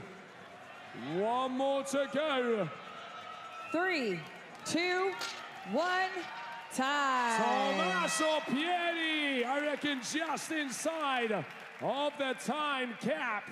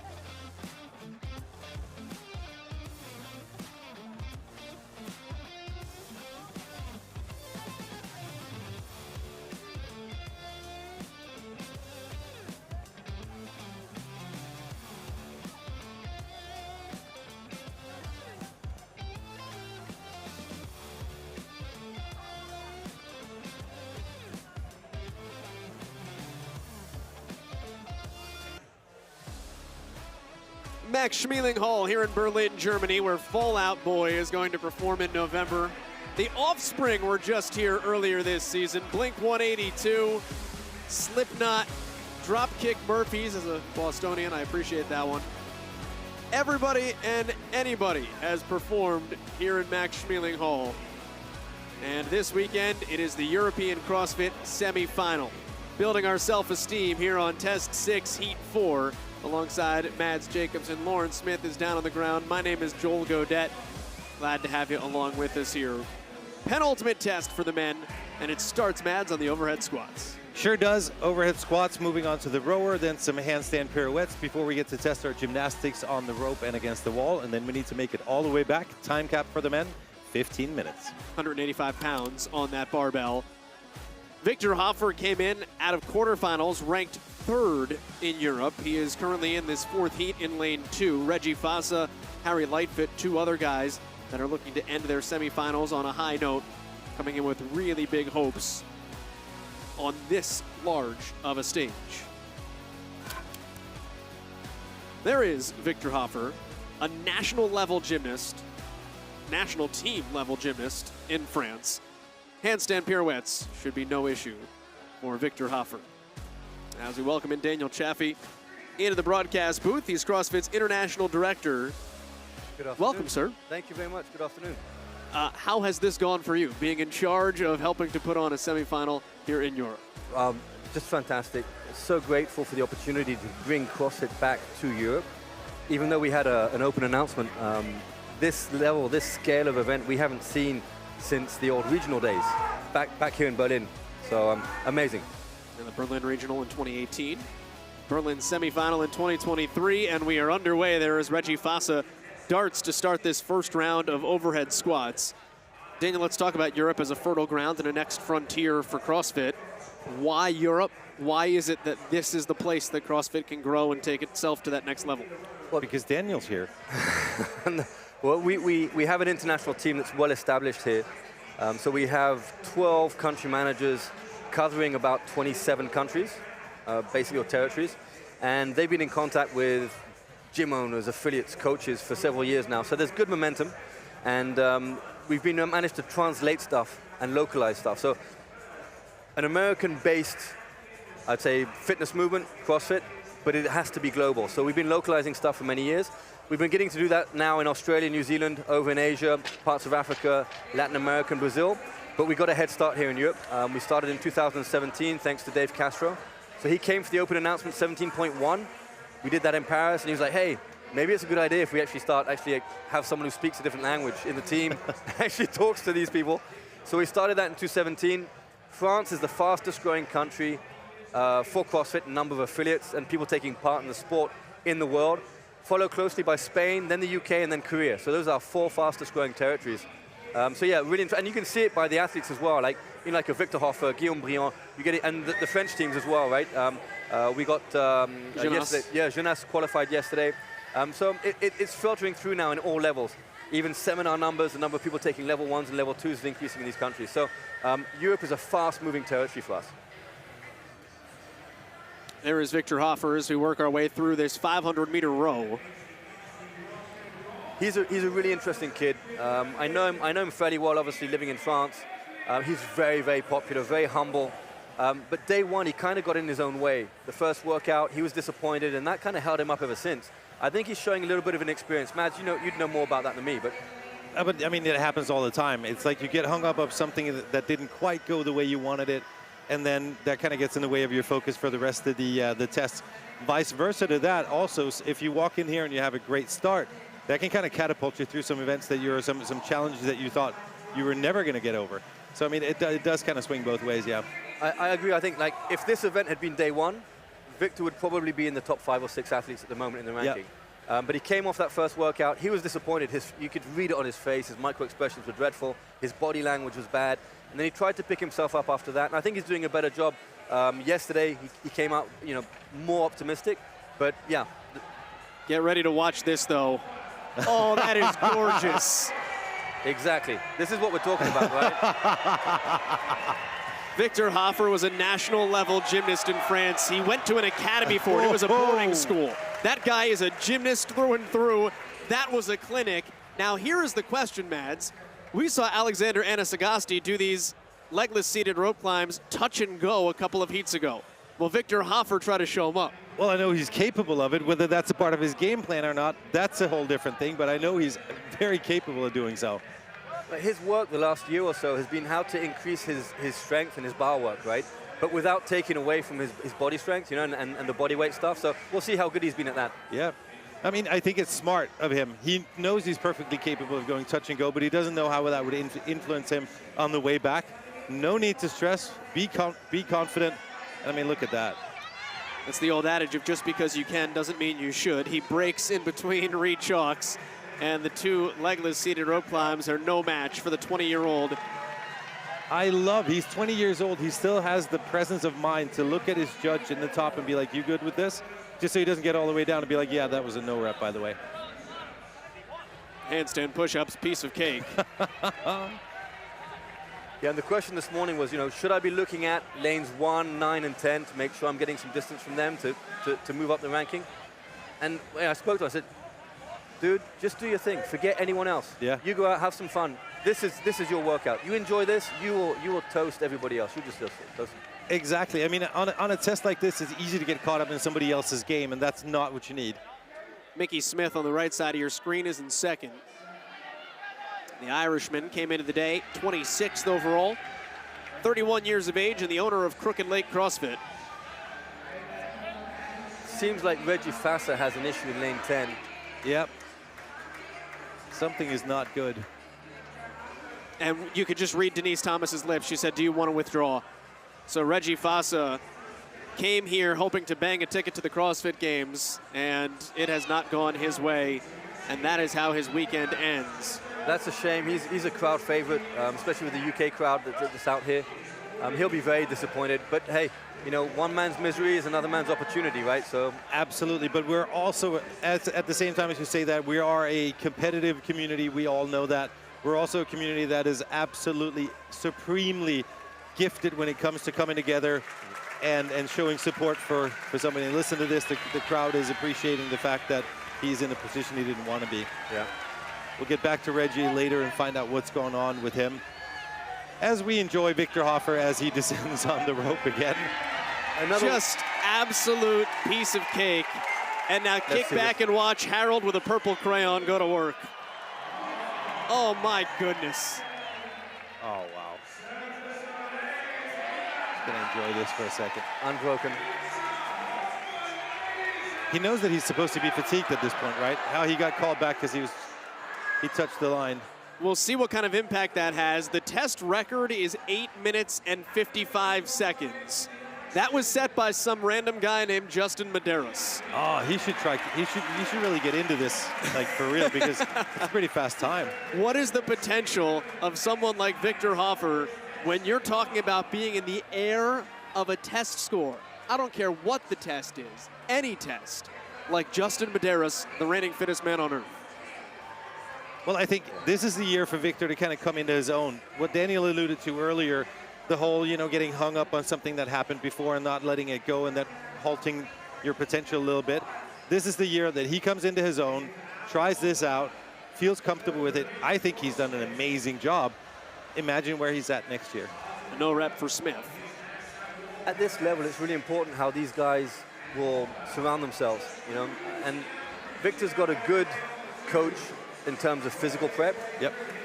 But you need to be surrounded by people. Your physical prep is done when you pitch up, right? Yep. When you're here, it's all about what's in between the ears, you know, and how you're focused. And I think, you know, he'll need to work on that, find someone who can give him some good advice. If he makes it to the games this year, if he wants to do something and show his true physical potential, he needs to sort out what's happening between the ears. That's the crazy part, isn't it, Daniel? I mean, you and I are both mentally strong to boot. We just don't have the physical capacity. Someone who's struggling physically this year is Guillaume Briand in lane 7. So he's had a slight knee niggle, and then the workout on the air runner, I mean, he came off that and he was like, yeah. He was upset, and I said, what happened? You're good physically, you're good running. He went out to Fuerteventura and he was running tracks and stuff. And he tells me, he goes, I don't have an air runner in the gym. Oh. That is a huge differentiator. We talked about it yesterday, and we agreed that most people would have had to find somewhere and really practice this because it is a different animal altogether. Chris Hinshaw said it as well. It's not like running outside. And then he had some cake. Oh, totally. And with that curve and where your foot lands and whether you want to go posterior chain or not, and like you've got to spend some time on it, right? Yep. Victor Hoffer is about 400 meters ahead of the rest of the field. He's not going to catch Justin Medeiros, but he is going to come darn close with now 18 overhead squats remaining. Medeiros' time was 8:55, and that was an angry Justin Medeiros because remember, he hadn't had a test win at that point in the North America West semifinal last week. But seriously, look at these overhead squats. Well balanced, initiates the squat really well. He's got a great lockout. He's got a great control on his midline all the way through. He's not bracing too hard. He's not soft anywhere. I'm just impressed with how this young man moves. And Mads, he takes the time to gather himself. Yep. Because he wants this to be unbroken. Yep. An additional 7 more reps here for Victor Hoffer. Tracking his knees beautifully in that overhead position as well. Something dreams are made of. A champion at Wodapalooza at just 18 years of age. He's now 20 individually at his first semifinal. He likely won't qualify for the CrossFit Games in 2023, but Victor Hoffer is a name you should know, and he's done in 9:32 in test number 6. That's a good time. That is a very competitive time. Seems like Michael Smith is second, right? The hands up from the judge on the rower. So in lane 8. Yep. Michael Smith also very, very comfortable with that barbell. Daniel, as the rest of the heat makes their way onto the rowers here, I want to talk more about the growth of not just CrossFit as a methodology and CrossFit as a sport in Europe, but also the growth of live events. Because I think when you think of pro-level events, you think of Europe across the French throwdown, Madrid. Obviously, you have the semifinal, the French throwdown, I think I said German throwdown. There are so many attractions that bring in top-level athletes. That has to be a big piece of how this sport grows. Yeah, absolutely. I think there's huge value in local throwdowns. Starts at the box level, and then take it outside to go to sporting locations and event halls and stuff. Without doubt, and we've realized that. And so, for example, the Butcher's Lab Madrid Strength in Depth French Throwdown. It looks like we're going to be working together moving forward to make it easier for athletes to compete in all 4 of those events. So do a common qualifier, so they don't have to qualify several times throughout the year. And then do a point system where at the end of the season, you gain points, and points mean prizes, or you may get a sponsor for the year or something, and do something that's common throughout those four events. So yeah, we've been talking about that. Actually, we've been talking about it here. So we use these events as an amazing networking opportunity and to move the sport forward and CrossFit forward in general, yeah. And listening to you talk about that sounds very similar to golf, tennis. Yeah. Very much structuring seasons like other sports that have a longer established foothold. Yeah, and then getting consistency. So you help the athletes plan a season, you help the fans plan a season as well, and also you help the box owners. Because if you've got qualifiers going on all the time, it's a pain, right, for a box owner. Don't go over there, Rebecca's doing tests. Yeah, exactly. It's like, yeah, can I do my open gym and all that sort of stuff? So, Nicky Smith knows that. He is a box owner. Yep, second across the line. But interestingly enough, it also works really well with sponsors, both for the events and for the athletes as well. They know exactly what they're getting themselves into. Yeah, absolutely. And then I think the level that, to take things really to the next level and to make the best, we should have the best athletes in CrossFit should be spoken about in the same realms as the best soccer players or the best rugby players or the best track and field guys. We're not there yet. To do that, we need to be more coordinated. Yep. You got to use these events as a great avenue to just lock people in a room and be like, we're not leaving until you agree on my great idea. Yeah, I suppose CrossFit, like the sport, like the methodology, was empirical. It came from the ground up, right? So from the box owners, all the event organizers in Europe are box owners. And so it takes time to mature into the fact that another event is not your competitor, but you can work together. Kind of like box owners when they open up and think, oh my God, there's a box, it's a 25-minute drive, it's my competitor. It's not. No. If you work with them, you work on the reputation of CrossFit, it's beneficial to everybody, right? Rising tides. And so it takes time to mature, and I think we've matured in Europe to that point. So I'm excited for the sport for the coming years. I really am. Yeah. Harry Lightfoot finishing in just under 13 minutes. The time for Victor Hofer, 4th best in the world. Talk about people that you want to be in the air of. Justin Medeiros beat him. Guy Maleros beat him. Noah Olsen beat him. That's it. And that was it. That's a pretty short list of some heavy hitters. Yeah. But he's an ambitious young man. He will be upset that he's behind them. I like that, though. He will be upset. It's cool that he's upset as long as he's not, you know, letting it doesn't become a defining factor for him. Victor Ljungdahl in the black shorts, blue top, making his way through his handstand pirouettes. How have you seen certifications grow, Daniel, as well throughout Europe? Because I remember talking to Mads just a couple days ago, and he said when I got into CrossFit, there was one level 1 trainer in Europe. What do you have in Europe now? We actually have teams per language and per country. So if you're in the UK, you'll have a UK team speaking English. If you're in France, you'll have a French team speaking French. Back in the day, well, already when I passed my level 1, Mads was actually on staff. So that's how long ago it was. That was when he was a young buck. He may even have had some hair on his head back at the time, right? He knew where to stop the soap and begin the shampoo. He's not so sure now. And at that time, we used to have translators. So it would all be a UK or US team that would fly over. They'd literally fly from the US. They'd fly from US to France. You'd have a translator, then they'd fly back.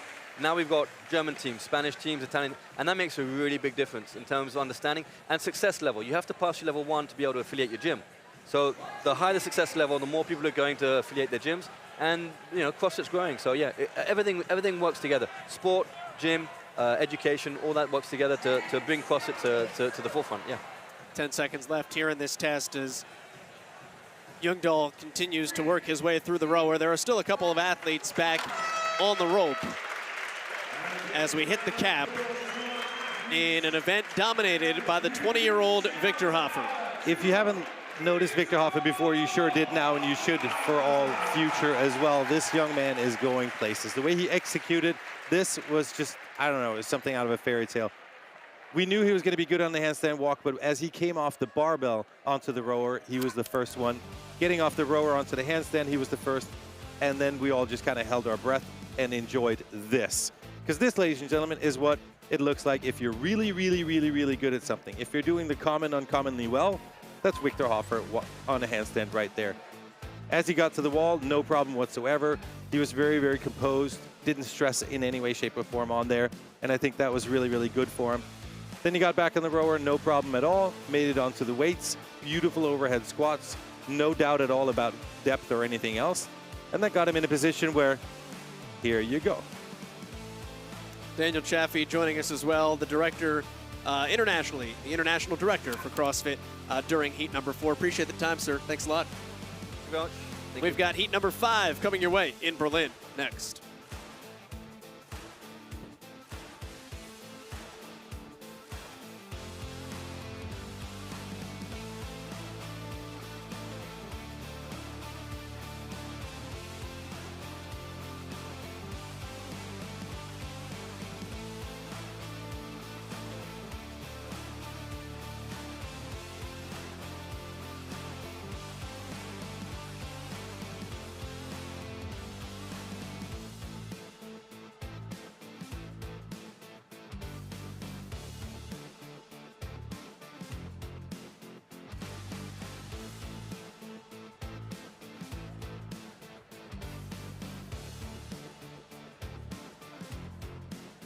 Second to last heat of the second to last test. Welcome back to Berlin, Germany. Test number 6, heat number 5, here at the 2023 NOBULL CrossFit Semifinals. Standings through 5 tests. Lazar Jukic, the 5th ranked man in the world, 440 points ahead of the hometown hero, Moritz Fiebig. BKG was on the outside looking in yesterday. He now has a qualifying spot. These are the 10 men that are trying to earn their way into a qualifying spot. Of course, that red line, the line of demarcation, Aldous Upenix holding that final ticket. This test starts on the overhead squats, it ends on the overhead squats, and Mads, there's skill in between. It's a back and forth. Overhead squats onto the rower, from the rower onto the handstand pirouettes, then onto the wall and the rope for some gymnastics. Then we're making our way back, and we're doing it all in sub 15 minutes. Hopefully. hopefully. Aniola Kai, lane 2 from Spain, came in as one of the top 10 qualifiers out of quarterfinals. Alex Catullus is trying to make it back to the games in lane 4. He qualified just a year ago, as did Enrico Zanoni in lane 7. In lane 5 is Aldis Upenix, holding on to that final games ticket. 3-time games competitor. He was 21st in 2022, a rookie in 2019, and he has an 18-point lead over Luka Vunjak. Very focused young man. I mean, I'm looking forward to seeing him do this because I think he's got the capacity to do very well. Luka here has also got a capacity to do very, very well. Luka's only challenge is he can't go out too hot and burn himself early. It has been a little bit of a tendency in the past. Let's see. Catullus and Zanoni chasing as well. Lanes 7 and 4 for those two young men.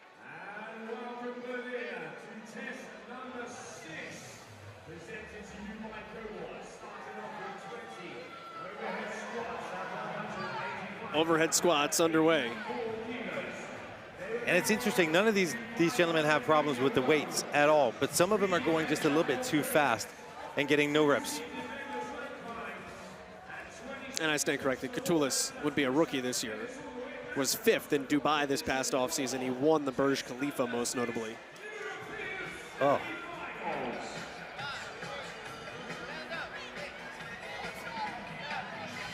Second set of 10 overhead squats and then a 500-meter row. And Denise Thomas, our head judge, continues to stalk the overhead squat area. We are really being hawkish in a good way, Mads, about that squat depth. Definitely. I mean, if we're going to compare efforts to each other, then we need to make sure that the standard is the standard. It is not open to interpretation. That's what Denise Thomas is doing. That's what Federico Biasetti is doing. They are the head judges, and I like the fact that they're doing it. Fabian Benito, he's the #1 ranked quarterfinalist coming into semifinals. He comes into this day in 16th, 45 points off that cut line. He didn't have the test 4 that he was capable of in that max snatch, and he's hoping to pull it back in test 6. The messaging is focus on your goals, take the risk, you have nothing to lose. Lauren, thank you.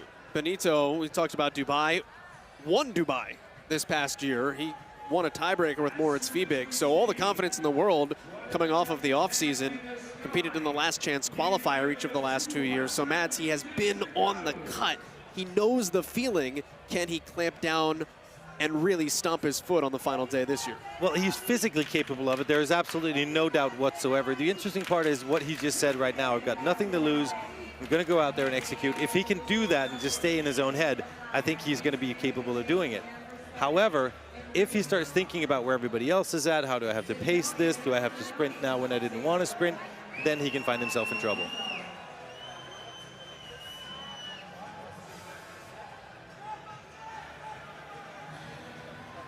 This is Vunjak.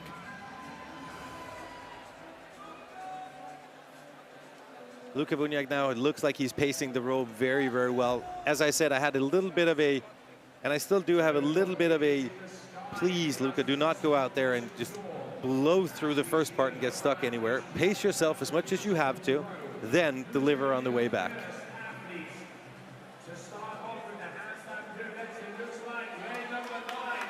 And first off the rower is Ludvig Hansen, the engineer in the red shirt. Colin Bossard right in front of you in the blue shorts, pulling ahead here on these pirouettes, and Bossard having no problem. Looks very comfortable. University student out of CrossFit Bern in the capital of Switzerland. And he is the first onto the legless seated rope climbs. And the first one typically isn't where anybody gets in trouble. Now, a lot of people have one. Yep. It's the ones after that, and especially after they've been on the wall. Well, Bossard right of screen in lane 10, no issues. And we just got a no rep in lane 7. And how about the effort by Zanoni for not coming all the way back down? He said, I have to touch the top, fine. I'm going back up. Oh, look at all this. Effortless. That's Luka Vunjak right there. The two men chasing each other. Vunjak is in 12th place behind Upenix, who has the final games ticket. It would be his 4th. So at the same time as we're looking at Uldis on his way up the rope here, again, we've got in lane number 10, I think it's Bosshard who's making his way up the wall. But Uldis is doing a great job of making sure that there is no doubt about this repetition and the legitimacy of it. There is Bosshard. I don't know what he studies, but we should all be studying that. The weekend started great for him. He was in 10th place after 2 tests, 7 points into qualification, but then went 38th, 23rd, 19th yesterday, which puts him in 20th place, 9 points or 9 spots out. So he has some work to do.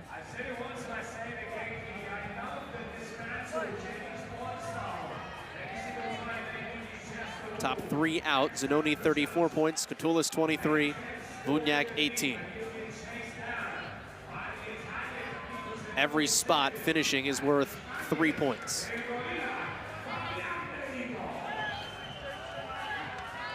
So Bosshard opened with a set of 14 to start with. Uldis broke here as well, chalked up his hands before he came back. Luka Vunjak here is also broken.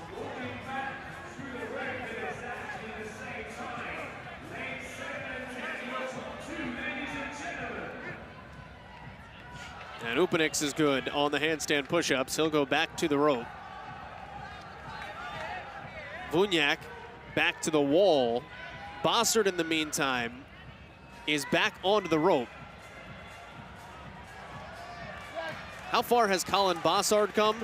He competed at the Lowlands Throwdown last year. Mads, you might not recognize him because I know you broadcast that event. Yeah. He wasn't in the real Lowlands Throwdown, the elite level one. He was in the community Lowlands Throwdown. Yep. He has made the jump basically from amateur to pro over the course of the last year here in the sport of fitness. Unless he was just playing possum and crushing the community event, which is quite possible. There were some very, very capable athletes in the community event as well. Bosshard leads the way. He started in dead last at the Lowlands last year. He wound up finishing in 5th. He is a fighter. He's chasing the man on the left side of your screen, Aldous Upenix. And there's Uldis. Just came down now. The difference was that Bosshard on the right side of your screen was making easy work of that handstand walk, and nobody else was. Now you've got Enrico Zenoni and Uldis Upenix out there on the floor as well. Bosshard's handstand work is very good. It's Hoffer-esque. Well, esque. Hoffer was on a whole different level, even if this is very impressive. All right, 500 more meters on the rower and then 20 more overhead squats. Victor Hoffer's time to beat from lane number 4 was 9 minutes and 34 seconds. Well, that should be safe. Yeah, I was going to say, depending on Bosshard's urgency on the rower. There's Uldis Upenix as well. This is great for Aldous Upenix because if he doesn't falter, nobody can catch him. Vunjak on the right side of the screen is the first man out right now.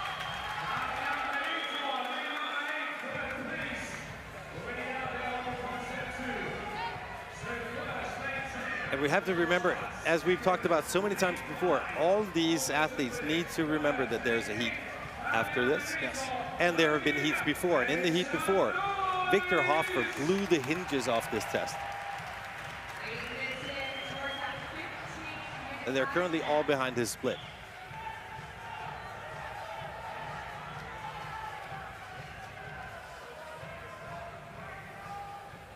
Upenix can hold off the field here, but if somebody or some buddies were to stumble in Heat 6, it does open a door that we're not yet sure exists yet. And it's important for Uldis here that he looks ahead and he still races with everybody above him, rather than trying to shut the door to anybody behind him. And that's one of the things, first off, what is Uldis doing to keep himself loose here on the rower? Well, we've seen it a couple of times. He relaxes his hand and just kind of shakes it out a little bit. It's not uncommon to see anybody do that, or people do that on longer rows. On shorter rows, a little bit more uncommon. He may feel the shoulder fatigue. We saw him, it was heavy on the last handstand push-ups, and he knows he's got an overhead squat coming up. So, I mean, it's a pretty seasoned move.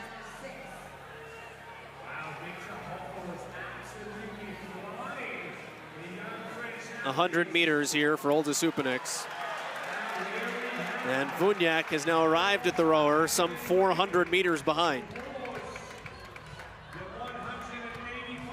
So Colin Bossard is on his way to the overhead squats, bottom of your screen, blue shorts, tightening up his belt right now.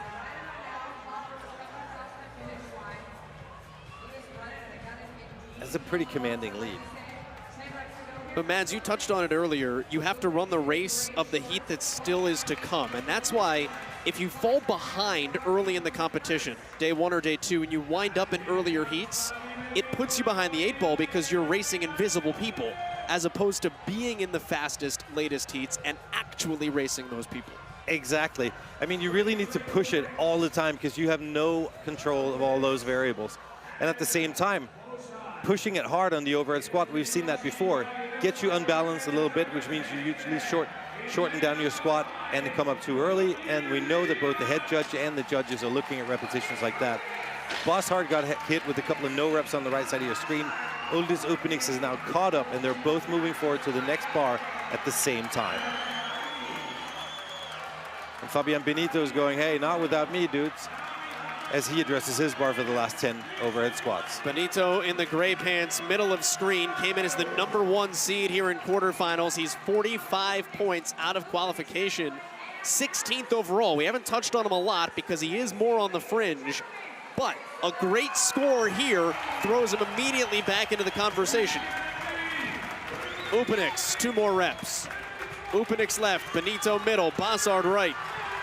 And how about that? Oh! I think he may have beaten Uldis Upeniks, and those may be 3 very critical points. That is insane. That comeback from behind is incredible. Bossard is hanging in here on the overhead squats. And he'll finish still a great time in about 11:26.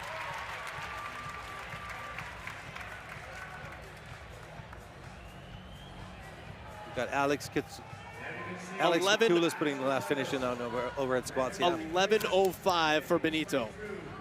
It is Benito who gets in ahead of Upeniks, clearly by about a full second. That's now a second place score for Benito and 97 points, although there are still 10 athletes to go. That was tight. That was so tight.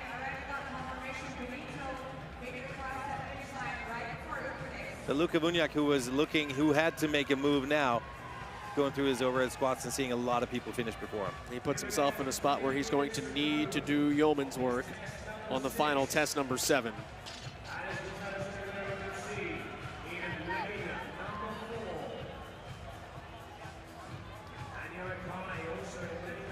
Victor Hoffer still has your overall lead, then it's Benito, then Uldis Upeniks. All inside 11 minutes and 6 seconds.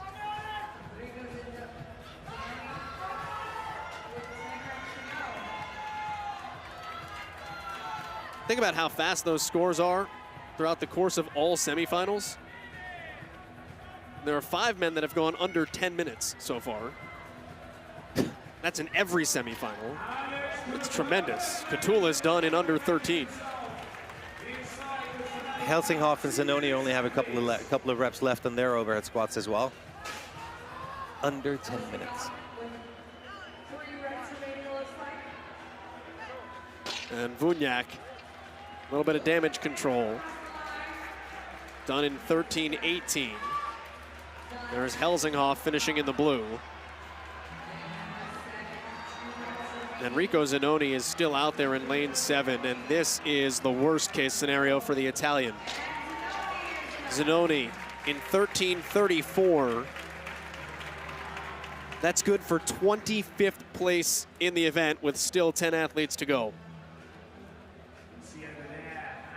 Enrico Zanoni needed to make up points.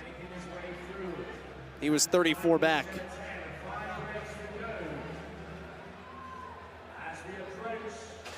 Aniola Kai is in the red on the right side of your screen. Gregors Marashkovits is in the yellow on the left.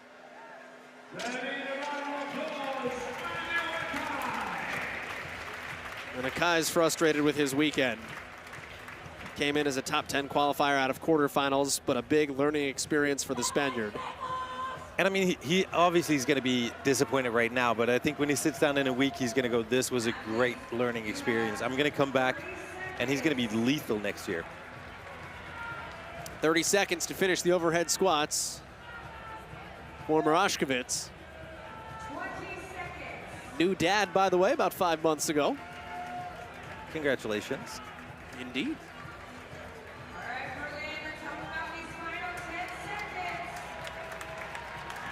27-year-old out of Poland.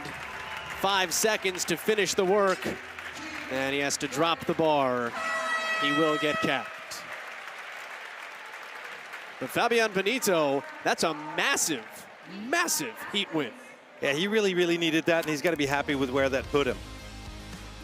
But so here you've got Colin Boshart and Uldis Upenix as they got back to the handstand walk on the way back again.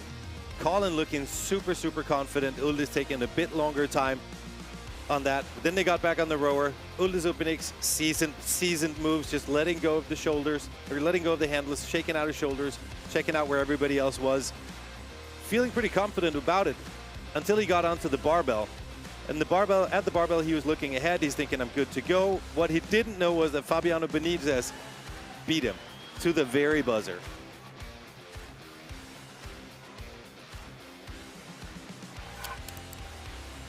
Benito 11:05.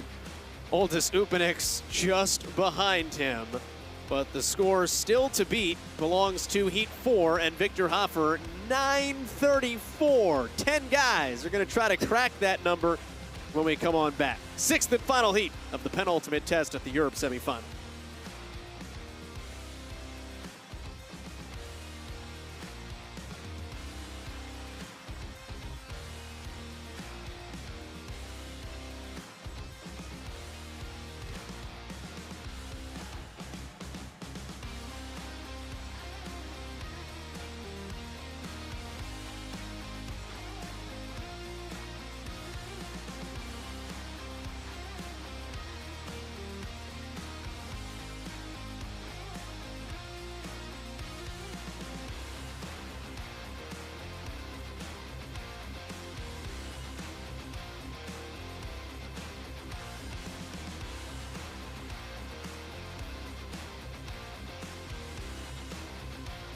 Test 6, Heat 6, here at the Europe Semifinal in Max Schmeling Hall, Berlin, Germany, where they've got the crowd rocking out to Sweet Home Alabama.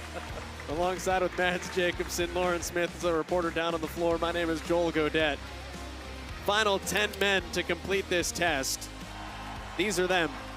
Lazar Jukic in first place with 440 points. The two Polish men back-to-back in 7th and 8th out of the same affiliate, Bronislaw Alenkovic and Michał Wesolowski. They're going to complete this test, which for Bronislaw, at least the overhead squats, should be absolutely no problem. Shouldn't be a problem. They're going to move through the overhead squats onto the rower, then onto the handstand pirouettes before we try out some gymnastics against the wall and in the rope. And guess what? After that, they need to make their way back. Time cap, 15 minutes. Well, pace the first row. That's the first thing. Secondly is know your capacity on the handstand push-ups. We've seen a lot of people go out too hot and heavy, burnt themselves, and found themselves in all kinds of trouble trying to get back. 3 men in this heat that are bidding for their first time to the CrossFit Games: Dumaine, Hoste, and Wesolowski. Down to Lauren Smith. Cheers, Joel. Yes, coming into the weekend, we didn't know a whole lot about Jelle Hoste, so I reached out to his coach, Andre Houdet of No Shortcuts, and I just want to read you what he sent back to me. Jelle is a quiet, polite, kind, and humble person, the most calculated, clever, and hardest working individuals that I've ever met, and I'm proud to be a part of his journey. He comes into the final day in 5th, and he'll be hoping to join his coach at the CrossFit Games with 2 good tests today. Lauren, thank you. 28-year-old Jelle Hoste competed in Madrid in 2021, and he said, "When did I know I arrived? When I beat Roman Krenikov in a running event." Hoste won the run event yesterday, test number 5. Going to work in test number 6, trying to clinch that CrossFit Games ticket. Beyond what he's already done, the results he's already had, wrap yourself around those words from Andre Houdet. Hardest worker I've ever met. That's saying a lot. Especially from a guy like Andre Houdet. Yeah, that's what I mean. He's got to put himself into that equation as well. Lazar Dukic is your overall leader. 5th ranked man in the worldwide rankings. 2nd in this semifinal behind Björgvin Karl Gudmundsson. Lazar Dukic came here to make a statement, and so far, Mads, statement made. Statement definitely made. Great focus from him. By focus, I mean focus on his own journey, his own tests, and his own execution of those tests. I think he's done a great job of not getting caught up in all kinds of leaderboard shambles. I was going to say shenanigans, said shambles instead. Both work. Yeah. But that's the thing that comes with maturity as an athlete, is exactly what we're seeing here from Lazar. And it kind of started at the Rogue Invitational, ironically. Didn't have the offseason that he wanted to. Struggled at Rogue, struggled at Dubai, competing while he was sick, and that really set him in motion to make some changes. Lauren talked about it earlier in the weekend, hiring a powerlifting coach, settling down in terms of where he was training, honing in his focus. And that's what happens. With success comes all kinds of opportunities. At that point, you need to vet those opportunities, and I think he's doing a great job of doing that. And oh, by the way, 4th in the lift yesterday. That's going to go a long way at the Games. Mihail Wesolowski, another relative unknown coming into the weekend. He's got good running and strength capacity and been working on his gymnastics under fatigue, which could fare well in this event. His 2nd son, born earlier this year, so he's a dad as well. And we just saw Fabi Benito do well in the heat prior with that heat win. He works with the same Spanish programmers, training culture, and they have this big group WhatsApp where they've been sharing strategy, thoughts, and insights. I would love to have known the chat ahead of this test. Well, thank you, Lauren. Could be the first training culture athlete to make it to the CrossFit Games as an individual. Their head coach is Alexander Anasagasti, who we saw compete just a couple of heats ago. He is the first international athlete, Micha, for the training culture. They're usually just Spanish-based, but they've expanded with him to Poland. And they did well. I mean, I think all the training programs that are out there are essentially great. The question is whether they are right for you. And I think that's the evaluation you need to do. Looks like Miao found a home that suits him very, very well. On to the handstand pirouettes across the board. Well, one of the things you need to do to execute handstand pirouettes is have some mobility in those shoulders. And Jon Nikoski here finishing up pretty effortlessly, moving straight onto the rope. I just hope that shoulder isn't going to get him any trouble. Here's a guy you may have heard of, Lazar Dukic. He's doing pretty well as well. I thought he was going to take a breath and then go right back to it. But it's also wise here. Dukic doesn't go away from the rope. He stays in it. Yep. Dukic left, Jonakowski right. Oh, man, I'm so happy to see Jon climb the rope like that. Means his shoulder is okay. You could tell that shoulder was bothering him during test 2, which he won. And then we didn't see him work out without a shirt until day 2 of competition. That's when we saw the kinetic tape revealed. Ah, look at those handstand push-ups. No problem. It's another guy that made a training change in the offseason, Jonakowski, working with Jami Tikkanen and the training plan. There's some experience and pedigree there. I think Annie's been doing pretty well, and so has Björkvin. Jona had pretty much just programmed for himself prior to that. But then again, Jon Nikoski also has a bunch of great sparring. I mean, he works out with, or has worked out with Mikko Salo, and there's a bunch of very promising, good athletes coming out of Finland as well. I know he's enjoyed some sparring from all of them. It was the former Games champion, Mikko Salo, that got Koski into CrossFit. And Jonakowski has passed Lazar Dukic. He is first back to the rope on this second round of 2 rope climbs.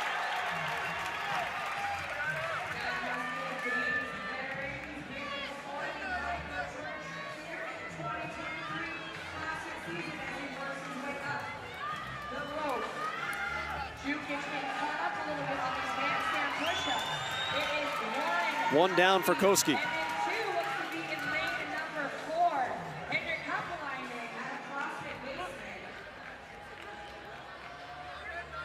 Jonas in a great position right now, 6th place overall.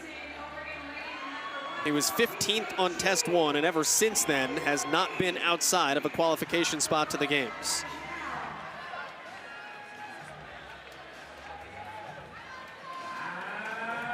There he goes. And remember how effortlessly Jonne did the first handstand walk, so a little bit of luck. It's going to be just the same now, sets him up for success.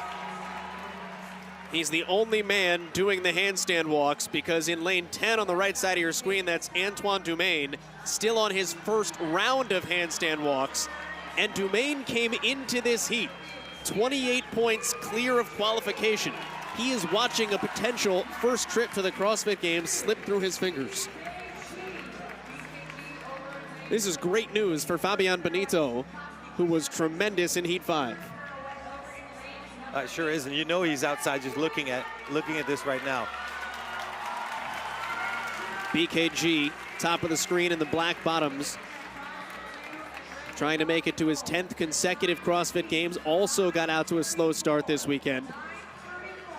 He was outside of qualification midday yesterday. But as he said himself, I'm not going anywhere. The show rolls on. And he's slugging it out right now with Henri Kappalainen. Closing in on the 7-minute mark. 8:55 is the test record established by Justin Medeiros. The number to beat for a test win here is 9:34, set in Heat 4 by Victor Hoffer. That number is within reach, particularly for Jonne Koski.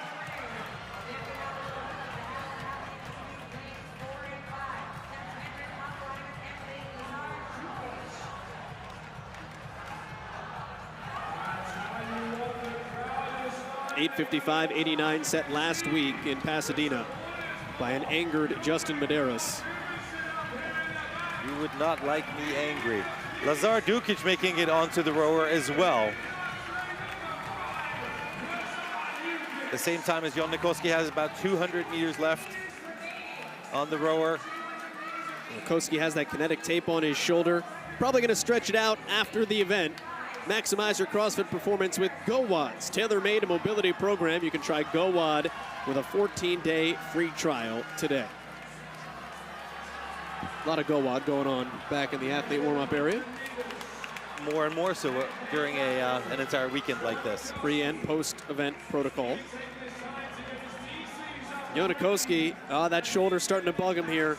He took a break, let that arm dangle, and you can see him then shake out the right side too.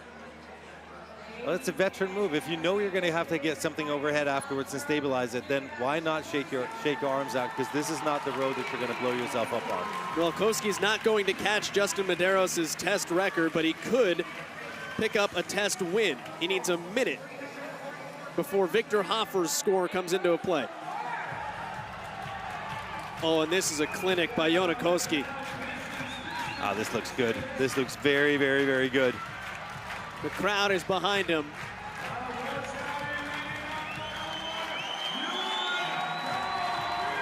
And here's Björkvin Carl Gudmundsson. Coming up from behind, 10 reps behind Koski on the far side of your screen. Both these men are wily vets. BKG is trying to go to his 10th consecutive CrossFit Games. For Koski, it would be 9 in 10 years. Jonne's first appearance was in 2014.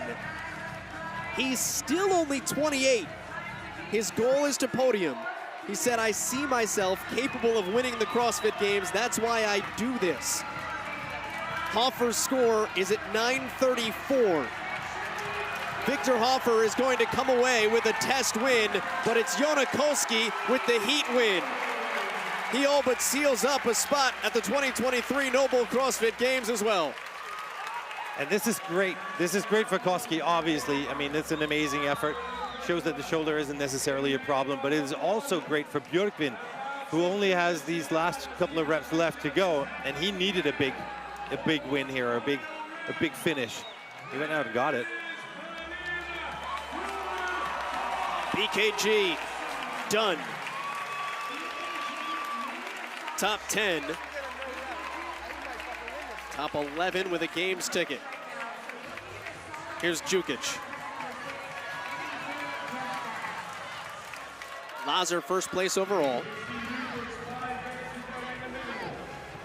He's never finished lower than second in a semifinal. He won last year at Lowlands. In position to win again this year here in Europe, and Lazar Jukic completes test 6 in 10:38. So many great things to say about Lazar Jukic. He's just one of the nicest men I've ever met. Just kind of happens this way in CrossFit. If you fly under the radar, you finish 3rd and 4th a lot, you don't get a ton of attention, and then you finish 3rd and 4th in an event, and it's like, wow, yeah, you're on the podium. That is the case for this young man. Henrik Haapalainen is in 3rd place overall. He's not finished lower than 11th in a single test this weekend. Henrik Haapalainen is doing really, really, really well. I love to see how he's coming into his own, and I think we're going to see him a lot of years. He's got a lot left. Been to the last 2 games. We still have 3.5 minutes before the cap, and this is not a good spot for Antoine Dumaine, the Paris police officer. The handstand pirouettes gave him trouble to get to the rope and the handstand push-ups. Now he's got to do them again.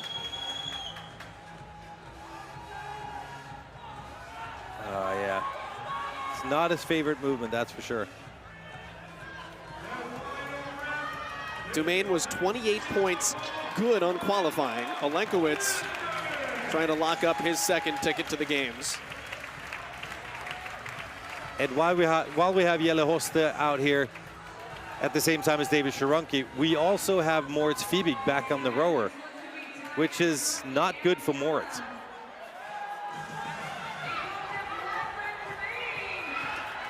Fabian Benito, as Hoste slides in, finished in 11:05, 5th place in the event. It's going to be good for better than 80 points. With Dumaine still back at the rig, he is in big trouble. Yeah, this is not where he wanted to be right now, that's for sure. And we've seen it before. The handstand walk is just, it's hard. As soon as you start getting in trouble with it, it just gets progressively harder and harder. And here you got Fiebig, as we talked about before. He's on the rower still. But the good news for Fiebig is that he came in a much safer position. Moritz was not 24 points safe from qualification. He was 24 points out of the overall lead.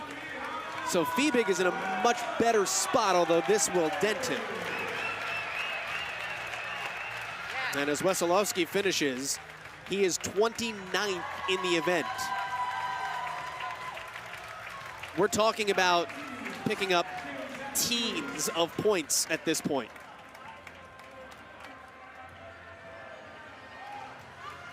Oh, Antoine Dumaine did not need this, that's for sure. And Mads, we talked about it from the top.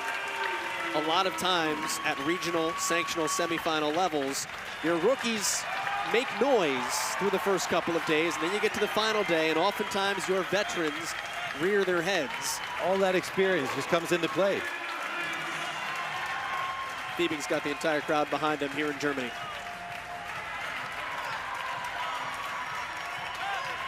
So here we've got a great little screen. Fiebig on the right, finishing up the overhead squats at the same time as Antoine Dumaine tries for his last pirouette. As we see the clock on the top left of your screen, his time is running out. The crowd is going to will their countrymen to the finish line. Fiebig done.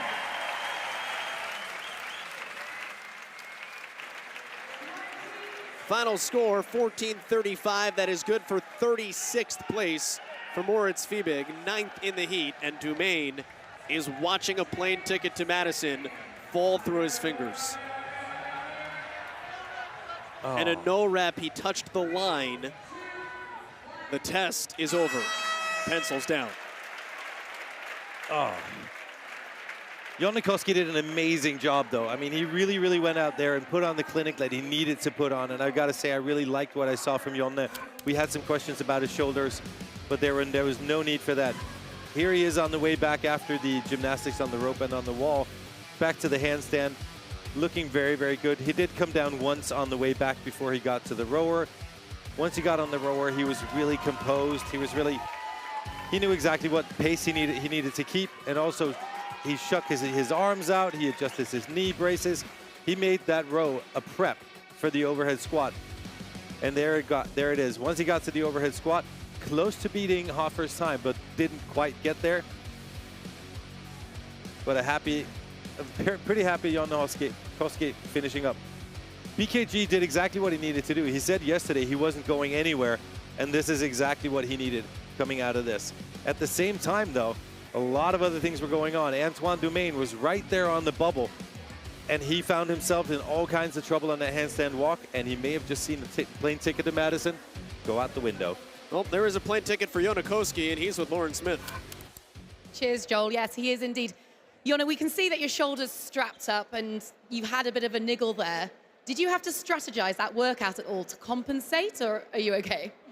Yeah, well, I heard it a little bit on the event too, but luckily it was nothing serious and didn't really affect anything. Like, I was hitting snatches yesterday, pretty much one of my best snatches ever, and today was exactly as in training. It's just, had to remain calm and execute the plan that we had been practicing, and yeah, it worked out really well.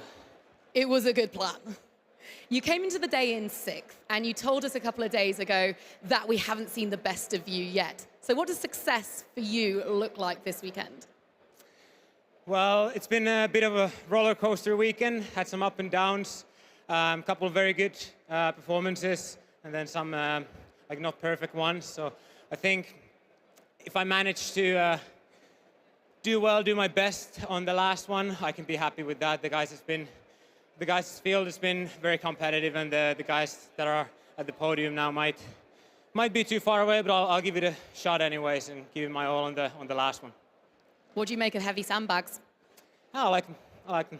It's a lot of bike and toast the bar as well, but they're all good. We look forward to watching. Great job. Thank you for the crowd. You've been amazing.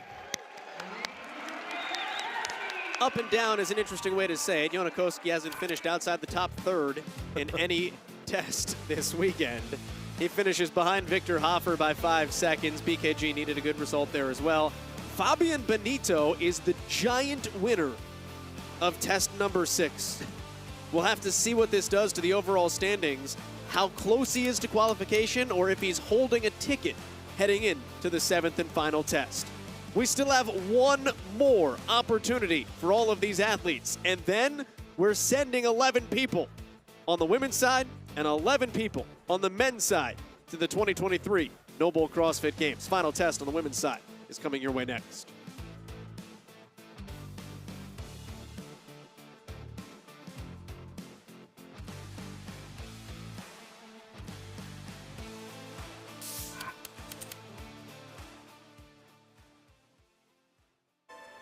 The intensity and the effort that the athletes bring to the test is the test.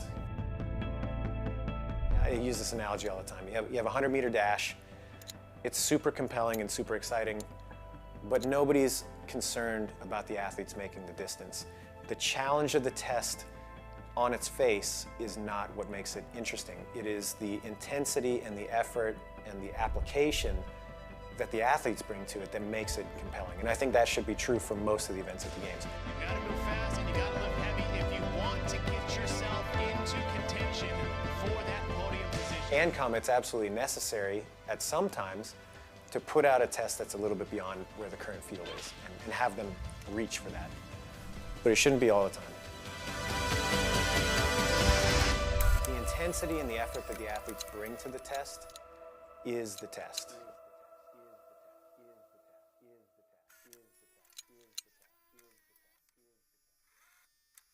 I would tell someone that's intimidated by CrossFit to take the leap of faith and walk through the doors. Athletes you see on TV are the 1%. So you don't have to be physically fit to start. It doesn't matter what other folks are doing. This is about you. This is your fitness journey. It really is infinitely scalable to everyone. It's a gift to your kids for them not to have to take care of you because you can no longer function. And CrossFit will allow you to do that. You're gonna feel better coming out of it than you did going into it. Just get inside the door and then we'll take it from there.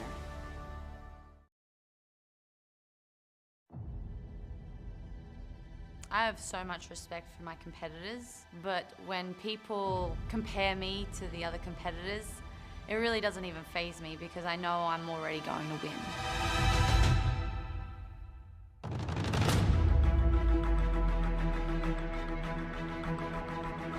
Athletes want to compete at the CrossFit Games because it is the pinnacle of their sport. If you just get to that point, you are one of the 40 fittest people on the planet. I don't enter a competition thinking that I'm going to lose. Going into the CrossFit Games, my sole purpose there was to win. Coming into the 2022 season, Tia Toomey has a chance to stand alone in history, to be the first and only athlete to win 6 consecutive CrossFit Games titles. The question was like, how is she going to do it and what's that going to look like? I don't think it's going to look like years in the past where it's just win, win, win, win. Toomey's back to 0. Oh no. And O'Brien is across. I do not care how hard I go, I'm just going for it. A horse will race so fast that the heart explodes, that's Mal. For the first time in 5 years, we are going to get to see Ricky Garrard at the CrossFit Games. The last time we saw him was 2017. He finished 3rd, and then he tested positive for PEDs. Seeing Ricky wearing the white leaders jersey, I think forced a lot of people to confront a question that maybe we hadn't really considered about what our feelings would be around the possibility of not only Ricky coming back, but winning. He dropped that, I was like, you're gone. Yeah. Everyone's just roaring for someone to be Ricky. Roman Krennikov went into destruction mode. He just looked like a machine out there. I know you're hurt. Everybody's hurt, and you're tougher than everybody. You just get so hyped up, and you're like, I'm ready to attack this. This is going to be one of the most epic Saturday nights we've ever had. We've seen this before between Tia Toomey and Laura Horvath. He's got to keep his balance. He's got to keep his balance. Garrard will do it, and Medeiros will do it. Here we go.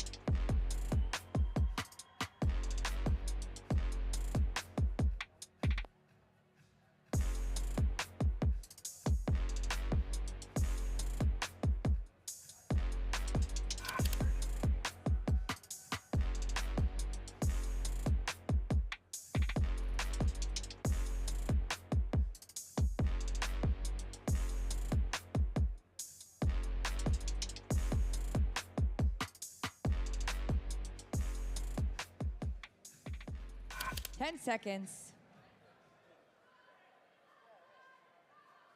Stand by.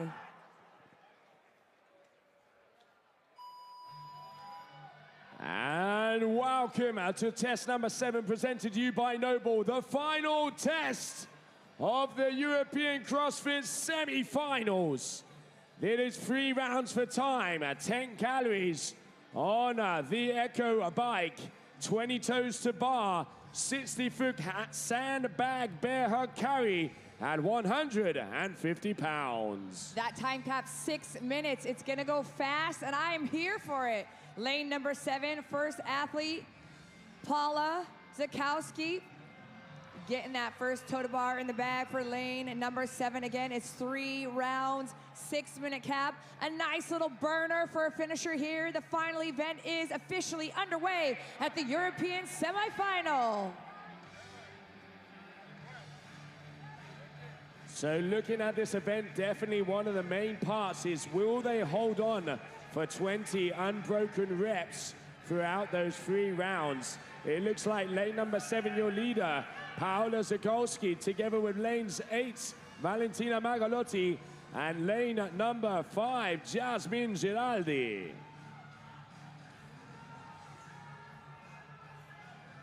With several of the athletes done with round 1, ready to dig into round number 2. They're going for 10 calories each and every round, 20 toes to bar, like Joe was saying. And then they are snuggling up to that sandbag for a little carry across the finish line. So there we can see our athletes back on the Echo bike. 10 calories to get through, it looks like. Hands up in lane number 6, your current leader, Christina Vasic. 2 minutes in, athletes. 6 minutes time cap on this final workout. But it's gonna be lane number 8, Valentina Magalotti in first place. And in second place, lane number 6, Christina Vasic.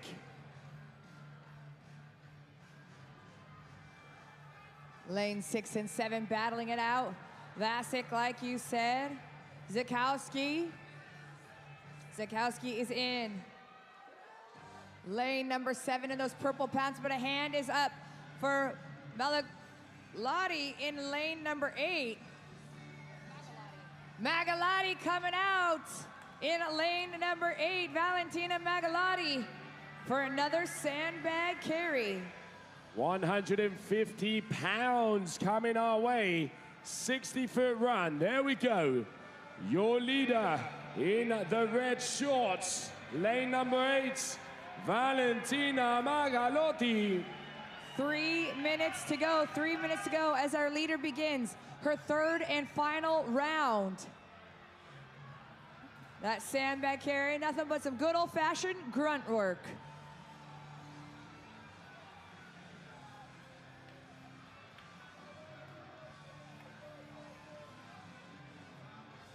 So as it stands, in first place, lane number 8, Valentina Magalotti. Second place, lane number 6, Paola Zakowski.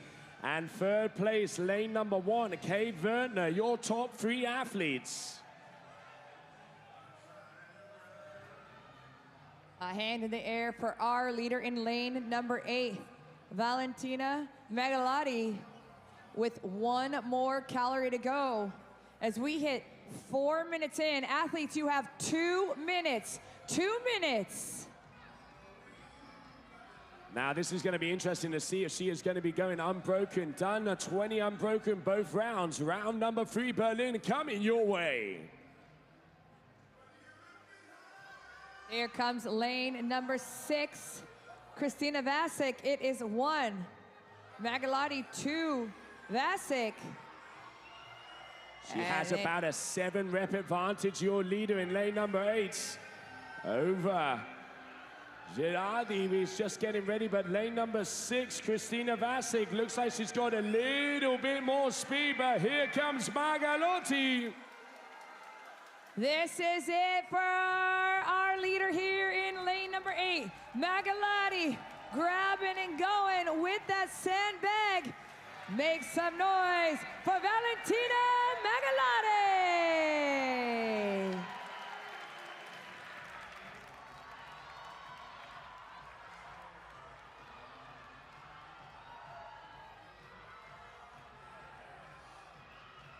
Lane number 6, Christina Basic, trying to keep lane number 1 at bay. Christina Basic is done. Top 3 making their way across the line. Kay Wagner over there. Lane number 5, Jasmine is done. And lane at number 9, Iselin Brogland making her way through. Lane number 2, I believe that was lane number 3, excuse me, Laurie Clement. Oh, but sprinting until the end. It looks like we have lane number 4, Matilda 5 seconds. Spanu. 3, 2, 1, time.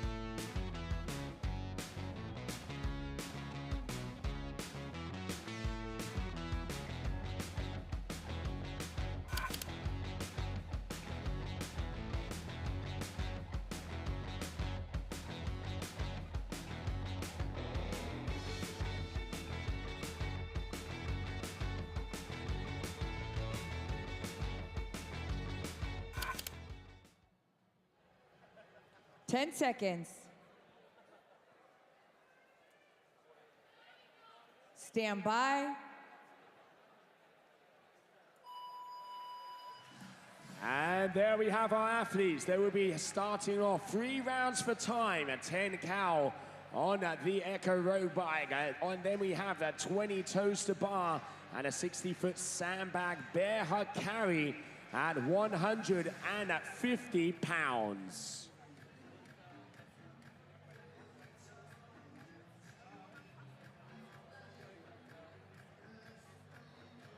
All right, it looks like your leader, lane number 4. First off, we can see Emiko Nats, then lane number 6, Margot Marcet. As the first 2 athletes to touch the rogue rig for those 20 toes to bar.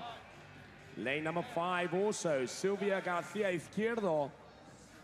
First set of 20, round number 1 for our athletes. Margot Marcet has a hand in the air, as she is going to be the first athlete. But lane number 3, Vanessa Wagner coming out of Austria.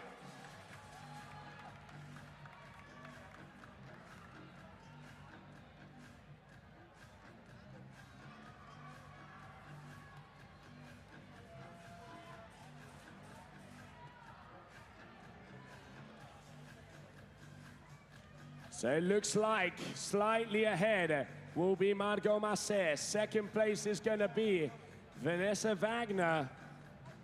And then it is pretty even, as a lot of the other athletes were up on their Echo bike at the same time.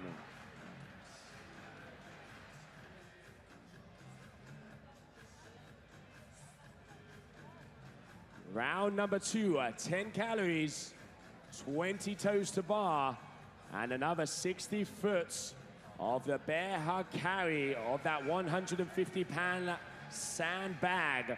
Margot Marcet, lane number 6, first place so far. 1 rep ahead we can see in lane number 3, Vanessa Wagner, second place.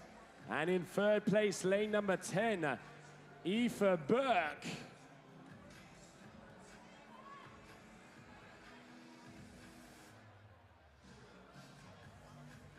Here we have the French athletes.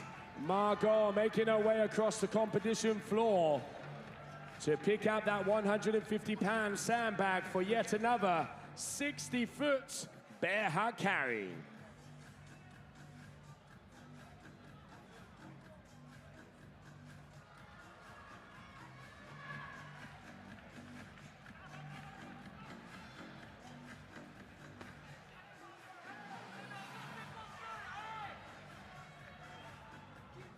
Lane number 6 in the pink, Margot Marcet is going to be going for her third and final round. Second position, lane number 10, Aoife Burke in lane number 10 in the black. And watch out, lane number 3, Vanessa Wagner.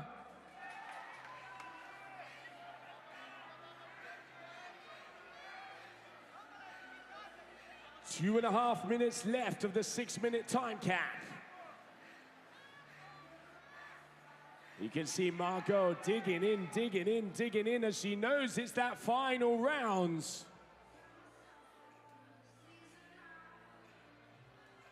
Oh, we got a battle in between. Aoife Burke is taking over the first position.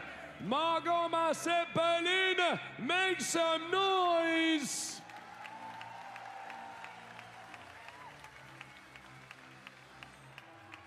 Less than 2 minutes to go for our athletes.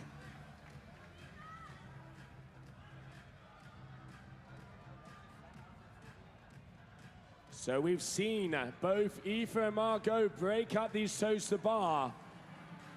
It looks like Aoife, lane number 10, only a few more reps to go. It's going to be the first athlete to go for the final bear hug carry. And it's going to be close because there comes Margot. But Berlin, put your hands together for Aoife Burke.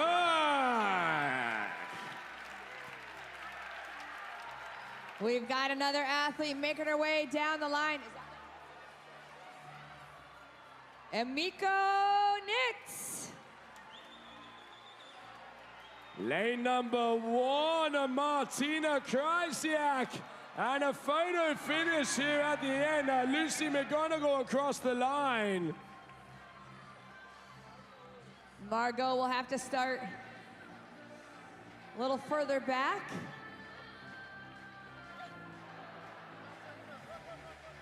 Here we can see Angelica Benston making her way across.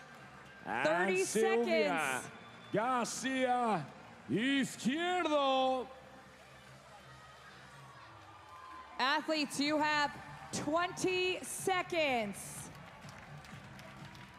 Let's help them get there, Berlin. Sara Alicia and Jeromina Gerube.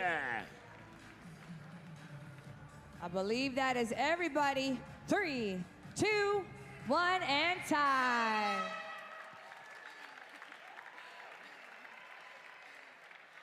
A round of applause for Heat 2. They are done with their semifinal.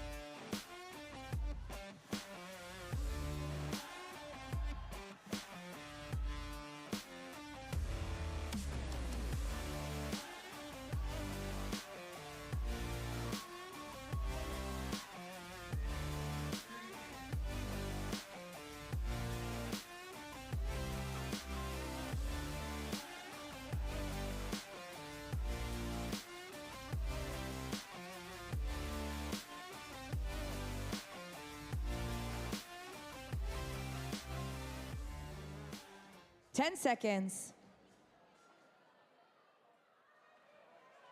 Stand by.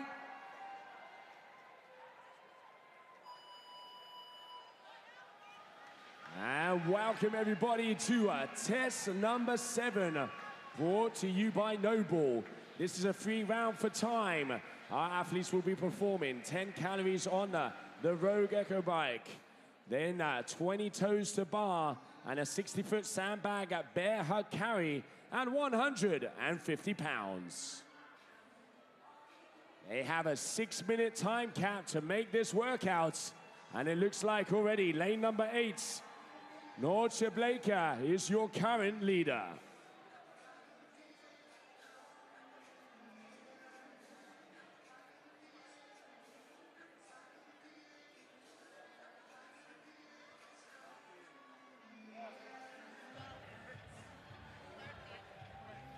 We have a hand up in the air for lanes number 8, Norcia Blaker, and lanes number 3, Nicole here. Number 1 and number 2. Norcia Blaker about 30-foot advantage on the rest of the fleet, making her way back for her second round.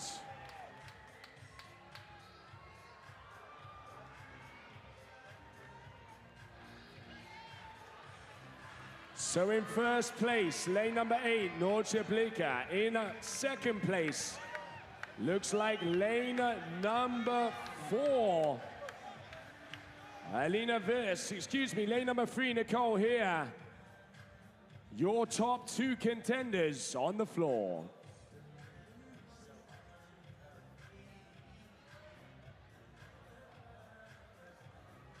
Lane number 8, Bleeker, first to the toe to bar, 2 minutes in.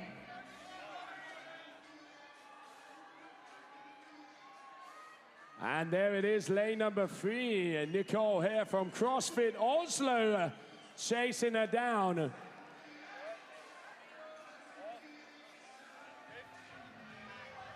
If you're just joining us, this is heat number 3 of the final test of fitness, test number 7 at the NOBULL CrossFit Semifinal for Europe. And here comes Bleeker.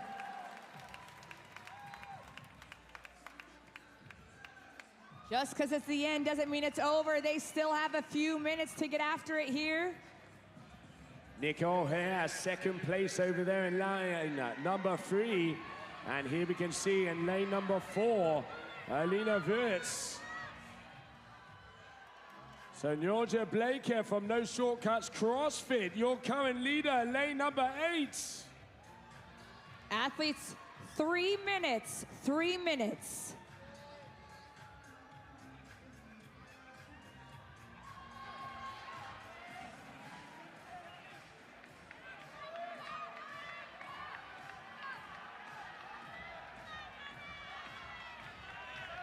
Only a couple more calories, 2 more calories for Blaker to go for a third set of toes to bar. Berlin, let's make some noise!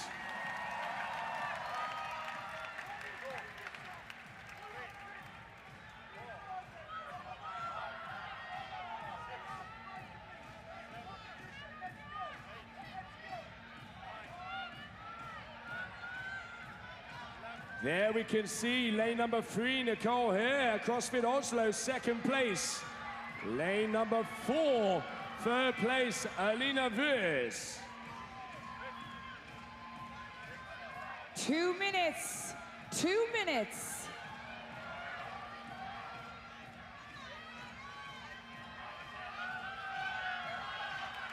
There it is, Blaker, for the final 60-foot bear hug.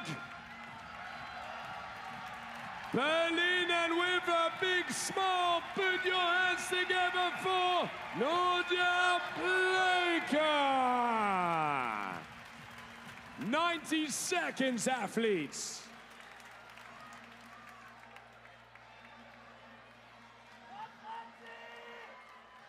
Wirtz coming in, lane number 4. Aline Wirtz, almost there, and Aline Wirtz is done. Lane number 2, Francesca.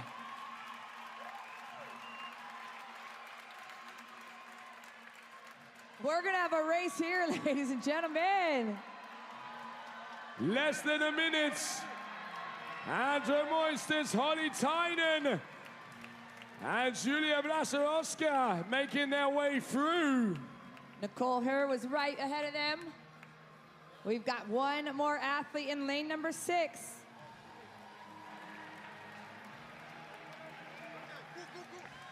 Meti Grenadon, lane number 6, making her way across. 30 seconds, athletes.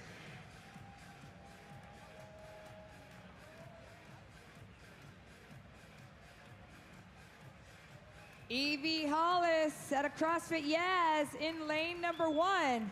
She's got 15 seconds.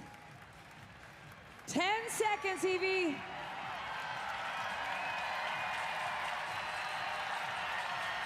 Three, two, one, time. I think she did it. Nice job. A big round of applause. Heat number 3.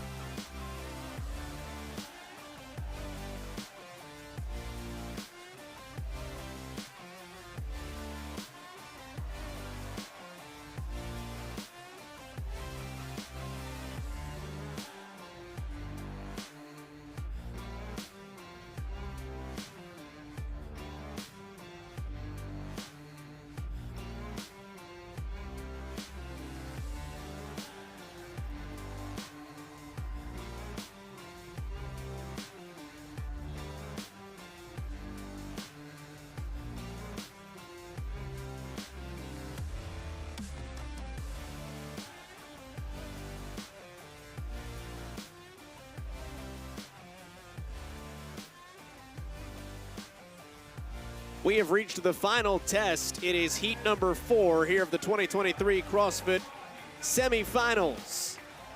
Max Schmeling Hall here in Berlin, Germany, alongside Mads Jacobson. Lauren Smith, our eyes and ears down on the floor. My name is Joel Godet. Our standings on the women's side. Gabriella Magawa trying to win her second ever CrossFit sanctioned event.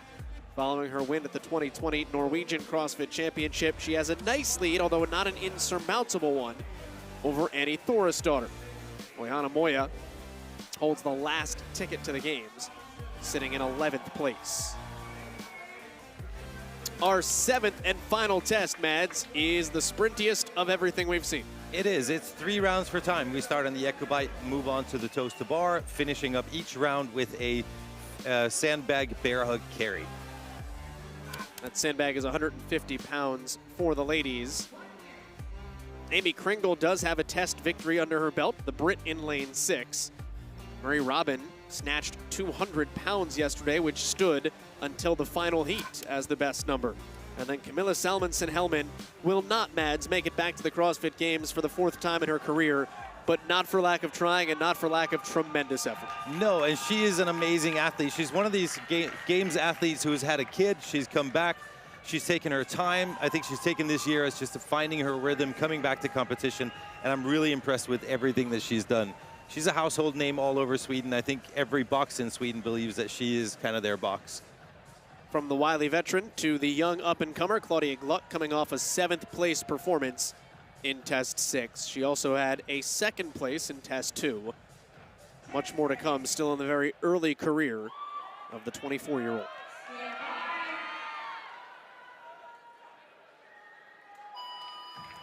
10 cows here, Mads, on the bike, and this is a sprint. It is a sprint, but it is a sprint with a hesitation, because you need to go out there and take your time on the toes to bar. If you blow yourself up too early on the toes to bar, you're going to start breaking in the later rounds, and that is when people start running by you.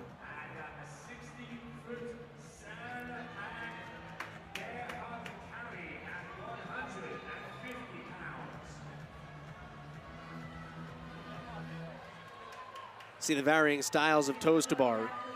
You get some with the very gymnastics folding of the body. You get some with the scoop of the feet. And you see on the right side of your screen, or right in the middle of your screen right now, that's Amy Kringle. Slightly shorter, very, very fast toes to bar. It is a lot more taxing on the grip because you come down and get a downward momentum in the turnaround rather than getting a big kip. If she can hold on to it, that's amazing. If not, it's going to cost her in the later rounds. I'm hoping she knows exactly what she's doing. Kringle off and running. Reimers off in lane 8 as well. The sandbag carry is 1 length down, 1 length back, and then 1 length down. So 3 rounds, you'll traipse the floor 3 times and finish back at this point where everyone has just dropped their sandbag. An important point to make here is that the athletes do not have to cross the lines themselves. They just need to throw the sandbag across the line. And they have to get it over the line. It can't land on the line and roll. That point was made very clear in the athlete briefing this morning. Yes. Gotta love when there's some clarity around that, though. I mean, we're trying to set a standard so that we're comparing everybody on the same kind of basis, and this is exactly what's needed. Kringle advancing. Hand is in the air for Salmonson-Hellman. And this is when it's going to be interesting to see if the technique that she had to start with is going to get... She's going to be able to hold on and go unbroken on the next set of 20 here. Well, slightly different kip from Amy Kringle now. She's starting to utilize that gymnastic kip. And Salmonson-Hellman now joining with Reimers on the right side of your screen. Almost synchronized in these toes to bar, really utilizing that long arch. Long arch, a little bit slower, but a lot less taxing on the grip. Nobody told Amy Kringle that, so she's just going to go out and crush it anyways. Here she is. Out of the Isle of Man. They have multiple affiliates on the Isle of Man. Small island. Well, CrossFit is spreading. It is literally everywhere now.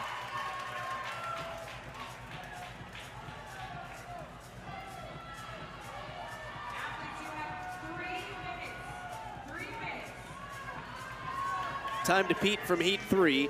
Nor Blakers 4:27. 10 cows on the bike, 20 more toes to bar, and then 1 more sandbag carry. Hand in the air for Kringle. That's Evelyn Reimers. She's... I think she's doing everything right. She looks like she's doing everything right, and that facial expression tells you that it's not pleasant. Salmonson-Hellman has got the hair whipping back and forth. Those feet do have to pass behind the vertical plane established by the bars. That rogue pillar you can see. Kringle looking very strong. I'm impressed with her. I'm very impressed with her. The breaks she takes, they're short. She's got fast cycle time on her toes to bar. And only 24 years old. This is the beginning of her career, so great to be in a later heat to set yourself up as a learning experience.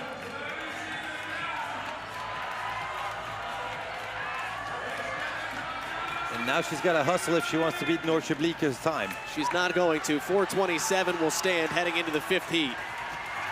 But Kringle will have one of the better ones. 4:32. And now Salmonson-Hellman stumbling across the finish line for all the new moms out there.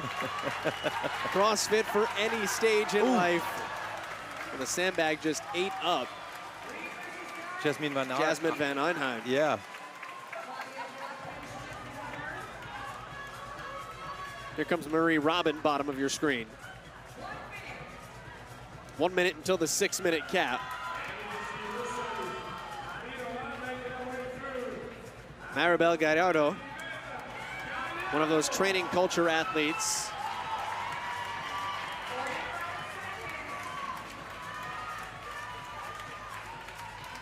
Caroline Muller-Korn. The German finishes on the home turf.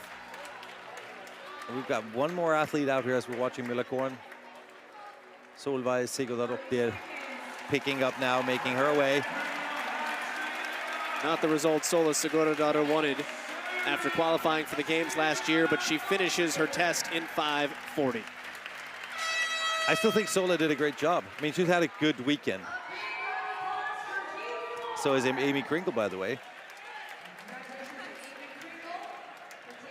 4:35, Mads, officially is the score for Amy Kringle, and that will stand up for second. Amy Kringle started out on the toaster bar fast with a very fast single or a cycle time, and then after she got into the later rounds, changed her technique a little bit, fast breaks, but once she got onto that sandbag, it was no problem whatsoever. Didn't beat Nortje Bleeker's time, but got the heat win. Amy Kringle, 4:35. 4:39 for Salmonson Hellman is good at the moment for third best. As we take a break and get set for heat number 5, and things are about to get interesting on the leaderboard.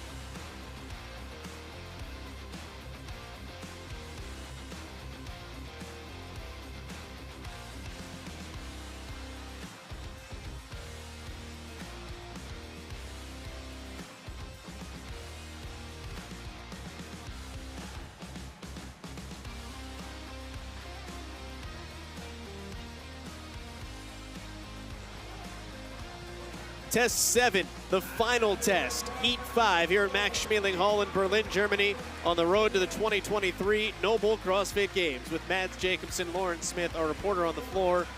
My name is Joel Godet. This is where we sit in this heat. That red line is the line of demarcation for those going to the CrossFit Games. Oihana Moya holds the final ticket, but 1 point back. Jennifer Muir. Rebecca Vittesen, 5 points. Linda Caseman, 5 points. Jacqueline Dahlstrom, 11 points back. It is anybody's game. Well, they've got 3 rounds ahead of them. They start out with on the Echo Bike, move on to the toaster bar, and they end each round with a sandbag bear hug carry. Ladies' bag is going to be 150 pounds, and the time cap is 6 minutes. Square in the center of the floor is Oihana Moya, who by her performance in test number 6 moved her way into a games qualifying position. She had been on the outside looking in after moving day. Jennifer Muir in lane 6 played her way out of a games qualifying position. If either one of them wins this test, they are going to Madison. Just so you know, here's the work for you. Once again, that's what we look at. Sarah Sigmundsdottir, notable, down to 18th, 40 points back. She dropped off by 31 points after struggling with the rope climb in test 6. And here's somebody else who was struggling a little bit, Sarah Sigmundsdottir. I hope that she has regained her composure, ready to go.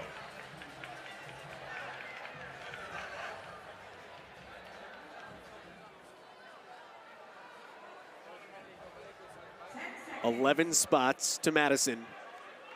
We know at least one of them will come from this heat.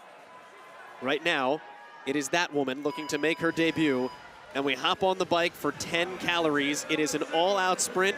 4:27 is the current time to beat. Who's going to be able to hold on to that bar long enough on a toes to bar all the way through on every single round?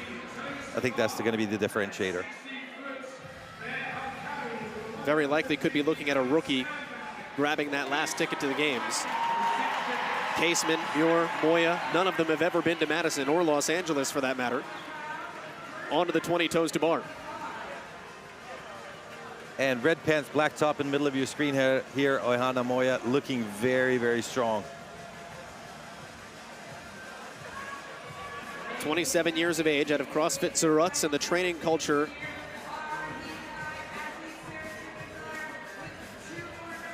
she's going really, really fast, and it's a rough turn on that toes to bar. But hey, Sara Sigmundsdottir, bottom of your screen. Never saw a challenge she didn't like. Sara Sigmundsdottir has all sorts of ground to make up. She is doing her darndest here early. Along with Jacqueline Dahlström as well, and we know her that she is capable with a sandbag. Anybody who watched the games last year will know that she is very comfortable with the sandbag. You also have Andrea Solberg in the mix, slightly behind those two. And look at that face. If Helen of Troy can launch 1,000 ships, that face from Sara Sigmundsdottir could kill.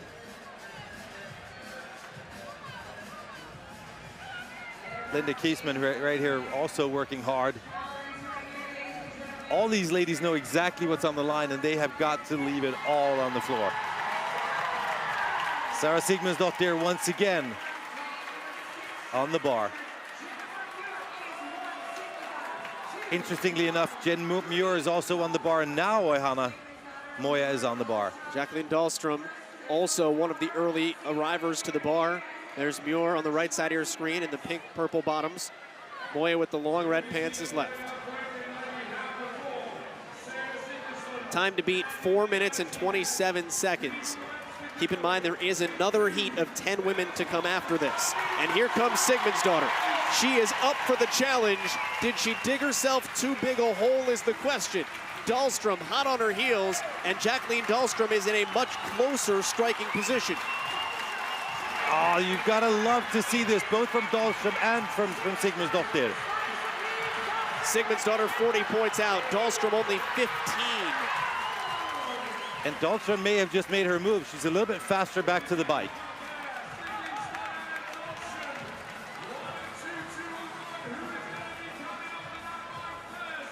Final 10 calories on the bike for these ladies.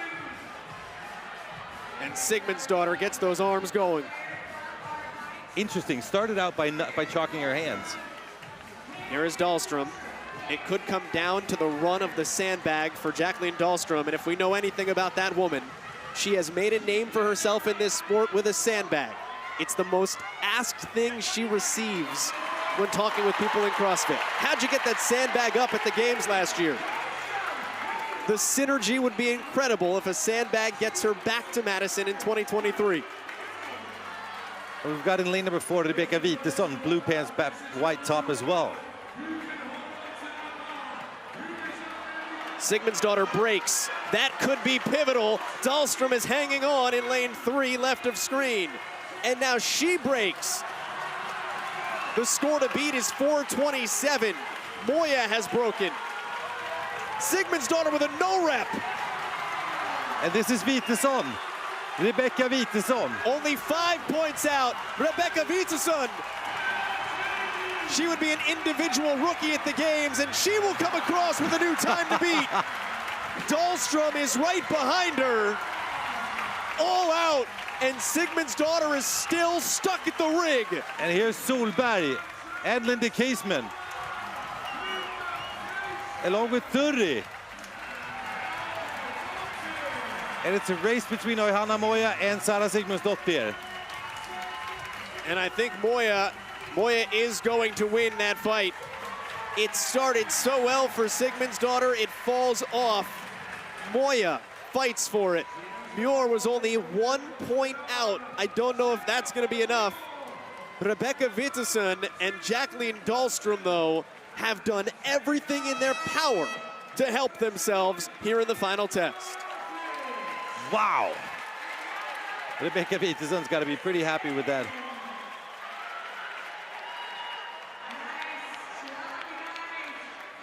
She may have just, God willing, put herself back in contention. So here we have the finish where Peterson comes off the toaster bar just a little bit before everybody else. She hasn't had a lead up until this point, but once she gets this bag, look at that smile. She knows exactly what's going on as she cruises back in and steps across the line. Sarah Sigmundsdottir came out guns blazing, but had to drop off the toaster bar on the last round 2 times, and that's what got her in the position. Just a crushing finish to the last 2 tests for Sarah Sigmundsdottir, and she came out hair on fire, but 4:41. That puts her in a really tough spot. The question for Rebecca Peterson and for Jacqueline Dahlstrom, will it be enough? We're only guaranteed one of them. We could get multiples. Peterson, is she going to Wisconsin?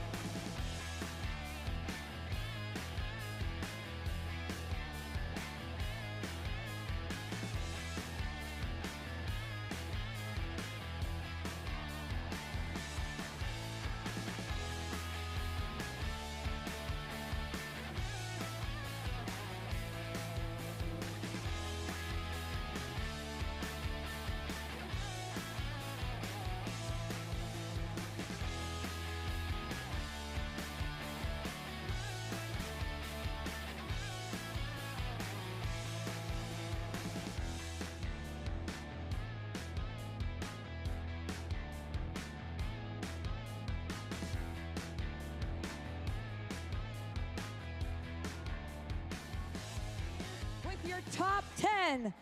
Please help me welcome out your athletes. In lane number 10, ranked 10th overall, Emma McQuaid.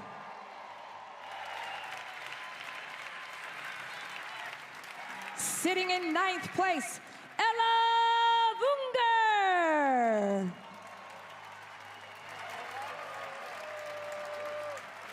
In lane 9, 8th overall, Elisa Fuliano.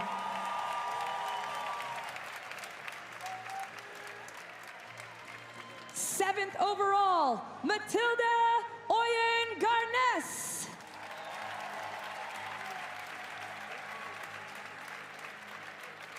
In lane 8, 6th overall, Manon Aganes.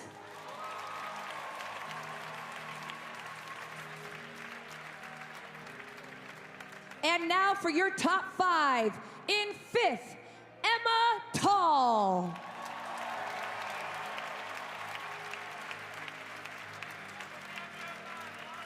In 4th, welcome Laura Horvath.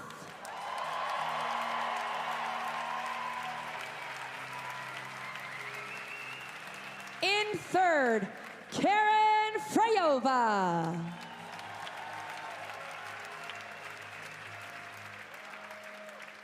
Looking to make her 12th Games appearance, Annie Thorisdottir.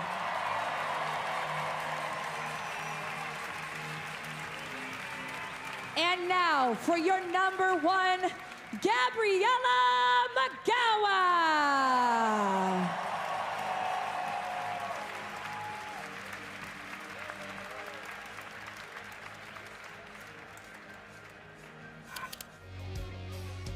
Top 5 for the women have already clinched their tickets to the CrossFit Games. Migawa, Thorisdottir, Freyova, Horvath, and Tall. Everybody else has some work to do here. Manal Anganese and Ella Vunger would both be rookies, Mads Jacobsen, if they can clinch with this test. Exactly. So what they have ahead of them, though, is 3 rounds for time. They start on the echo bike, move on to the toes to bar. They end up with a sandbag bear hug carry. The bag is 150 pounds for these ladies, and the time cap is 6 minutes. Recipe for success: smart on the echo bike. Be smart on the echo bike. You need to go fast, but not so fast that you start taxing yourself so you can't go fast on the toes to bar. Brings us to the toes to bar, which is where you win it. If you pace yourself correctly and you can go unbroken, congratulations, you've got a good shot. Or as we saw in Heat 5, you could also lose on the toes to bar. This is correct. Laura Horvath, the #1 ranked woman in the world, is in lane 7. Gabby Magawa, looking for her second CrossFit sanctioned event win of her career, is in the middle in lane 5. Down to Laura. Thanks, Joel. The battle between Gabriella Magawa and Annie Thorisdottir has been bubbling all weekend, and Gabby kept that in touch with the vast improvement we saw on her legless rope climbs in Test 6. But ultimately, Annie did win that event and close the gap. So therefore, coming into the final test of the day, it all comes down to this. The 2020 champion of the Norwegian CrossFit Championship. That was Gabby Magawa's first ever CrossFit sanctioned win back in the Sanctional Series. For her to win a semifinal gives her a ton of momentum going into the games. Annie Thorisdottir, on the other side, is trying to win the CrossFit Games for the first time in more than a decade. It would be a remarkable feat. It would be absolutely amazing. That being said, the way she's performed this weekend, I'm definitely putting her in the card of decks.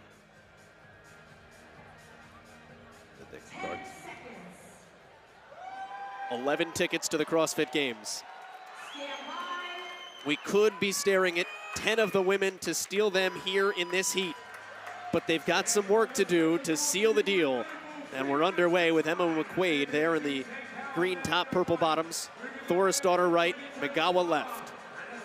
And this is where experience plays a huge role, both on your performance, but also knowing that a lot of these ladies out here are going to come out to a very, very fast start. Some of them are going to drop off, but there will be some that you need to fight with. Off the bike first is Emma Tall. And then everyone else arriving as if they answered the same alarm.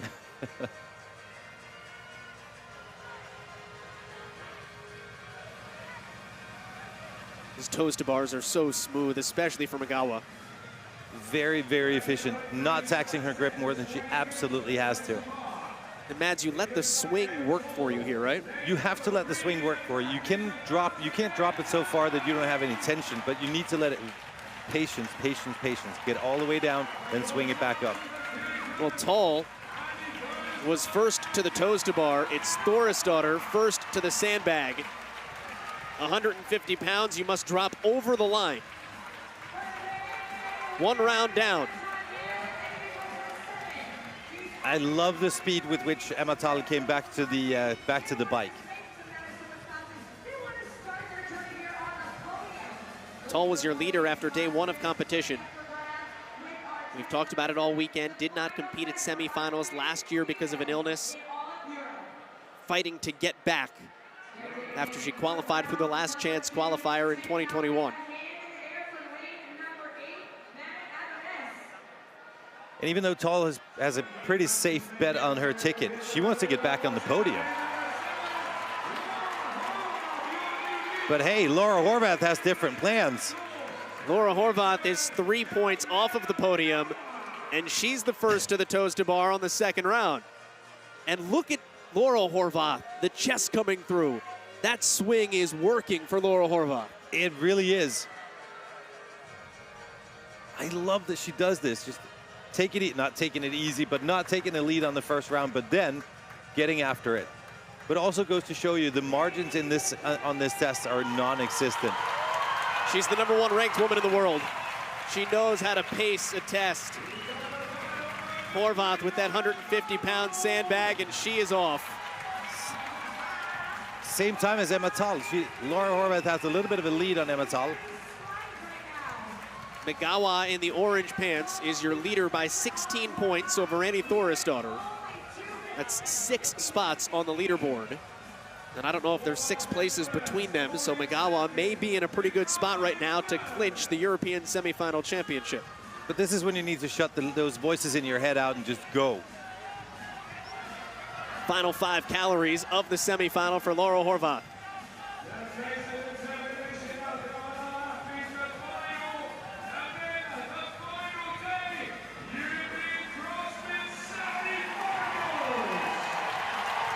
Oh, she's onto the bar faster. So far ahead of the rest. The #1 ranked woman in the world with eyes on her first ever CrossFit Games championship. Magawa, her training partner at times, is right behind her. Thorisdottir splitting the difference. The time to beat is 4:13. And Annie's going fast as well. Geez, it's a dogfight. Thorisdottir breaks. That's not a break, that's a wrap for Laura Horvath. Time to beat is 4:13. This should be no problem. Laura Horvath is the #1 ranked woman in the world. And in 2023, she's the #1 woman in Europe as well. And here comes Magawa. Magawa beats Emma Toll on the sprint with the bag. But hey, all the way in the back, Elavungar racing to the finish and maybe capping off a crown in the semifinal. And Elavungar, I think she just got her ticket. Nothing I say is official in any way, shape, or form, but wow, where'd she come from? Here comes Fuliano. Done in 4:43. That wraps up the heat. That was fast. 20th place for Fuliano. Gabby Magawa came in as your favorite for the title. Laura Horvath pushing on her heels. Annie Thorisdottir right behind. Another test win for Horvath. Thorisdottir is going to the games. It should be a semifinal crown, though, for Gabby Magawa. Gabby Magawa's got to be pretty happy right now. She executed fantastically. But Laura Horvath, can we talk about that? She didn't start out the fastest, but once she got back on the bike on the second time, that's when she started building her lead. Beautiful, beautiful toes to bar, taking her time, making sure that every rep counted, but that she didn't have to break. Got onto the bag, and once she got onto that bag, didn't just get the heat win, she got the test win. Oh my goodness, she is asserting her dominance. She's not going to win this semifinal outright, but she is the #1 woman in the world. She will still be the #1 woman in the world, and she will go into the CrossFit Games as the favorite to exit as the #1 woman in the world. And she is with Lauren Smith. Thanks, Joel. Laura, your ticket was safe, but you came out in that workout and you executed flawlessly. How much was the podium in your mind? To be honest, not really. It wasn't in my mind. It was just like, execute to the best of my abilities. I know this workout would be perfect for me. Like, I love all these movements, and just stuck to my game plan, and it paid off. When we see these incredible performances out on the floor surrounded by a crowd, how much hard work is going in behind the scenes? Oh, it's, I can't really tell. It's a lot. Like, no one would like really understand how much work goes into a weekend like this, the preparation, the years of training. So it's really hard to tell. I mean, unofficially at this stage, we can say congratulations, you're off to the CrossFit Games. Are you going to win it? I have my goal. I know what I want. I know how I want the season to end. And I'm going to do everything in my power to finish where I would like to finish.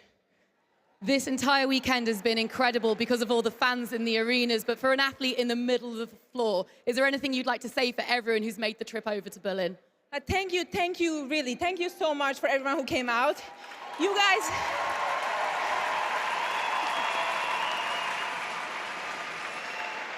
don't understand. This sport wouldn't be what it is without you. Like, you make the sport. So thank you really so much for everyone who came out and who goes to the gym every day for their workout, for their 60-minute fit class or their workout. Like, you guys really are the sport. So thank you so much for letting us and everyone in the field do what they love.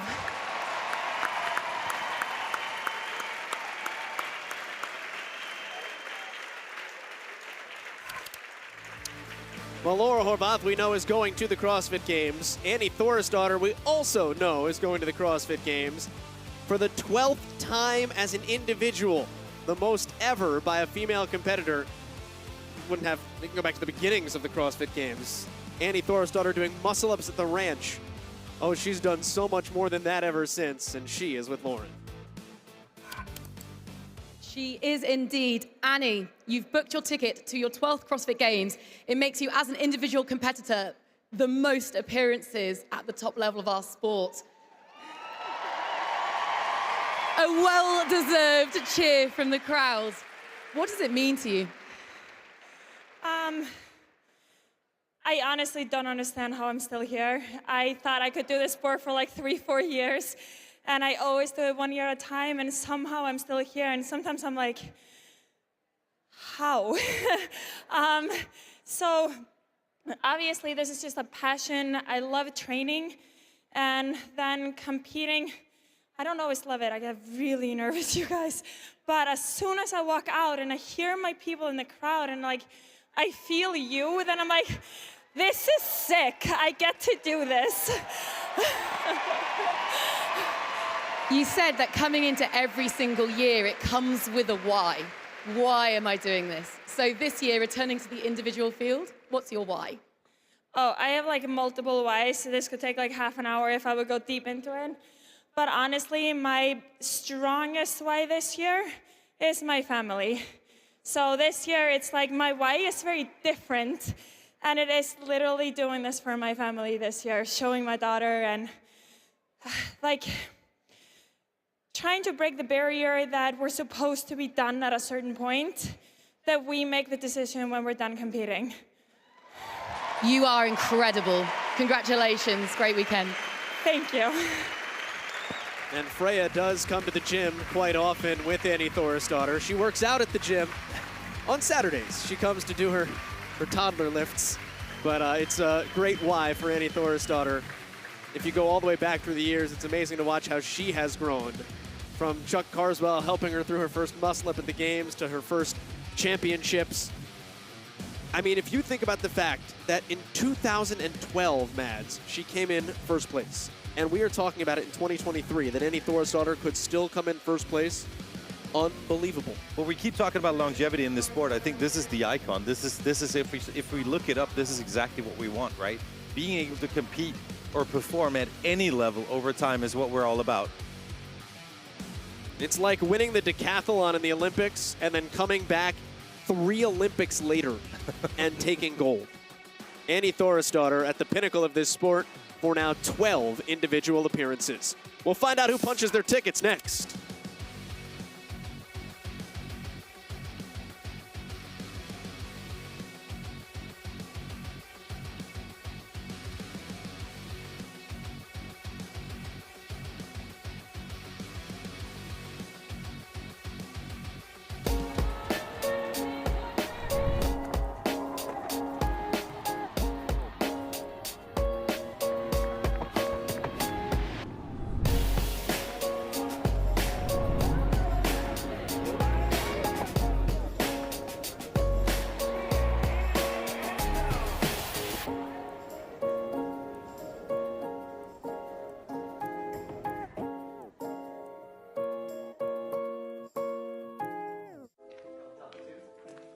Do you have to be fit to start CrossFit?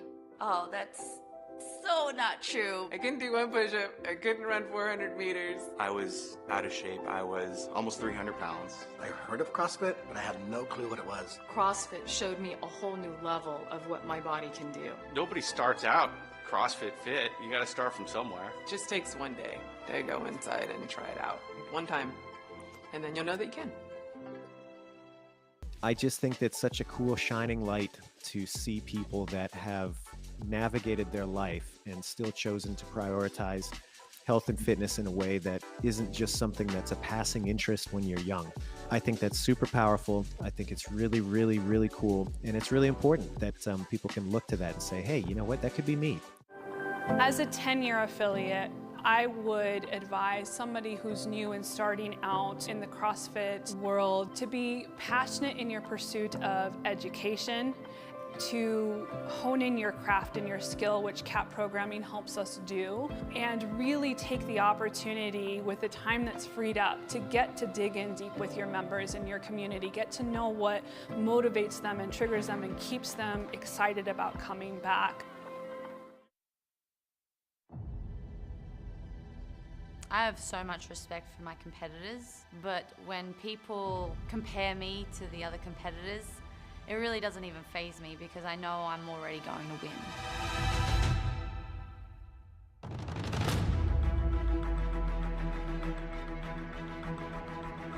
Athletes want to compete at the CrossFit Games because it is the pinnacle of their sport. If you just get to that point, you are one of the 40 fittest people on the planet. I don't enter a competition thinking that I'm going to lose. Going into the CrossFit Games, my sole purpose there was to win.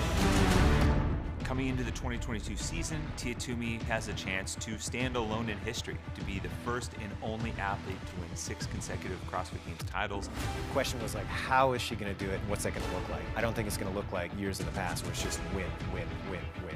Toomey's back to 0. Oh no. And O'Brien is across. I do not care how hard I go, I'm just going for it.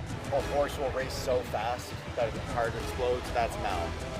For the first time in 5 years, we are going to get to see Ricky Garrard at the CrossFit Games. The last time we saw him was 2017. He finished 3rd, and then he tested positive for PEDs. Seeing Ricky wearing the white leaders jersey, I think forced a lot of people to confront a question that maybe we hadn't really considered about what our feelings would be around the possibility of not only Ricky coming back, but winning.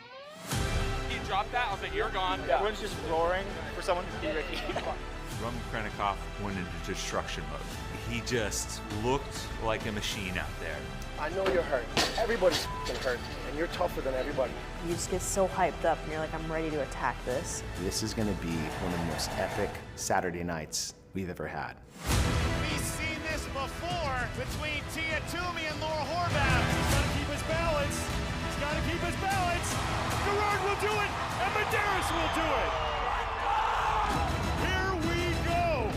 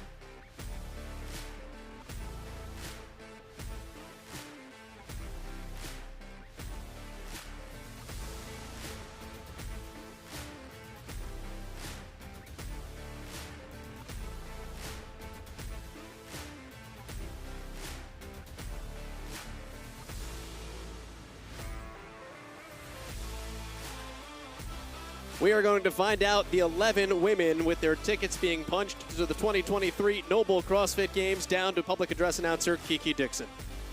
Ladies and gentlemen, the results are in. We'll start with your top 3 podium finishers. In 3rd, with 577 points, Laura Horvath.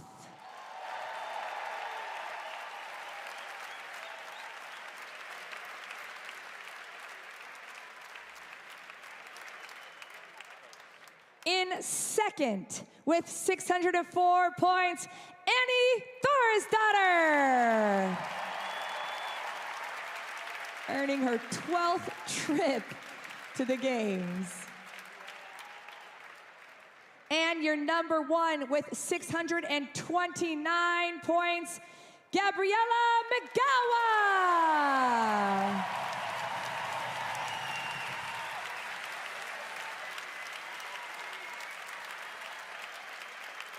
And now, 4th through 11th. In 4th, with 556 points, Emma Tall.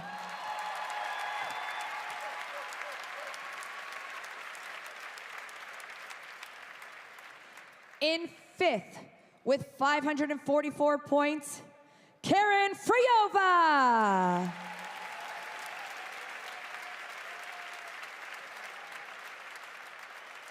In 6th, with 494 points, Matilda Oyen-Garnes.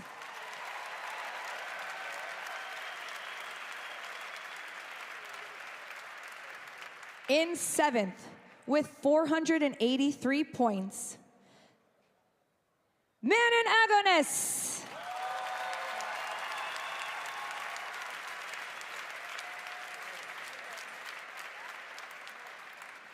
In 8th, with 476 points,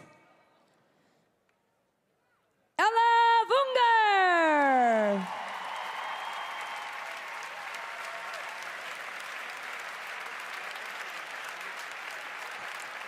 In 9th, with 441 points, Elisa Fuliano.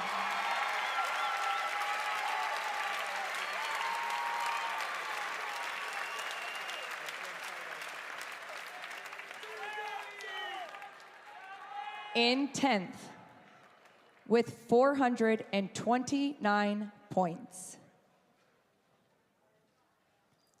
Emma McQuaid.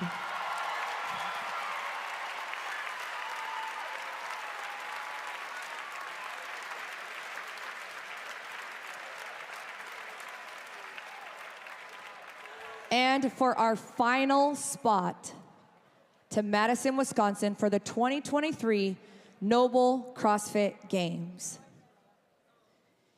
In 11th, with 424 points, Rebecca Fittest.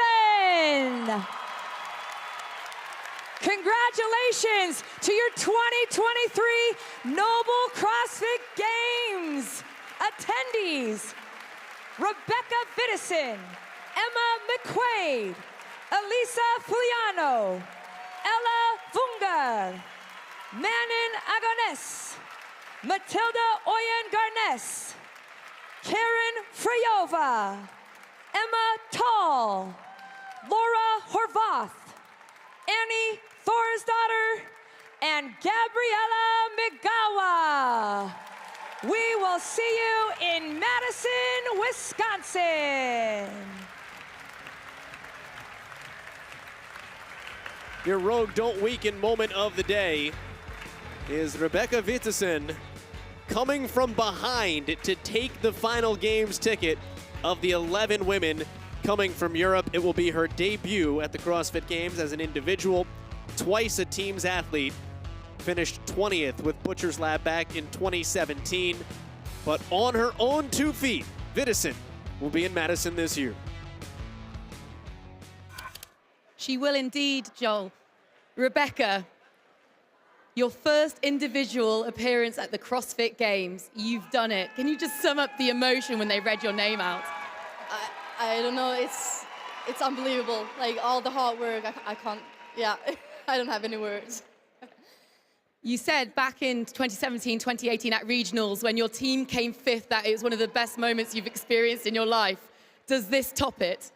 Yes, it's absolutely the same. Like the feelings is amazing. Yeah, yeah.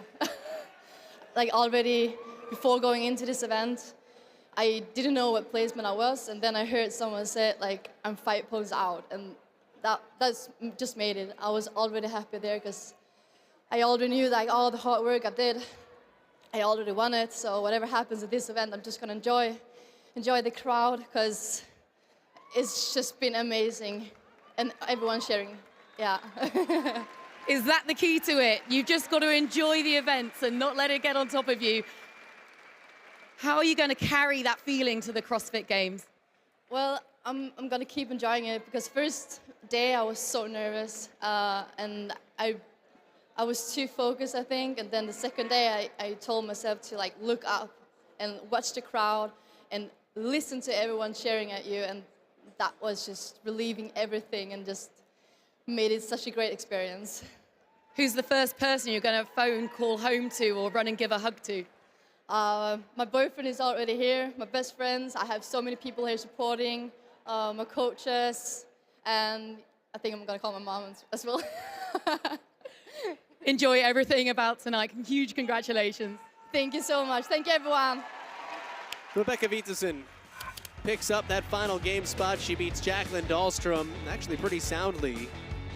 424 to 409. Linda Caseman was also bidding for her first trip, as was Oihana Moya, who had that final spot. It is Gabby Magala, though, at 629 points that wins the semifinal, and she is with Lauren. Gabby, you came into the weekend to punch a ticket, but you've ended on top of the podium at the European semi-final. How good does this feel? It's just, I'm speechless, to be honest. Like, I would say finishing on the top of the podium, it's like something extra. Like, that wasn't like a main focus of the weekend. The main focus of the weekend was to execute the workouts how I planned it. And I'm going to say it's almost 100% correct. And yeah, like, to be honest, like, it's so special to compete here. I mean, the whole arena is full. The European crowd is something else. It's amazing. You're amazing. Massive congratulations, an incredible achievement. We'll see you in Madison. Thank you. Thank you, guys. You are amazing. Thanks. Gabby Magala is your winner at the European semifinal, but we still have the men's side to decide. Who will win on that side of things, and which 11 men will earn their tickets to Madison and the 2023 NOBULL CrossFit Games?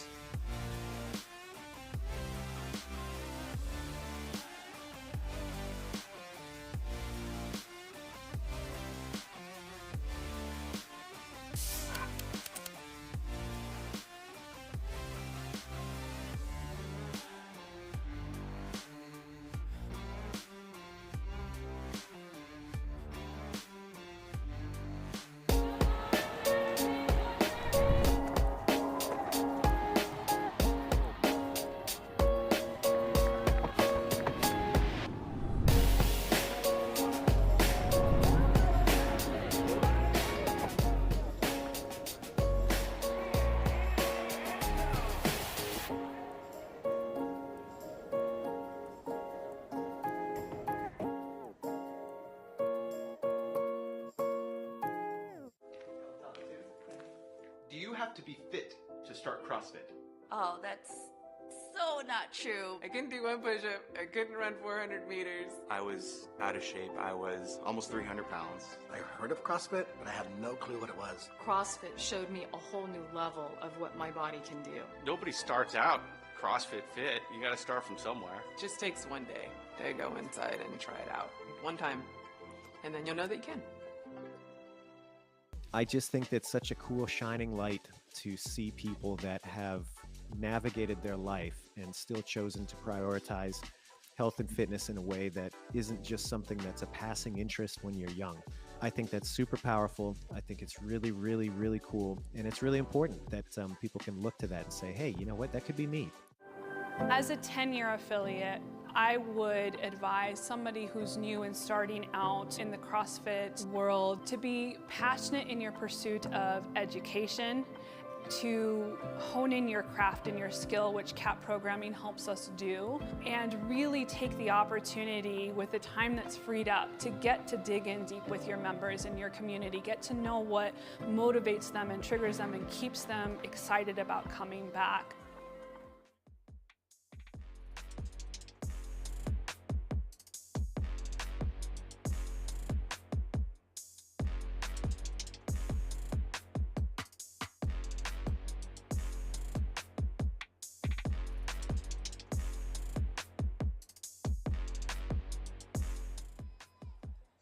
10 seconds.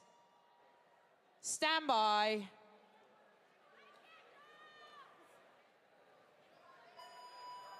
Test number 7 and heat number 1, the final event for our individual men here at the European Semifinals, brought to you by NOBULL. This is 3 rounds for time with 15 calories, 20 toes to bar, and that 60-foot carry with that 200-pound sandbag with a 6-minute time cap. As we can see, we got a hand in the air there for lane number 7. Looks like Martin Laville. Just waiting to see our first athlete come off of those calories. There it is, your leader, lane 7, Martin Laville. Second position, lane 5, Pietro Andeloni. And it looks like over here, Federico Marra in lane number 8, third place.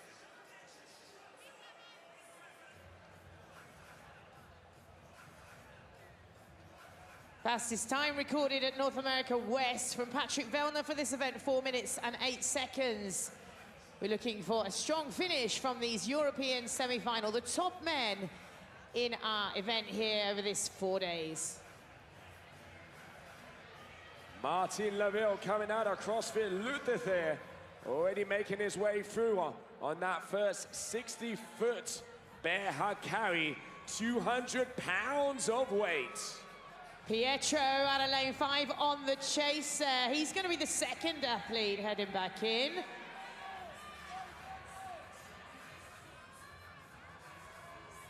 And getting back pretty much at the same time, lanes 2, Manuel Dobona.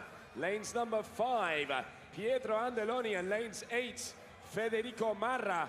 But your clear leader coming into this second round, lane number 7, Martin Laville.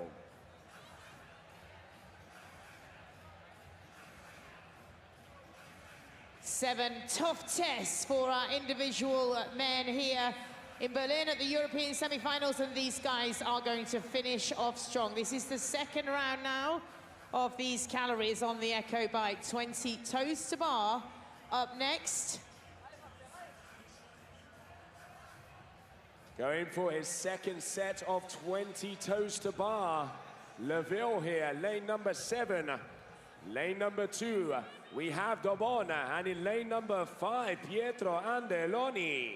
Your 1, 2, and 3 right there, ladies and gentlemen, holding this pace strong, but anything can happen. 3 rounds of this test for these men, so wait.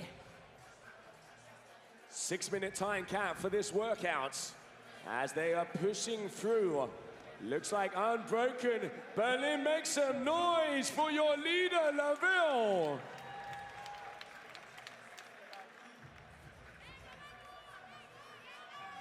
Chasing there in second out of lane 2, Manuel Dobon. And pretty much at the same time, we have Pietro Andeloni, lane number 5, and Federico Marra, lane number 8. But your clear leader, ladies and gentlemen, out of lane 7, already hitting that Echo Bike for that final round of 15 calories. It looks like it's a strong lead now for your leader. Waiting for that judge's hand to go up into the sky, meaning that only 5 calories.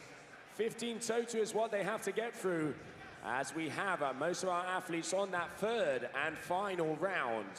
Yes, indeed. 6-minute time cap just past the halfway mark, coming up to the 4-minute window now for these Heat 1 Test 7 athletes.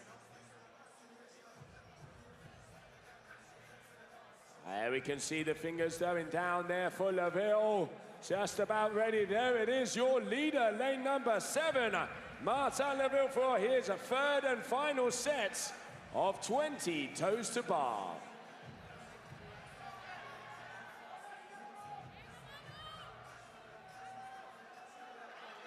Manuel Dobon, but Pietro Andeloni in second in the black in lane number 5. And Stella, these guys are not letting go. It looks like another round unbroken for these athletes in this final round of this 3-part test. Here we go, your leader is through the 20 toes to bar. Berlin, make some noise. He's gonna be closing out Heat 1 for a Heat win. Your athlete in lane 7. Martin Laville! your heat winner. Here we can see lane number 5, Pietro Andeloni. Chasing for third in for lane number 2, Manuel de Born. Federico Marra. Steven Emilio Rossini making his way as well.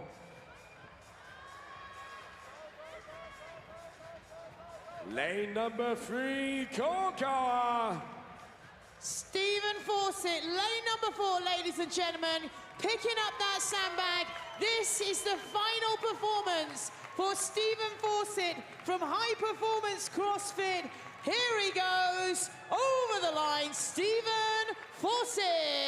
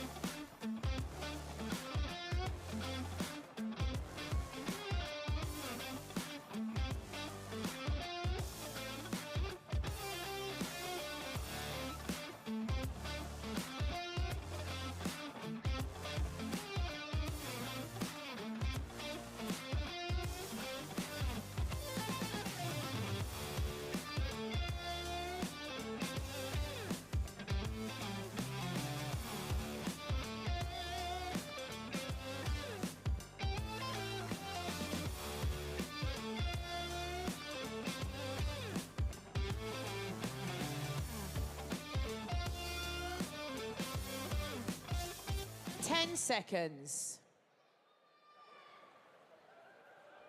Stand by.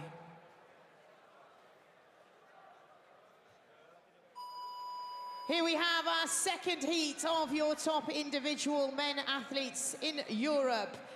Coming out for test number 7, brought to you by NOBULL, a 6-minute time cap, 15 calories on the Echo Bike, 20 toes to bar, and a 60-foot, 200-pound sandbag carry, 3 rounds for time.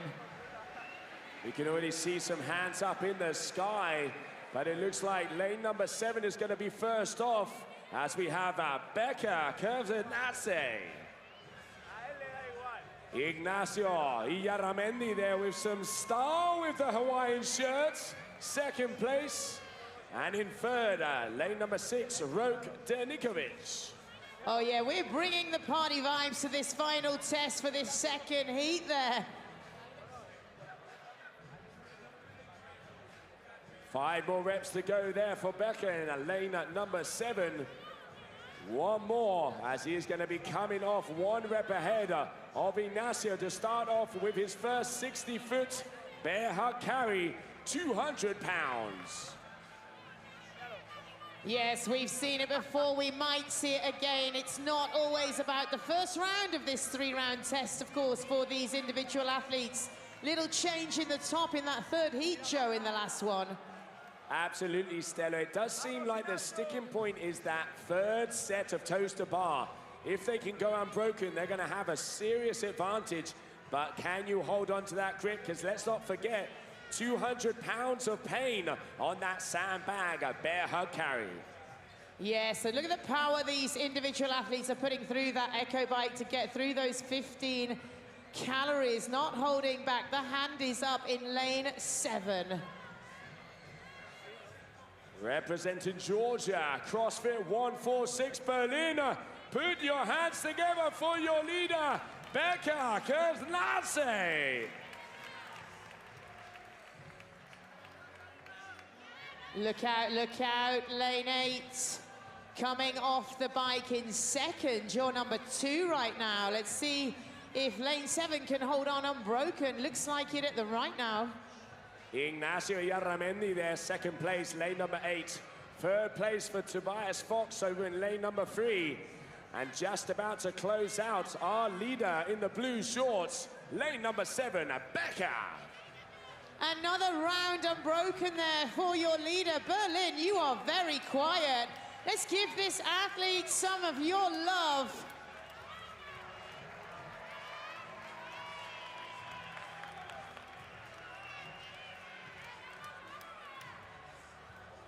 All right, so Fox and Iyaramendi, little look to the left, a little look to the right. Here they're going to be starting off on this second round, but already on this third, your leader, lane number 7, Becca.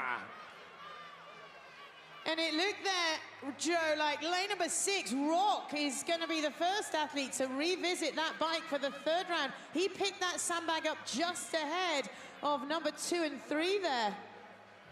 Yes, and lane number 6 also starting to pick up on some distance. Roke Denikovic, as he went in exactly the same time as Romain Felinor. But already yet again, another hand in the air. Becca, your leader, lane number 7. Just approaching the 4-minute mark. So if he can hold on to this final set of toes to bar, this could be a heat win for your athlete in lane 7.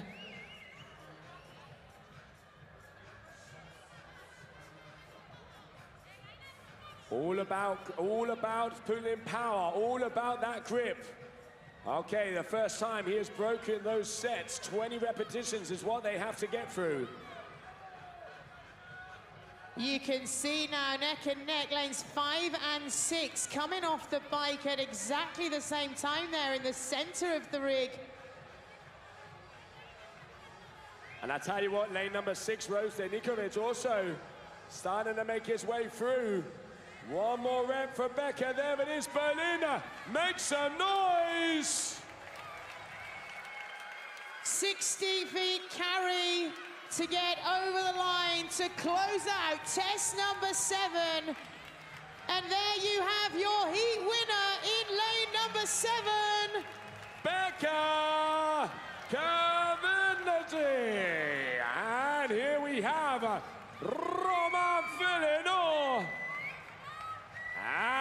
Rock Denikovic. Your 1, 2, and 3 right there. Less than a minute.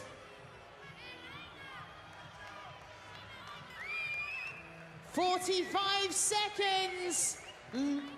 Tobias Fox making his way through. Jason Longare also.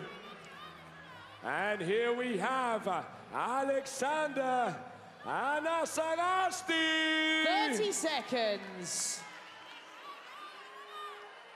Let's give it up for lane number 8. Here we go. 20 seconds.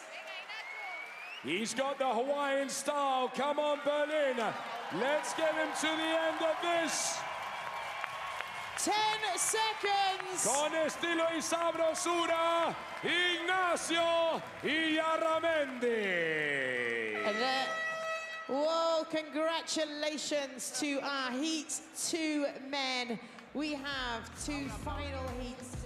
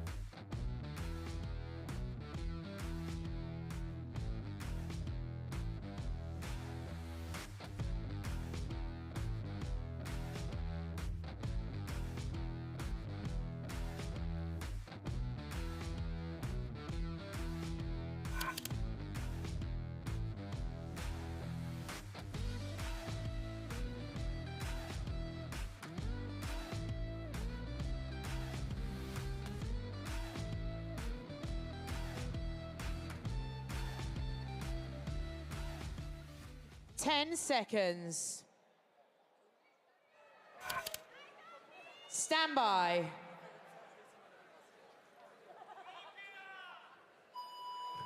Test number 7 and the third of 4 heats here on the floor in Berlin. For the European semifinals, we have a 6-minute time cap. 3 rounds for 15 calories on the Echo Bike, 20 toes to bar, and that 200-pound, 60-foot sandbag carry. And already we can see lane number 5. Sven Gens is going to the toes to bar first, followed by Callum Clements in lane number 6. And in third, lane number 7, Victor Yundal. Your top 3 out there, Stella. Yes, they've gone out hot, Joe. This is not messing around. They're not messing around. Here we see all of your athletes already through those toes to bar, not even 40 seconds into this 6-minute time cap. And also we can see we have some of the heavier athletes out there. Big athletes already making their way through that first set of 20 toes to bar.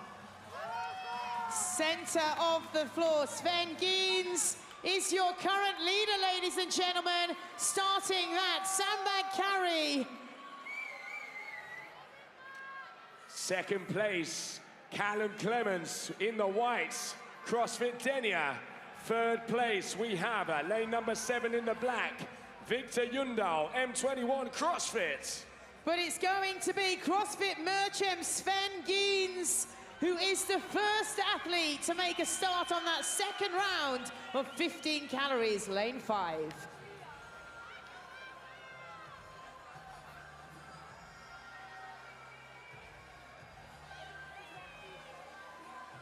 All right, we got a hand up in the air one more time. So Sven Gens, he is not letting up. But there is a battle. Sven Gens, Callum Clements. Callum, 1 rep advantage. Lane number 6, your leader.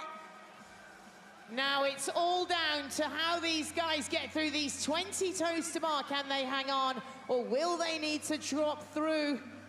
Just over 2 minutes already into the 6-minute workout.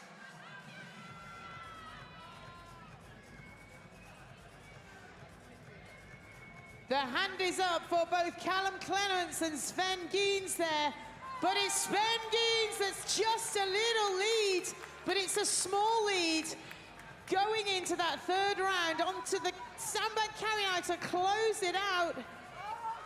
This is what we want to see, a battle out there on the field. It is all going to come down to that third round, Stella. I reckon the toes to the bar are going to be the deciding factor. Yes, indeed, and Sven Gens again starts that Echo Bike for the third and final time, slightly ahead of Callum Clements. So first, lane 5 in the black, Sven Gens. Second, in the white, Callum Clements. Third, lane number 7 in the black, Victor Yundal. Your top 3 on the floor.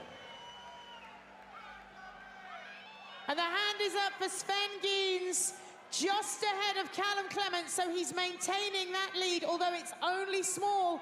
20 toes to bar is going to be the separator. Are they going to hold on? Are they going to hold on? Berlin, let's make some noise!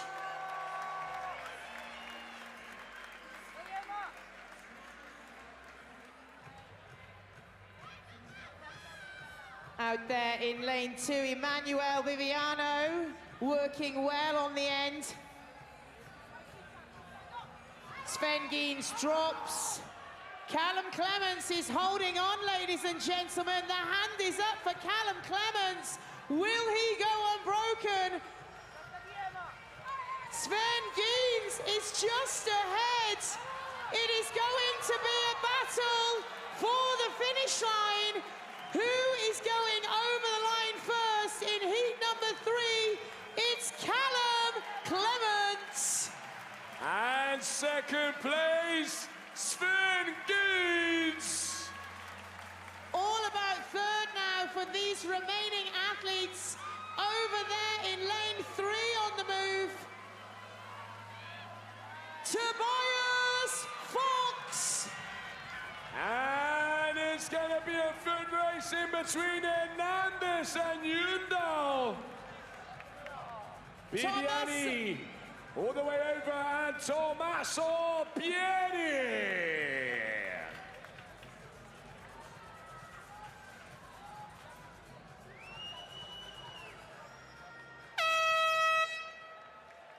Congratulations to our third heat.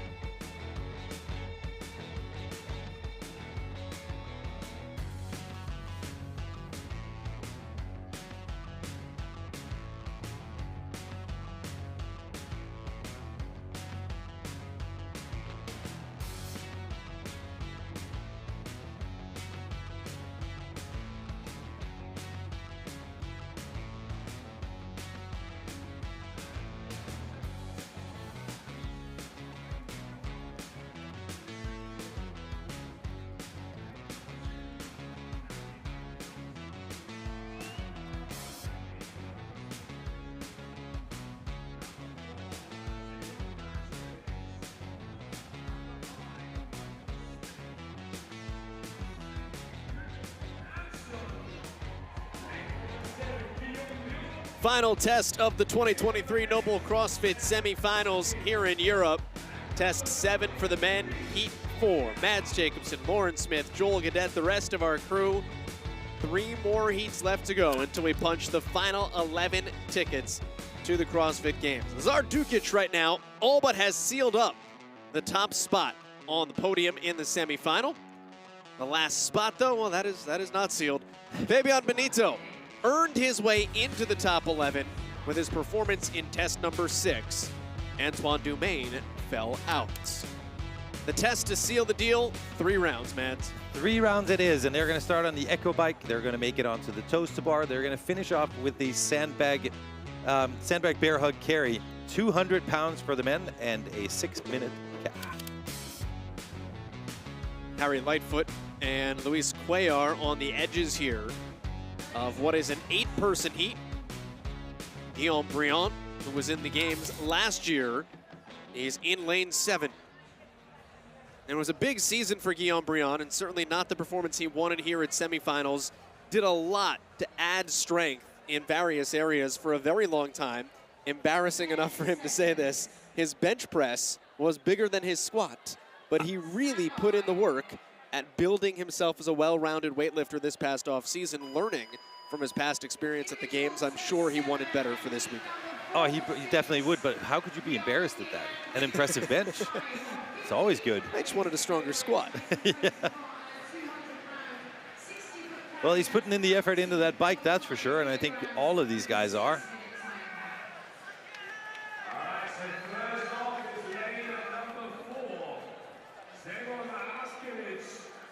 Gregor Marashkevich among the first to the toes to bar.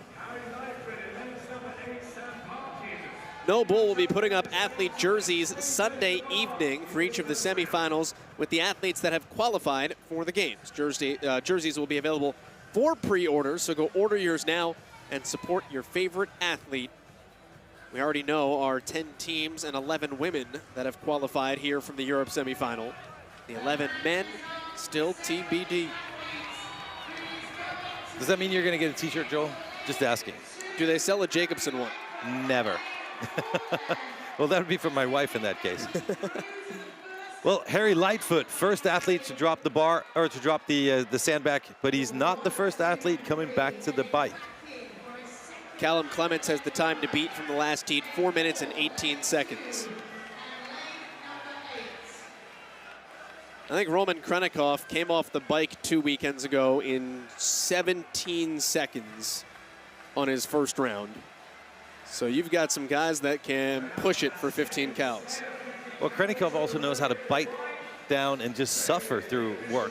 And I think that's exactly what he did.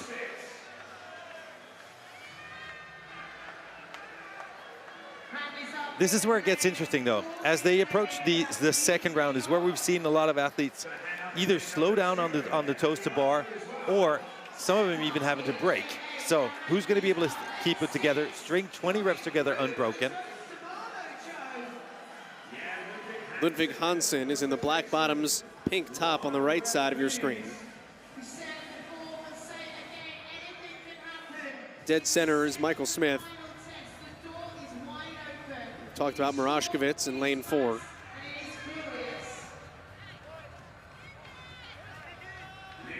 Former freestyle slalom skier. That's impressive. I never knew what the gates were for as a youngster. I just kind of... Here we go. Marashkevich once again first to the bag, followed by Hansen and Lightfoot. Marashkevich has 2 top 10 finishes under his belt here at this semifinal. His best was test 1 when he came in 7th. But Marashkevich has been really, really fast on the bike. He's been keeping pretty much the same pace as everybody else on the toes to bar, but he's been really, really fast on the bike, and that's kind of where he's made his move. Hansen is selling it here on the right. I was going to say, but Hansen's figured out the equation. He's like, all right, still got a bunch to go, and we know that he's got a lot of engine. Using those hands to push-pull here. Inside a minute to go until the time to beat. Hansen is off first, so that send really worked. What did it cost him? And he had the chalk situated right underneath his seat on the bike. So able to chalk himself up on the way to the rig. Well, you need to come up with some smart solutions for a sprint like this. There's a break. Lightfoot hasn't broken. Marashkevich hasn't broken.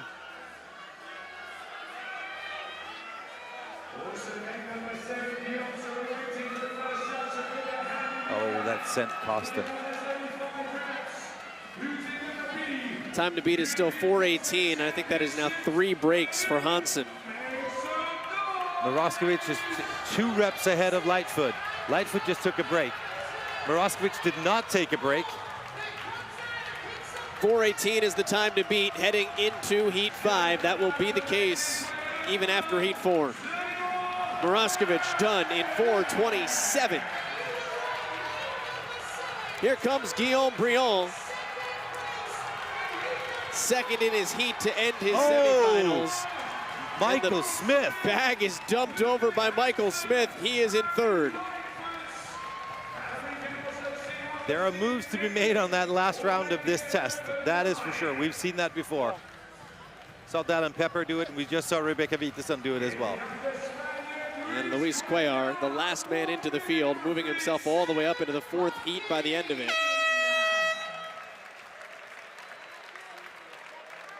Sam Parkin is our final finisher, and we are 4 heats done, 2 to go at this event.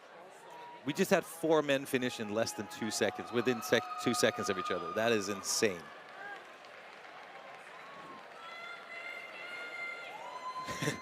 And we've got the volunteer crew with the carts to get the sandbags set back in order after Marashkovitz goes in 4:28 for the heat win. Heat 5 still to come next.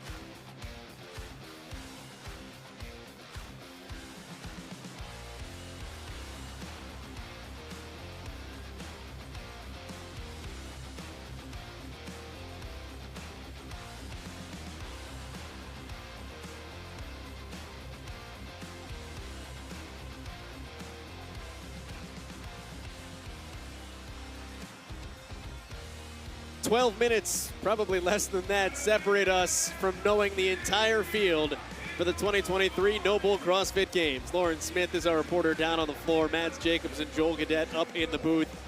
2 heats left here in our final test number 7. Fabian Benito clinging on to that final ticket to the NOBULL CrossFit Games. 353 points. He leads over Antoine Dumaine. He took Dumaine's spot after test number 6.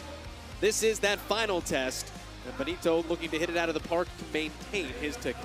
It is. It's going to be 3 rounds. We start on the echo bike, move on to the toes to bar before we finish each round with a sandbag bear hug carry. Men's bag is going to be 200 pounds, and the time cap is 6 minutes. Our 5th heat means that these are the men that are trying to grab that 11th spot or maybe sneak up a little bit higher. Enrico Zanoni in lane 9, a Games veteran of a year ago. Alex Catoulis in lane 7, trying to make his debut. But Fabian Benito in lane 5. Your number 1 seed out of quarterfinals, your champion out of Dubai. He had to do some work to put himself in the field. He got the job done in test 6 minutes. And why not just continue on that when he's on a roll already? I think he might.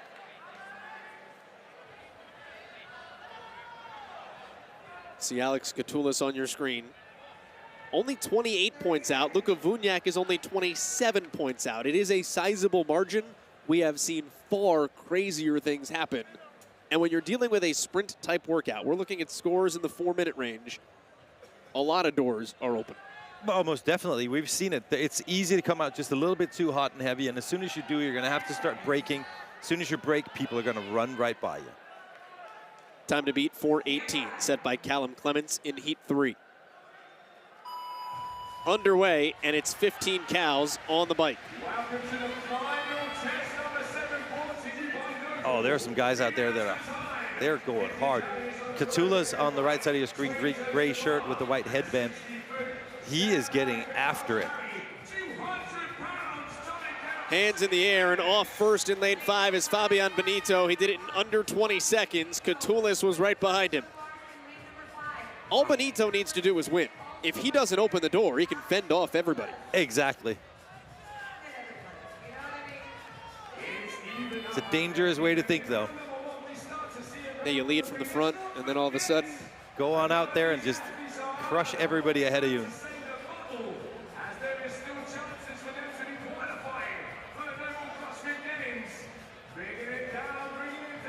Benito's weekend started slow. He was 30th in test 1, 11th in test 2, then 32nd in test 3. Put himself behind a massive 8-ball.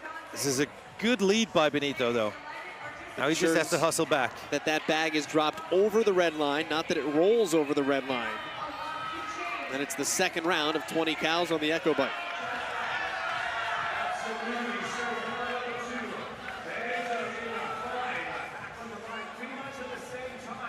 Mads, you're seeing guys make this a full body movement. Those arms are pushing and pulling. And they're going to have to. They're absolutely, in order to be able to be in contention here, you can't spend too much time on the bike. So just kind of letting your arms follow is not an option. You need to push and pull at the same time as you're giving your leg a bit of love as well. But still give yourself somewhere to go. We have seen people needing to break the toes to bar mostly in round 3, but maybe a little bit in round 2, and probably unsuspectingly, it has pushed people down the leaderboard when that's happened. If you're going to break, I mean, not a bad idea to put that break in the round number 2 and then try to go unbroken in the third one. We've had a bunch of athletes come from behind already. Nice easy swing by Fabian Benito. And that's exactly what he needs to do. Find that rhythm, make sure that this has cost him as little as possible so that he can really get after it on both on the sandbag and on the bike. Oh, Luka Bunyak now making a move. Benito's still within striking distance. Victor Hoffer on the left of your screen in lane 2 is also pushed to the front of the pack.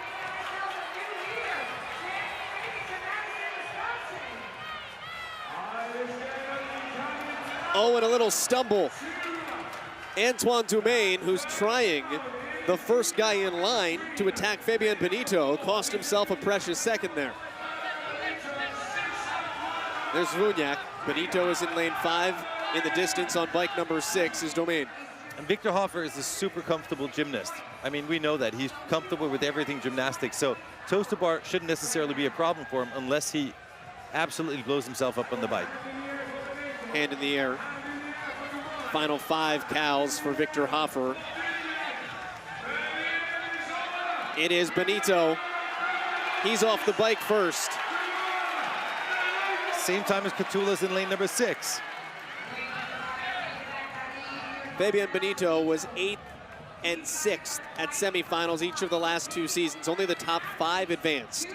He then went on to the last chance qualifier and was 19th and 16th. So coming up short in his bids for the games.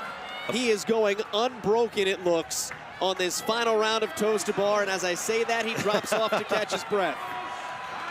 And Luka Vunyak is still going. He's going to go unbroken. The time but to beat Victor Hoffer. The time to beat is 4:18. It doesn't matter if Benito can put most of this field behind him. Hoffer is going to jump way out. Hoffer has the new time to beat at 4:11. 2 are ahead of Benito. Benito drops the bag. 3 are in ahead of Benito. And now Luka Vunyak needs to get across the... Oh! Vunyak tumbles. We'll see if Benito beat him or not. 4:25 by Benito, and he did not. He was behind by 0.3 of a second. So Fabian Benito is now 6th in the event. We'll see if that's enough. He's 4th in the heat. This last round is made for drama. Benito's lead was 16 points. That's 6 spots on the leaderboard, though, and I don't think enough people got in before Benito, although we still have another heat to go. Keep in mind, the people that are chasing him are all the people that were just in this heat. Yep. Victor Hofer wins the heat, his second consecutive heat win. But Benito is the one with everything on the line, and he may have done enough to go to Madison. But what a great, great effort by Victor Hofer. Taking it easy on the first round and then making his mark on the second.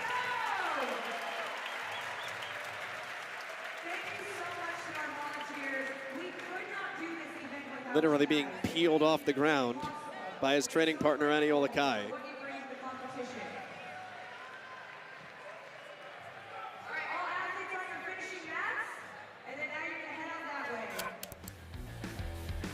So here's where Benito breaks on the toes to bar, with Dumaine on his right and Vunyak on his left. It's that brief second. Hofer was consistent, unbroken on those toes to bar. Mads, he just runs away with it down the finish here, but things get tricky with Vunyak having Benito coming up on his heels. Well, first you got the stumble here by Vunyak, and then he just settles in. He's like, wow, that was tough. And it isn't until his judge tells him, you need to get across the line. So the bag dropped over the red line, but you also have to make it to the finish, Matt. So that's why it looked like Vunyak won by so many seconds, and it was only tenths as that tumble came through just in front. There are the results. 4:13 for Hofer. Vunyak in 4:25.2, Benito in 4:25.5. We'll see who is in 11th place. We still have another heat to go. Final heat from the semifinal when we return to Berlin.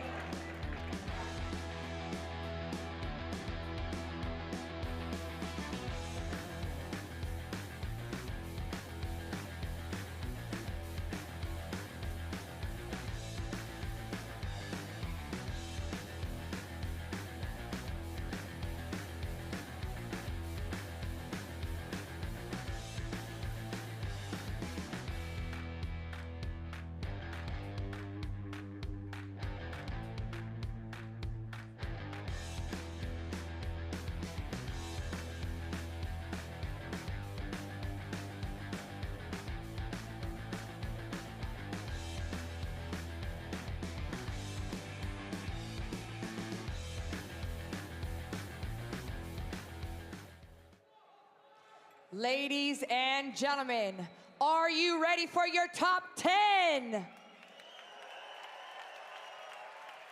The time is now. In lane number 10, 10th overall, Michał Wesolowski.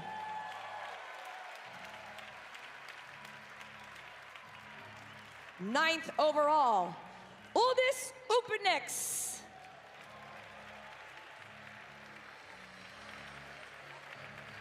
Coming in 8th overall, Branislav Olinkovic.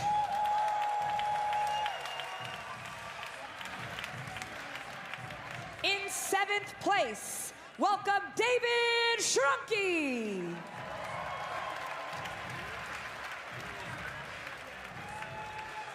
In 6th place, give it up for Björgvin Karl Gudmundsson.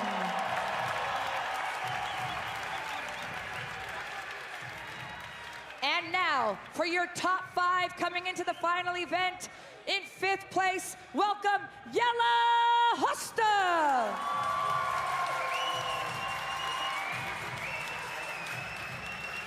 In 4th place, put your hands together for Moritz Fiebig.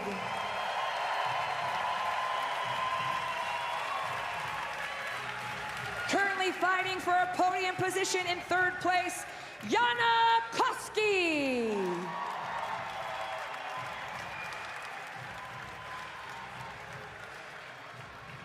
In 2nd place, welcome Henrik Happalainen.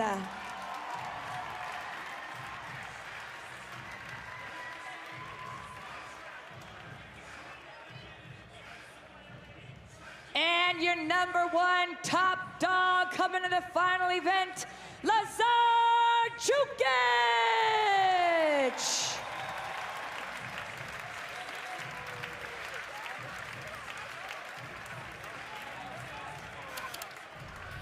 Lazar Djukic with a commanding lead over Henrik Haapalainen to be the champion of Europe heading into the 2023 NOBULL CrossFit Games. Jonakoski joked, I don't know if I've done enough to make it onto the podium after his heat win in the last test. He has done by 1 point enough to be on the podium heading into the 7th and final test. What we're looking at, Mads, is 3 rounds for time. It is. We're going to start with the Echo Bike. We're going to move on to the toes to bar. We're going to end up with a sandbag bear hug carry. The sandbag is going to weigh 200 pounds for these gentlemen. Time cap is 6 minutes.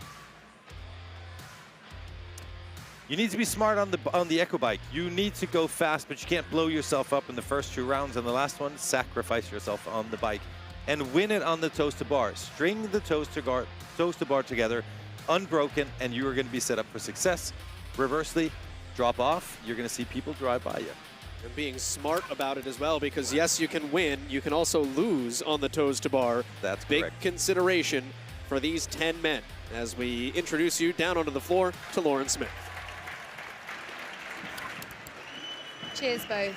Michiel Wesolowski comes into test 7 in 10th, dangerously close to the cut line. But he told me earlier in the week that he's been working on his high-skill gymnastics. That suited him really well in test 6. Luckily, low-skill gymnastics combined with power output and his strength on the sandbag should fare well for the pole. 30 seconds. Wesolowski out of CrossFit Stronghouse, same as Branislav Lenkovic. The 2 Poles trying to qualify along with Lazar Djukic. Trying to make a run at Justin Medeiros and the crown of fittest on earth here in 2023. 10 seconds. There are 11 more tickets to the CrossFit Games in any division out there. After this heat, we'll know who holds them. We are underway in Berlin. Wow, this is exciting. At the same time, it's super exciting. I know, and we all know, it's not about the first round. It's not about the second. It is on the 3rd. Moritz Fiebig there. Oh, first one off the bike in 17 Moritz. seconds. Send it. Remember what he did at the lowland throwdown. This is how he got to the games. He went out and he absolutely tore the last test apart.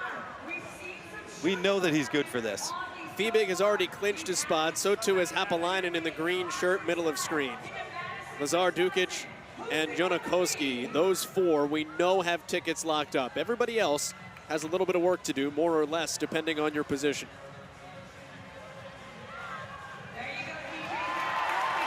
It is Fiebig in front of the German crowd. He's from Hamburg, about 2 hours from here. And he opens up a sizable lead on that 200-pound sandbag carry. That's how you start. 17 seconds. Well, Fiebig is back on the bike at 1:11.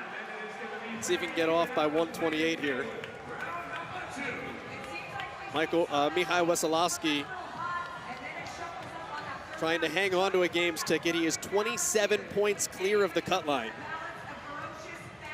You know, Branislav Lenkovic said he's always the happy man. He always has a smile. You start talking about games tickets, that is a very serious face. Well, I think it should be. I think he got surprised at how fast everybody was coming out of the gates.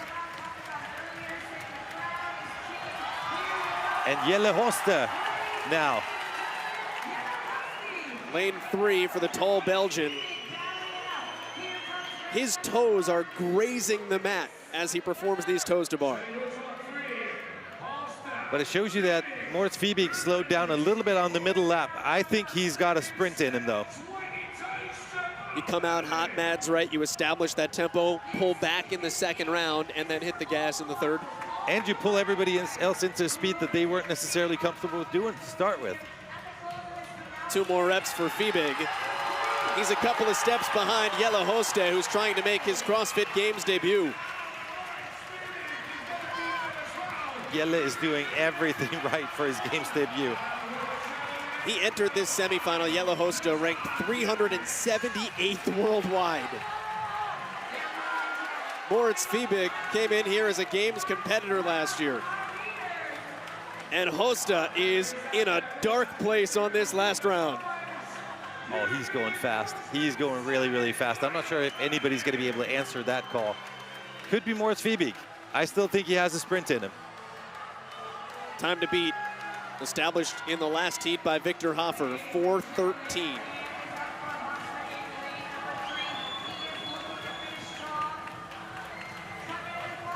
Fiebig, final 4 cals on the bike. Germany is going to erupt as he makes his way back to the toaster bar.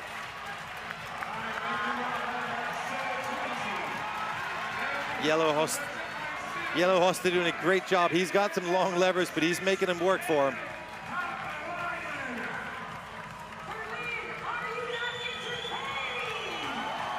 Yellow Hoste could come out of this semifinal with 3 wins in 7 tests. As a rookie, Wesolowski's trying to hang on to that games ticket. 27 points clear of the cut line, and it's Hoste off. 4:13 is the time to beat.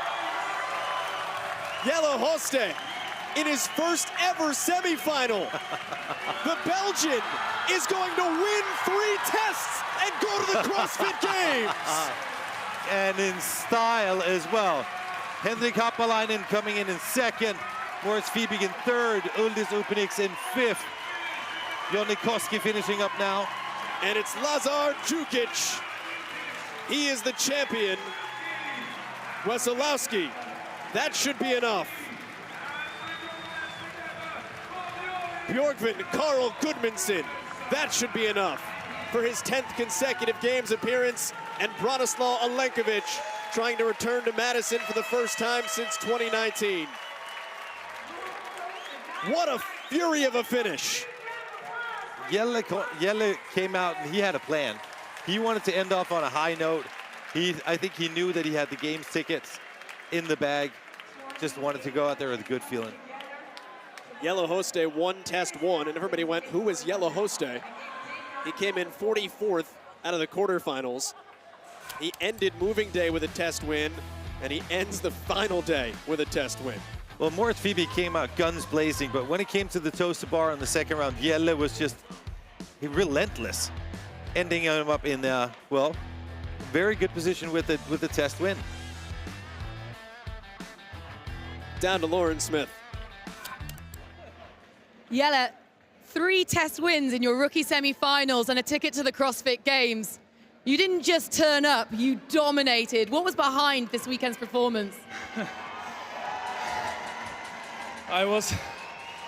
So many times I have been kept away because I'm a tall guy. I know there were finally some tests where tall people get a little bit of advantage, so I've got to take what ours. What does it mean to you to be heading to Madison alongside your coach, Andre Houdet, who's also qualified with no shortcuts in the team division? I mean, that sounds like quite a nice boys' trip. I don't know yet. It has to soak in. It's crazy. I have been dreaming of this for a long time. A lot of early mornings, late nights. Finally comes together. Have you got anything to say to the crowd here today? You're Belgian, but I know that a special place in your heart is in Germany. Yeah, it's crazy how many people came over to see me, to cheer. It's that gives that extra momentum to win events. And you won 3 of them. Great job and congratulations. Enjoy this moment. Thank you. Thanks all for being so crazy and loud. Vertically gifted people rejoice. The 6'3" Yellow Hoste has qualified for the CrossFit Games with a 4-minute and 6-second time in test 7. I tell you what, Victor Hoffer, he's not going to the CrossFit Games, but what a phenomenal finish to his semifinal. I mean, he's got to be walking away from this place with a really good feeling in his gut. He was great in test 6, great in test 7. Björkvin Karl Gudmundsson did enough at the end of the day. He really had to work for it, but he has indeed, Mads, qualified for his 10th consecutive CrossFit Games appearance, and he is with Lauren Smith. Björkvin, you've just joined an illustrious list of 3 men who've qualified for their 10th consecutive CrossFit Games. What does that mean to you? Oh man, I don't really know. I mean, to be honest, I feel like it just started. It's just so much fun, man. It's like, I spend so much time in a basement in Hveragerði, south of Iceland. I bet no one has ever been to Hveragerði before, but it's just the place that I thrive, and the community thing around it is so fun. I mean, look at all these people, and I've got a group here coming from Iceland to most of my semifinals. We got like 30 people from my gym coming. And yeah, I guess I'm getting fucking old. But I don't feel like I'm old. Have we seen the best of you yet? I'm pretty positive that you haven't seen the best of me yet, because I feel much better now at 30 than I felt at 20. So I'm just looking forward to give you guys a show this summer. We'll see you in Madison. See you guys. Thank you for coming. I'm getting old, says the 30-year-old. We will find out officially who has all 11 tickets on the men's side from Europe. Competition is done. The tabulating has begun. And we have those answers when we return to fill out the field for the 2023 NOBULL CrossFit Games.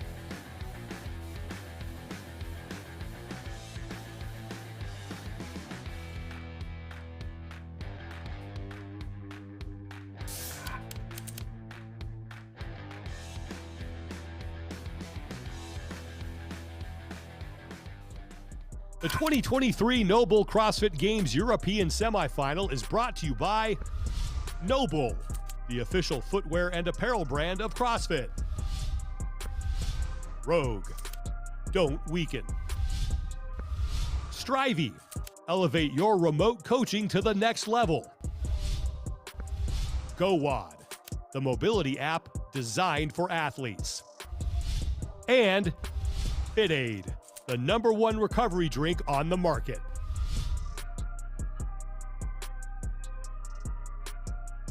I just think that's such a cool shining light to see people that have navigated their life and still chosen to prioritize health and fitness in a way that isn't just something that's a passing interest when you're young.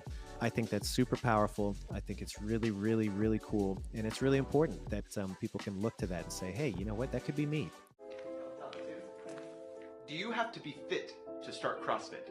Oh, that's so not true. I couldn't do one push-up. I couldn't run 400 meters. I was out of shape. I was almost 300 pounds. I heard of CrossFit, but I had no clue what it was. CrossFit showed me a whole new level of what my body can do. Nobody starts out CrossFit fit. You got to start from somewhere. It just takes one day to go inside and try it out. One time, and then you'll know that you can. CrossFit Games, in my opinion, is like the promo package for what's possible.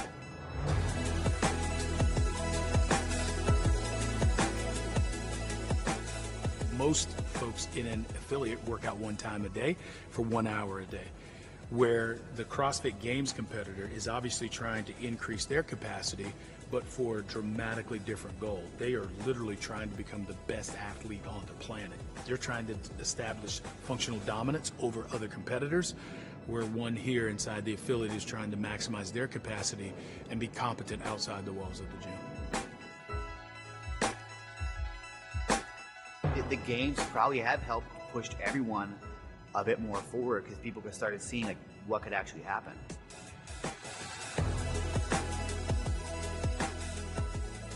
What happens at the games is just an extraordinary version of what happens inside ordinary affiliates, where they're coaching athletes to move well, to move fast, to progress in terms of their strength and their skill and their aerobic capacity, the way they move their body.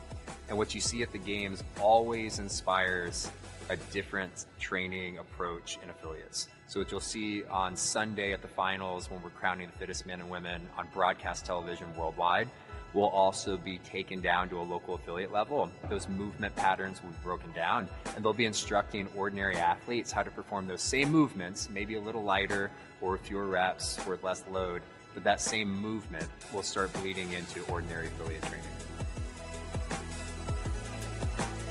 The CrossFit Games is where the CrossFit community or affiliates can see the peak of fitness on full display.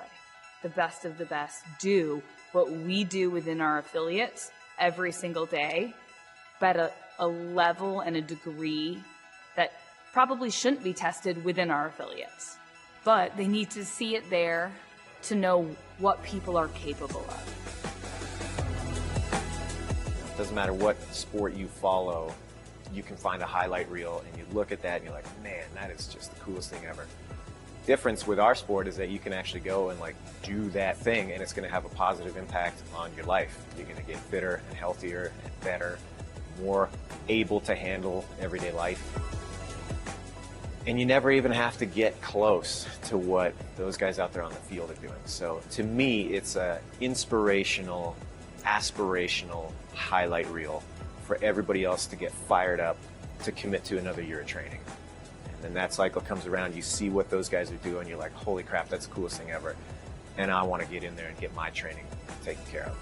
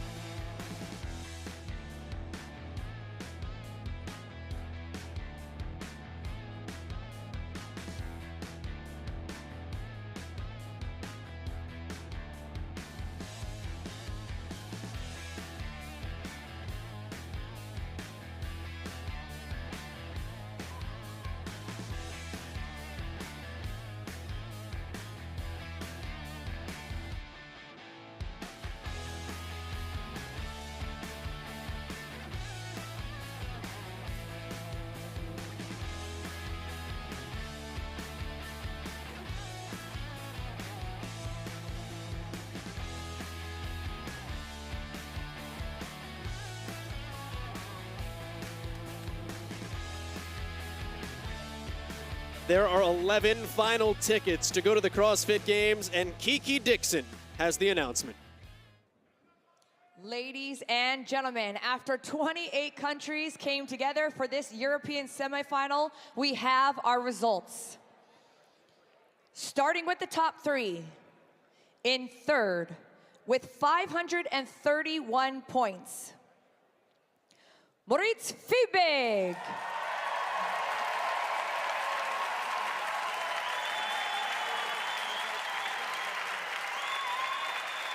In second, with 565 points, Henrik Häppalainen.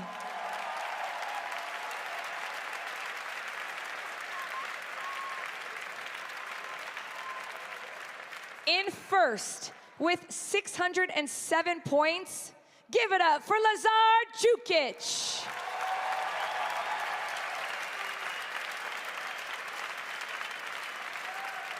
And now for 4th through 11th. In 4th with 524 points, Jella Hasta.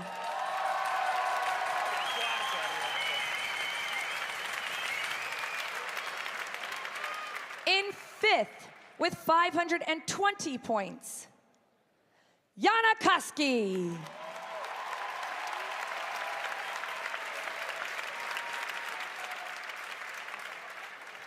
In 6th, with 483 points, Uldis Upenix.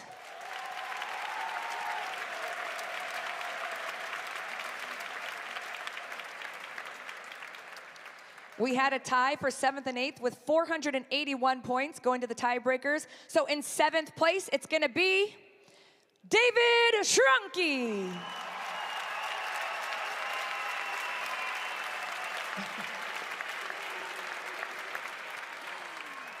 In 8th place, also with 481 points, Björkvin Carl Gudmundsson.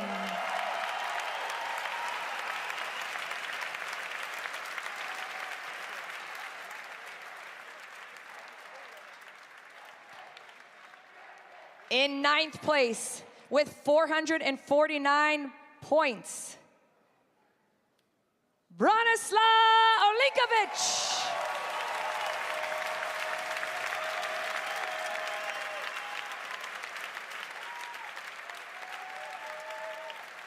And now for our final 2 spots. In 10th, 426 points, Michal Vasilevsky.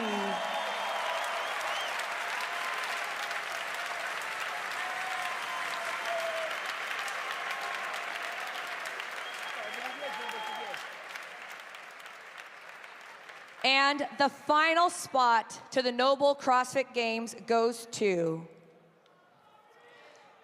in 11th place, Fabian Benito. Those are your athletes headed to Madison, Wisconsin. Fabian Benito, Michal Vasilevsky, Bronislaw Olinkovich, Bjorgvin Karl Gudmundsson, David Shrunky, Uldis Upenix, Jana Koski, Jella Hosta, Moritz Fiebig, Henrik Hapalainen, and Lazar Jukic. We will see you in Madison, Wisconsin.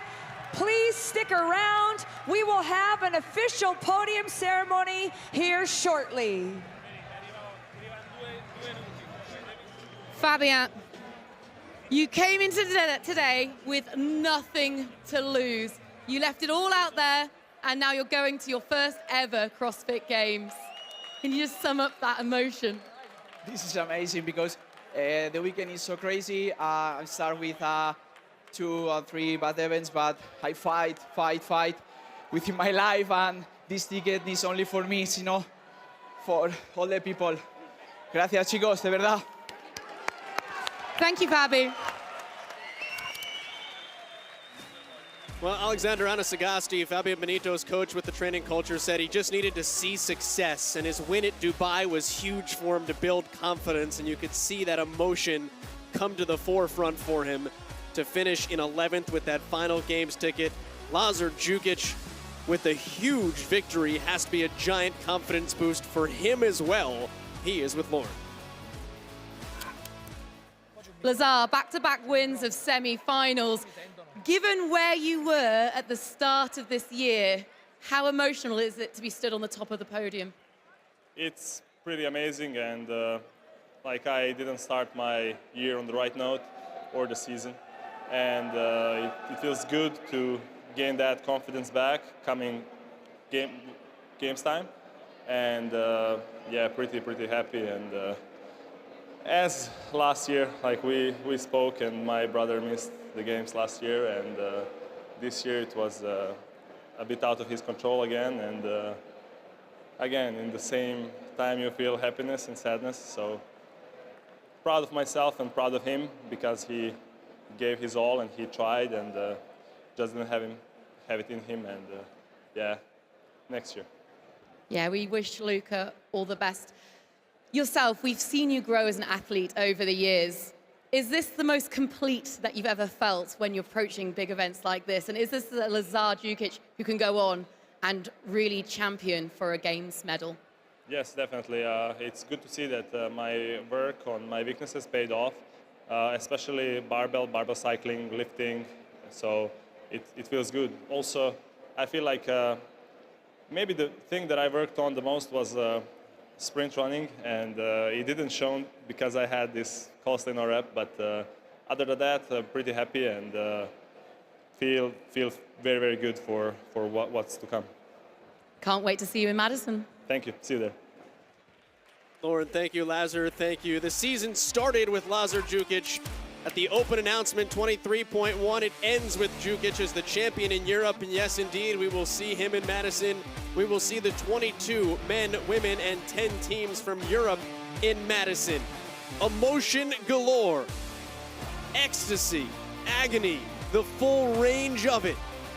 Years of hard work paying off for these 11 men who have punched their tickets to the 2023 NOBULL CrossFit Games. For Mads Jacobson, Lauren Smith down on the floor, the rest of our crew, my name is Joel Gadet. Thank you so much for spending your weekend with us here in Berlin, Germany. We cannot wait to see you in Madison in August. So long from Europe.